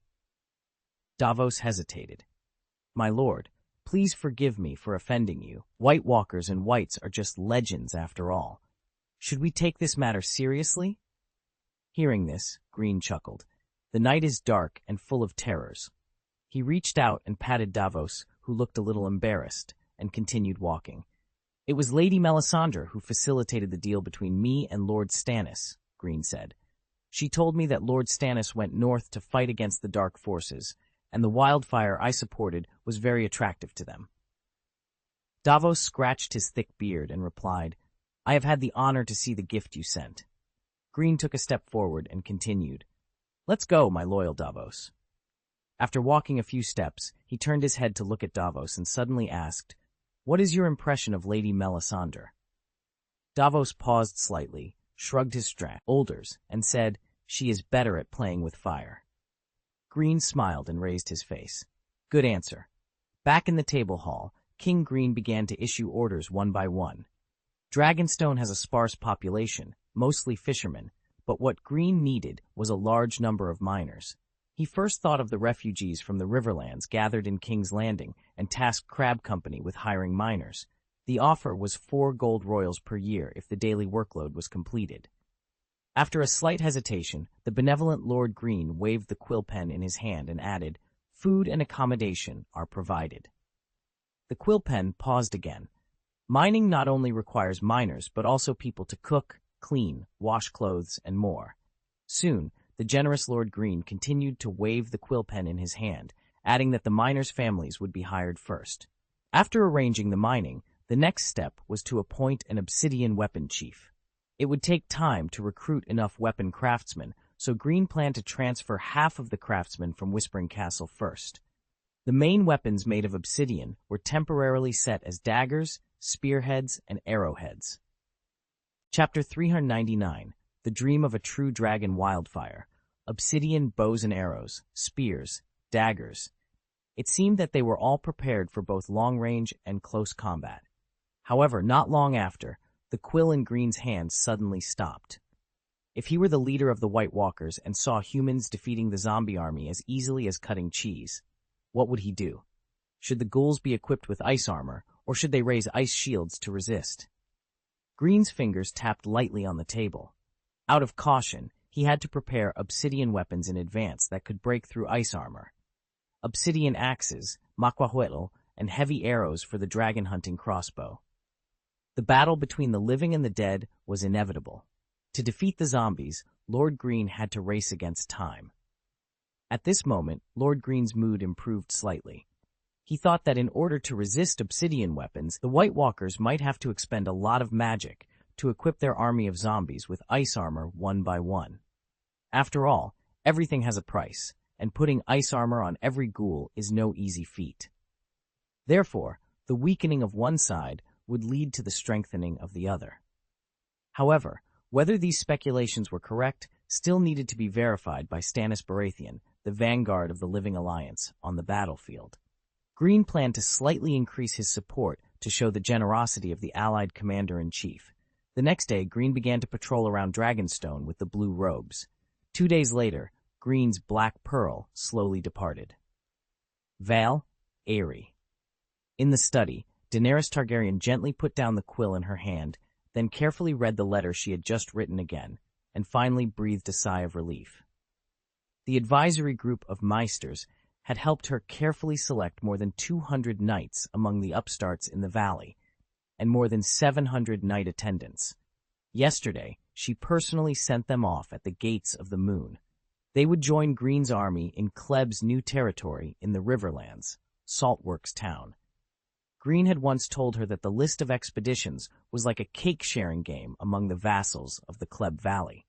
It was exactly as he described. Every person on the expedition list was as happy as if they had been given a piece of delicious cake.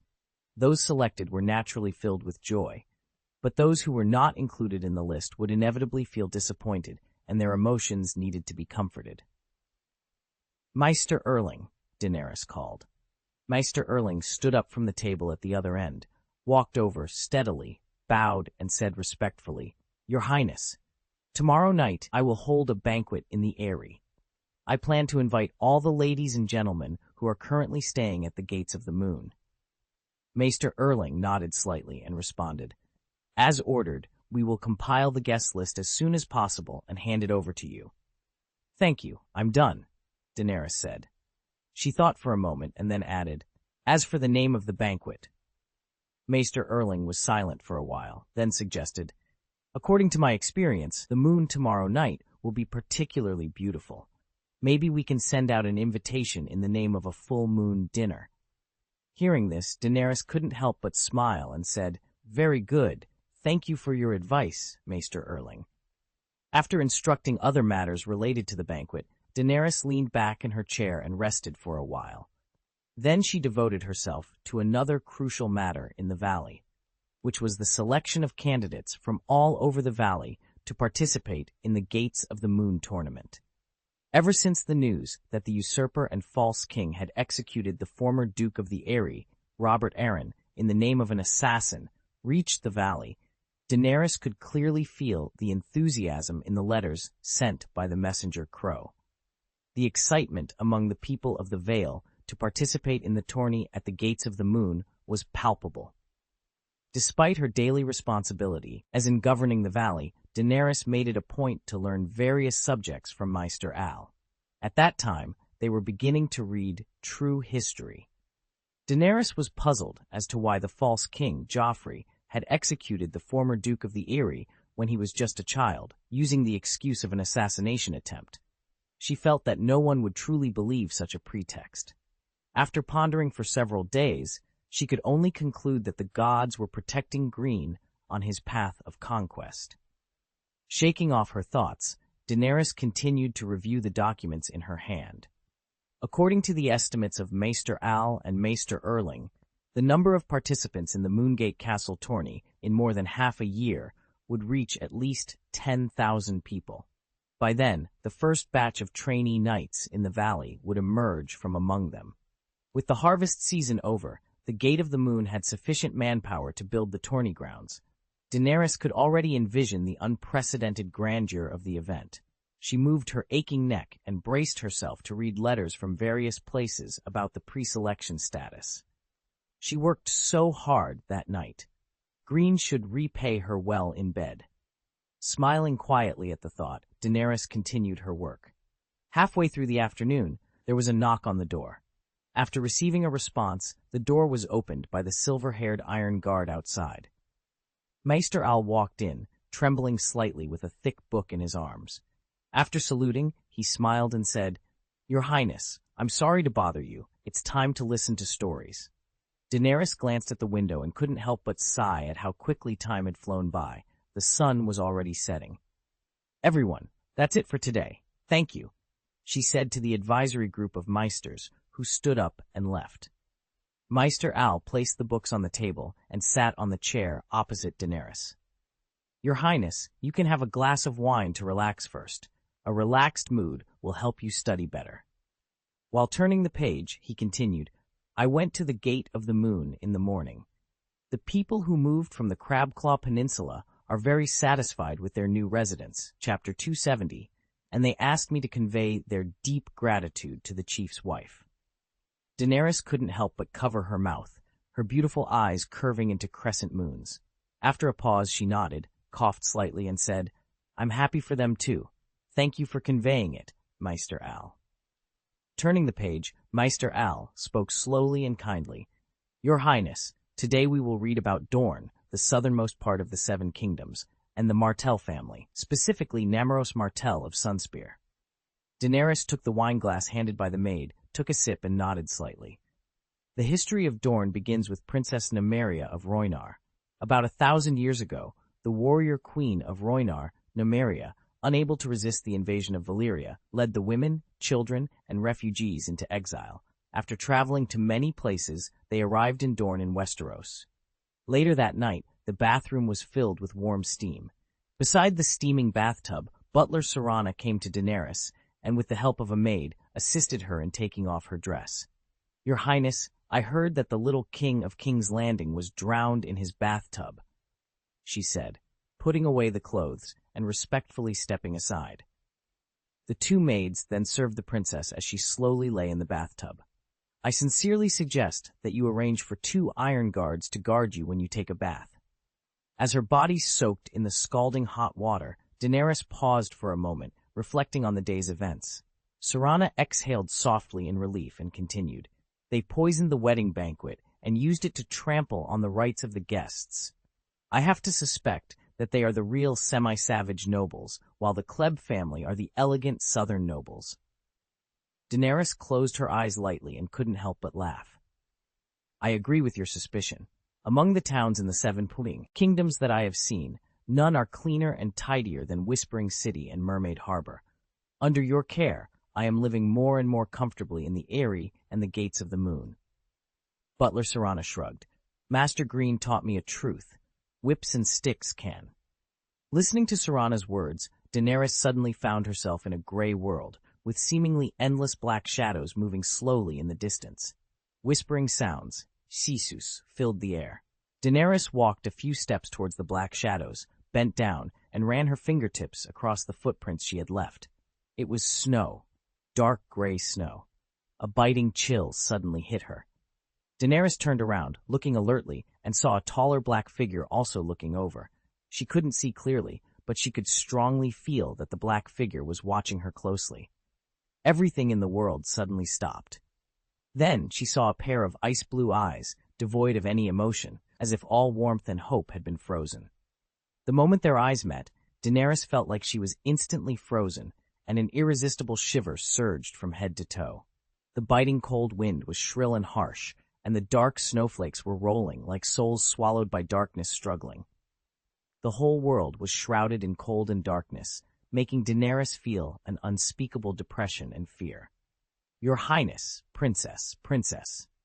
Daenerys suddenly opened her eyes, her violet eyes still filled with fear. At the same time, in the secret dragon lair of the Eyrie City, the solid fence blocking the front was destroyed by the flames sprayed by Rhaegal.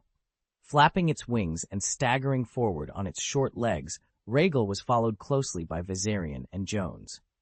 In the mountains, the bright night sky was like a huge dark blue velvet curtain, and the bright stars were like gems inlaid on it. Under the moonlight, the three little dragons who crawled out of the cave screamed toward the north, their voices echoing in the silent mountains. The cold raindrops were flying in the air, gradually turning the solid walls of the Red Keep into a dark red color, like condensed blood, exuding a heart-stopping depression and solemnity. In front of the heavily guarded carriage, Cersei held her second son's hand tightly, while Tommen raised his own objection. Uncle Jaime said I can ride out and throw bronze stars to the people while walking, Tommen said. Cersei, wearing a black dress that represented mourning, didn't like this color. With her fair skin, she looked like a corpse in the mirror. Her tone was stern. Tommen, I taught you not to pay attention to stupid suggestions. If you appear in the Great Sept like a drowned rat to attend your grandfather's funeral, even if you are the king, you will become the laughing stock of the Seven Kingdoms. Tommen, frightened by her stern face, shrank his neck. I know, Mom. Her son's well-behaved appearance made Cersei frown. Tommen, you are not a child. You are the king. Don't behave like you just did. Remember, your brother would never show weakness to others. You have to do the same. Tommen lowered his face sadly. Mom, I miss my brother. Before Cersei could speak, Myrcella immediately went over to hug her brother. Mother, Tommen is too sad. Please give him some time. He will not let you down. I believe my brother will be the king of the Seven Kingdoms. The lioness glanced at the little lioness. I hope so.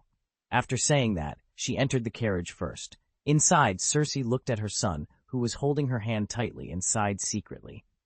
Tommen's meekness made her uneasy. The king should be fearless. If it had been Joffrey just now, he would have definitely argued with her. He would never have been obedient. The lioness's other hand was held tightly by Myrcella, and she could also feel the uneasiness of the children. After looking at the haggard little lioness, her gaze moved to the other side. Joffrey's crown was too big for Tommen's head, but one day he would grow up and be suitable to wear it.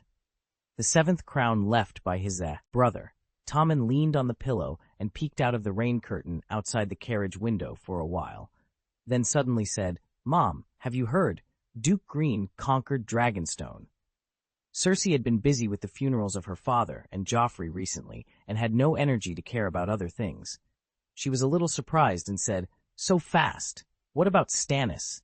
Was he killed or captured? He ran away. Tommen puffed up his chest as if he had won the battle. I heard from the Gold Cloaks that when Uncle Stannis saw that the general was going to attack Dragonstone, he immediately abandoned Dragonstone and escaped overnight. After hearing this, Cersei couldn't help but sneer mockingly. She really didn't expect Stannis to be so cowardly that he became a lost dog. It was so ridiculous. She raised her chin slightly. Stannis should only wear skirts from now on. If she were him, she would rather die together than be laughed at. On the Visenya Hills, in front of the marble Great Cathedral of Baelor, the crowd of mourners was far less numerous than the golden-robed guards arranged around the square. The archbishops were waiting for Cersei and her party at the top of the stairs and escorted Cersei, Tommen, and Myrcella into the sept with smiles. Under the dome of the majestic hall made of crystal, glass, and gold, the old lion's body was lying quietly in the marble coffin on the platform. Jaime was still standing beside him, his short beard covering his chin and cheeks, making him look a bit older. Cersei led her daughter and son up the stairs and knelt beside the duke's body. Tommen looked at his grandfather with tears in his eyes, and Cersei warned in a low voice, "You are the king, not a crying child. Everyone is watching you." Tommen obediently wiped away his tears with the back of his hand. After a pause, Cersei put her arms around her son and kissed his golden curls. Her son needed her to teach him how to rule the kingdom, but also to protect him from his enemies. Certain enemies were hiding here at the moment, pretending to be friends with the Lannisters. Chapter 400, The Successor. Duke Tywin wore magnificent armor, adorned with dark red enamel on the heavy steel plates, and intricate gold scroll decorations on the breastplate, greaves, and gloves. A pair of golden lionesses lay on his shoulders, and a golden lion stood atop his massive helmet. A large sword, decorated with rubies and a gilded scabbard, rested on his chest, his hands firmly grasping the hilt. Cersei gazed at her father, the old lion, with his noble visage. For the first time, she felt that his appearance was not so intimidating. His shining green eyes, with golden pupils, seemed to see through everything, the weakness, incompetence, and ugliness within the soul. But those eyes that could capture hearts were now closed forever. From now on, they should fear her eyes. She was also a lion, the true heir of the old lion. Her father was a great man, but she believed she could surpass him. In the future, when the Meisters recorded history, the old lion would be known as Cersei Lannister's father. 7 archbishops in silver robes stood behind the coffin, praying to the father to judge Lord Tywin Lannister fairly. After they finished chanting, 77 nuns gathered in front of the altar of the Virgin, singing hymns to ask for mercy. Cersei felt her knees ache. She glanced at Jaime, who stood like a statue, the betrayer unable to meet her eyes. Below, Kevan Lannister knelt with slumped shoulders, his son beside him, looking like a 70-year-old man. That night, the old lion went to the throne room for Lancel, but her father and her son died. Why was Lancel still alive? Had the gods lost their minds? Kevan. He had confused the lioness's daughter, and it was his son who caused the tragedy of the Lannisters. He should atone for his sins and serve the old lion's heir like a servant. The Tyrells knelt on the right side of the coffin. Margaery, haggard, confused, and sad, still looked beautiful. The lioness sensed her hypocrisy. The little Rose's tricks could not hide from her eyes. The sad-looking Duke of Highgarden, the ugly old woman, the silent Dutch of Highgarden, the crippled Garland, and Margaery's Tyrell maids. The lioness shifted her gaze to the Roses. Who among them had killed her son? Or were they all murderers? The lioness's chest rose and fell slowly. Once she received her father's inheritance, she would find the murderer. She would not let these hypocritical Roses go. After the singing ended, she returned to the Hall of Lights. Queen Cersei was surrounded by mourners, eager to offer their tedious condolences. They buzzed around her like flies. When she finally rid herself of the fool's nagging, she found Tommen surrounded by Margaery and the Rosemaids. The lioness was immediately furious. The despicable Rose wanted to confuse her other son again. She handed Myrcella, who was holding her hand, to a maid and was about to rescue Tommen from the rose bushes when she suddenly ran into Kevan and others. "Uncle Kevan, we need to find a time to talk," she said. Lord Kevan nodded tiredly and said goodbye. Lancel stopped, looking apologetic, as if he wanted to say something. Cersei ignored him and walked directly past Lancel, who seemed to have one foot in the grave. When the lioness approached the roses, Margaery gave her a sisterly hug and whispered words of comfort, which only fueled her fury. "It's not time yet." Cersei forced herself to smile. "Tommen, we should go back." As Cersei left, holding Tommen's hand, she heard a low chuckle behind her. She turned back angrily, but only saw a dull face looking back at her. After a pause, she pretended nothing had happened and continued walking. If the old lion were still alive, the roses would never dare to be so presumptuous. Yes, the old lion was indeed dead, but he had an heir. The lioness warned herself to be patient for the time being, and at the right moment, she would strike. At that moment, Margaery told herself not to forget this feeling. On the day of Rose's funeral, she would fill the whole city with laughter. Watching Queen Cersei, holding Myrcella and Tommen by her sides, Margaery frowned slightly, her expression as delicate as a rose. "Meggie, you were too presumptuous just now," she said. Meggie Tyrell quickly lowered her head. "I'm sorry, Miss Margaery. I shouldn't have. Please forgive me." "No, I must punish you," Margaery replied, reaching out to gently hold one of Meg's small, chubby hands. "My punishment is—" Meg swallowed nervously. Seeing this, Margaery smiled softly. "Just now, remember the toys that Tommen likes to play with. You will prepare them." Miss Margaery is becoming more and more charming, Megha thought, swallowing again and nodding in a daze. After a pause, Margaery's eyes turned to Elo Tyrell, who was hiding and laughing. "The pony is in your hands, Elo. Go find Brother Garland. Remember, choose a gentle one." As the fat boy Tommen holding his mother's hand disappeared from sight, Margaery immediately suppressed the complicated emotions in her heart. She did not allow herself to have other thoughts, because her mission from beginning to end was only one, to place the queen's crown on her head and elevate the Tyrell family. Walking out of the Hall of Lights, Cersei stopped irritably. The Duke of Mace, Earl Giles, the previous Chancellor of the Exchequer, the President of the Alchemist Guild, Harlan, and others surrounded her. Harlan showed a flattering look. "Your Majesty the Queen Mother, the pyromancer assures you that on the day your father's body returns from the city to the west, brilliant fireworks will bloom in the clear sky." Earl Giles kept coughing lightly. "Dear Queen Mother, I hired a master stonemason and asked him to carve a statue of Lord Tywin on the Lion Gate. The hand of the Eternal King will guard the king's land forever." After Duke Mace kissed the lioness's cheeks, he said sadly, "Duke Tywin was a great man, an unprecedented great man. I am afraid that in our lifetime we will never have the opportunity to see a person like your father again." Mace Tyrell was less than 10 years older than Cersei, but there were already gray spots in the middle of his beard. She managed to squeeze out a smile. "Yes, everyone misses him very much." The Duke of Mace seemed intent on showing everyone the closeness between the Lannisters and the Tyrells. He put a big hand on Cersei's shoulder and sighed. "Everyone knows that no one can replace Duke Tywin.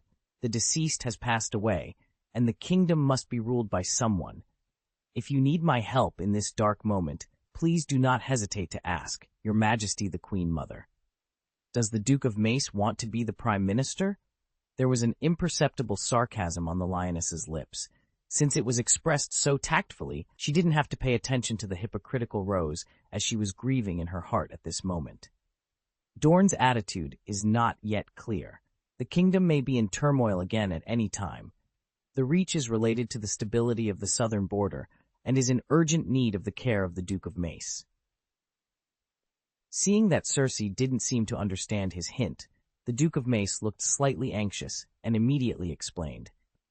"Queen Cersei, my son Willis is very capable. Although his legs and feet are not flexible, his mind is very sharp. He has the ability to maintain stability in the south. Now I, his father, am working for the prosperity and safety of the kingdom." "What an idiot, Duke," Cersei thought coldly. "Lord Tyrell, Willis Tyrell may be outstanding, but he is not the Duke of Highgarden after all. Dorne and the Stormlands may be affected. Please don't underestimate your responsibilities for the stability of the kingdom." A blush rose on Tyrell's thick neck, and when he wanted to continue arguing, his mother, Lady Olenna, suddenly appeared. She took her son's arm and showed a toothless smile. "Your Majesty the Queen Mother, should we take the oath between—" Tyrell and Lannister more seriously than the Prime Minister who wipes the king's butt. Glancing at the Duke of Metz, who was standing obediently next to her, Mother, Cersei looked at the wrinkled old woman in front of her coldly. Her green eyes moved slightly as she said, "Oath? What do you mean?" Lady Olenna's eyes were deep. "Maybe it's because I've stayed in King's Landing for too long that I miss the Rose Garden in Highgarden. Maybe I've had enough of the smell of King's Landing, Duke of Highgarden." Lady Olenna turned to look at her son. "It's time for Tyrell to return to Highgarden. Call my good granddaughter, and we all go home." The Duke of Metz was startled. "Huh, Lady Olenna, we are not." His words were stopped by his mother's glare. "I'm sorry, Duke of Highgarden. The Seven Kingdoms are not stable. The old woman and your weak daughter need your protection." The Duke of Metz secretly thought it was a pity. Although he was very reluctant, he had no time to think too much. "Okay, madam, I will lead the team myself." After saying that, he suddenly realized Margaery also wants to go back? What about Tyrell's queen's tiara? He was about to repent, but he felt a stinging pain on his foot, caused by being hit by the cane in his mother's hand. He was so pained that he couldn't help but gasp, but in order to maintain the dignity of the Duke of Highgarden, his cheeks only turned red, and he didn't make a sound. At this time, Lady Olenna's voice sounded. "The Queen Regent's memory is not very good, just like an old woman like me. Ha! Before she thinks Tyrell is a person who tells lies, we should be smart and leave on our own." Cough, cough, cough. With the sound of coughing, Earl Rosby approached Cersei and whispered, "Your Majesty, she is talking about the marriage contract between Lannister and Tyrell." Of course she knows. Cersei turned her head and glanced coldly at Lord Rosby. He shrank his neck and quietly backed away. Then came Grand Maester Pycelle. He came to Cersei's side and lowered his voice, tremblingly saying, "Honorable Queen Mother, we cannot let King Tommen bear the stigma of breaking his engagement." The lioness almost broke her teeth. "Get out of the way." Her voice could only be heard by a few people around her, including the old Pycelle, who immediately left flexibly. Is it a suggestion or a threat? Kevin is hiding somewhere, and Jaime is hiding cowardly inside. Now, she is the only one guarding the majesty of Lannister. Father didn't expect it. If he could open his eyes at this moment, he would only admit that she was his true successor. Cersei's eyes scanned the people around her. Here, who are the friends and who are the enemies? So what if they are all enemies? The Lannister lioness is never afraid. A Lannister must pay his debts. Cersei held the hands of Myrcella and Tommen and walked forward. When she passed Lady Olenna, she said, "Lannister will definitely abide by the promise made during the alliance. When my father's funeral is over, I will immediately summon the royal family meeting."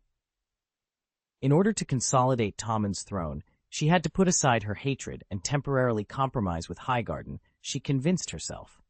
But this period of humiliation would definitely not be too long, the lioness swore to herself. On the 8th day, the mourners in King's Landing were divided into two groups, most of whom attended Joffrey's burial because after it was over, Tommen would be officially crowned King of the Seven Kingdoms there. Outside the Lion's Gate, very few people came to see Lord Tywin's funeral procession. Jaime couldn't help but sigh. He heard that when his father entered King's Landing, riding a tall horse and wearing bright red steel armor, everyone was cheering crazily for him. When he left the city, he sat in a tall four-wheel carriage, covered with crimson flags, escorted by 6 silent sisters, and only a few dozen people saw him off indifferently. Cersei personally selected the 55. The honor guards accompanied Lord Tywin's carriage to Casterly Rock, their lances flying the crimson pennant of House Lannister. Behind them marched the Lannister army, consisting of 200 cross, bowmen, and 500 heavy soldiers. The strong wind blew, causing their crimson cloaks to billow dramatically. After stroking his father's carriage for the last time, Jaime was about to signal the drummer when he heard the sound of horse hooves approaching from afar. He turned towards the noise and saw the swamp Marigold flag fluttering in the distance. Greene halted his horse not far from the carriage, surveyed the procession from his saddle, then dismounted and walked towards Jaime. The two exchanged brief greetings before standing together in silence. Jaime reluctantly touched his father's carriage once more, then raised his hand to signal the drummer. The slow, mournful rhythm began, and the funeral procession started to move. Jaime's white robe fluttered in the wind, a stark contrast to his deep sadness and reluctance. Greene, sensing Jaime's sorrow, paused and took the wine bag from his waist, tossing it over. Jaime, caught off guard, fumbled slightly before catching it. He glanced at the wine bag, then at Greene, and remarked, "This is a sneak attack." Greene replied, "You seem to be wearing a white robe. If I remember correctly, Duke Tywin expelled you from the Kingsguard." After a moment of silence, Jaime uncorked the wine bag, took a sip, and said, "I hope that when my father sees me wearing my white robe again, he'll be so angry that he jumps out of the carriage and beats me." Greene patted Jaime on the shoulder. "Is this Queen Cersei's suggestion?" Jaime glanced at Greene, took another sip of wine, wiped the corners of his mouth with his hand, and replied, "It's an order from the Queen Regent."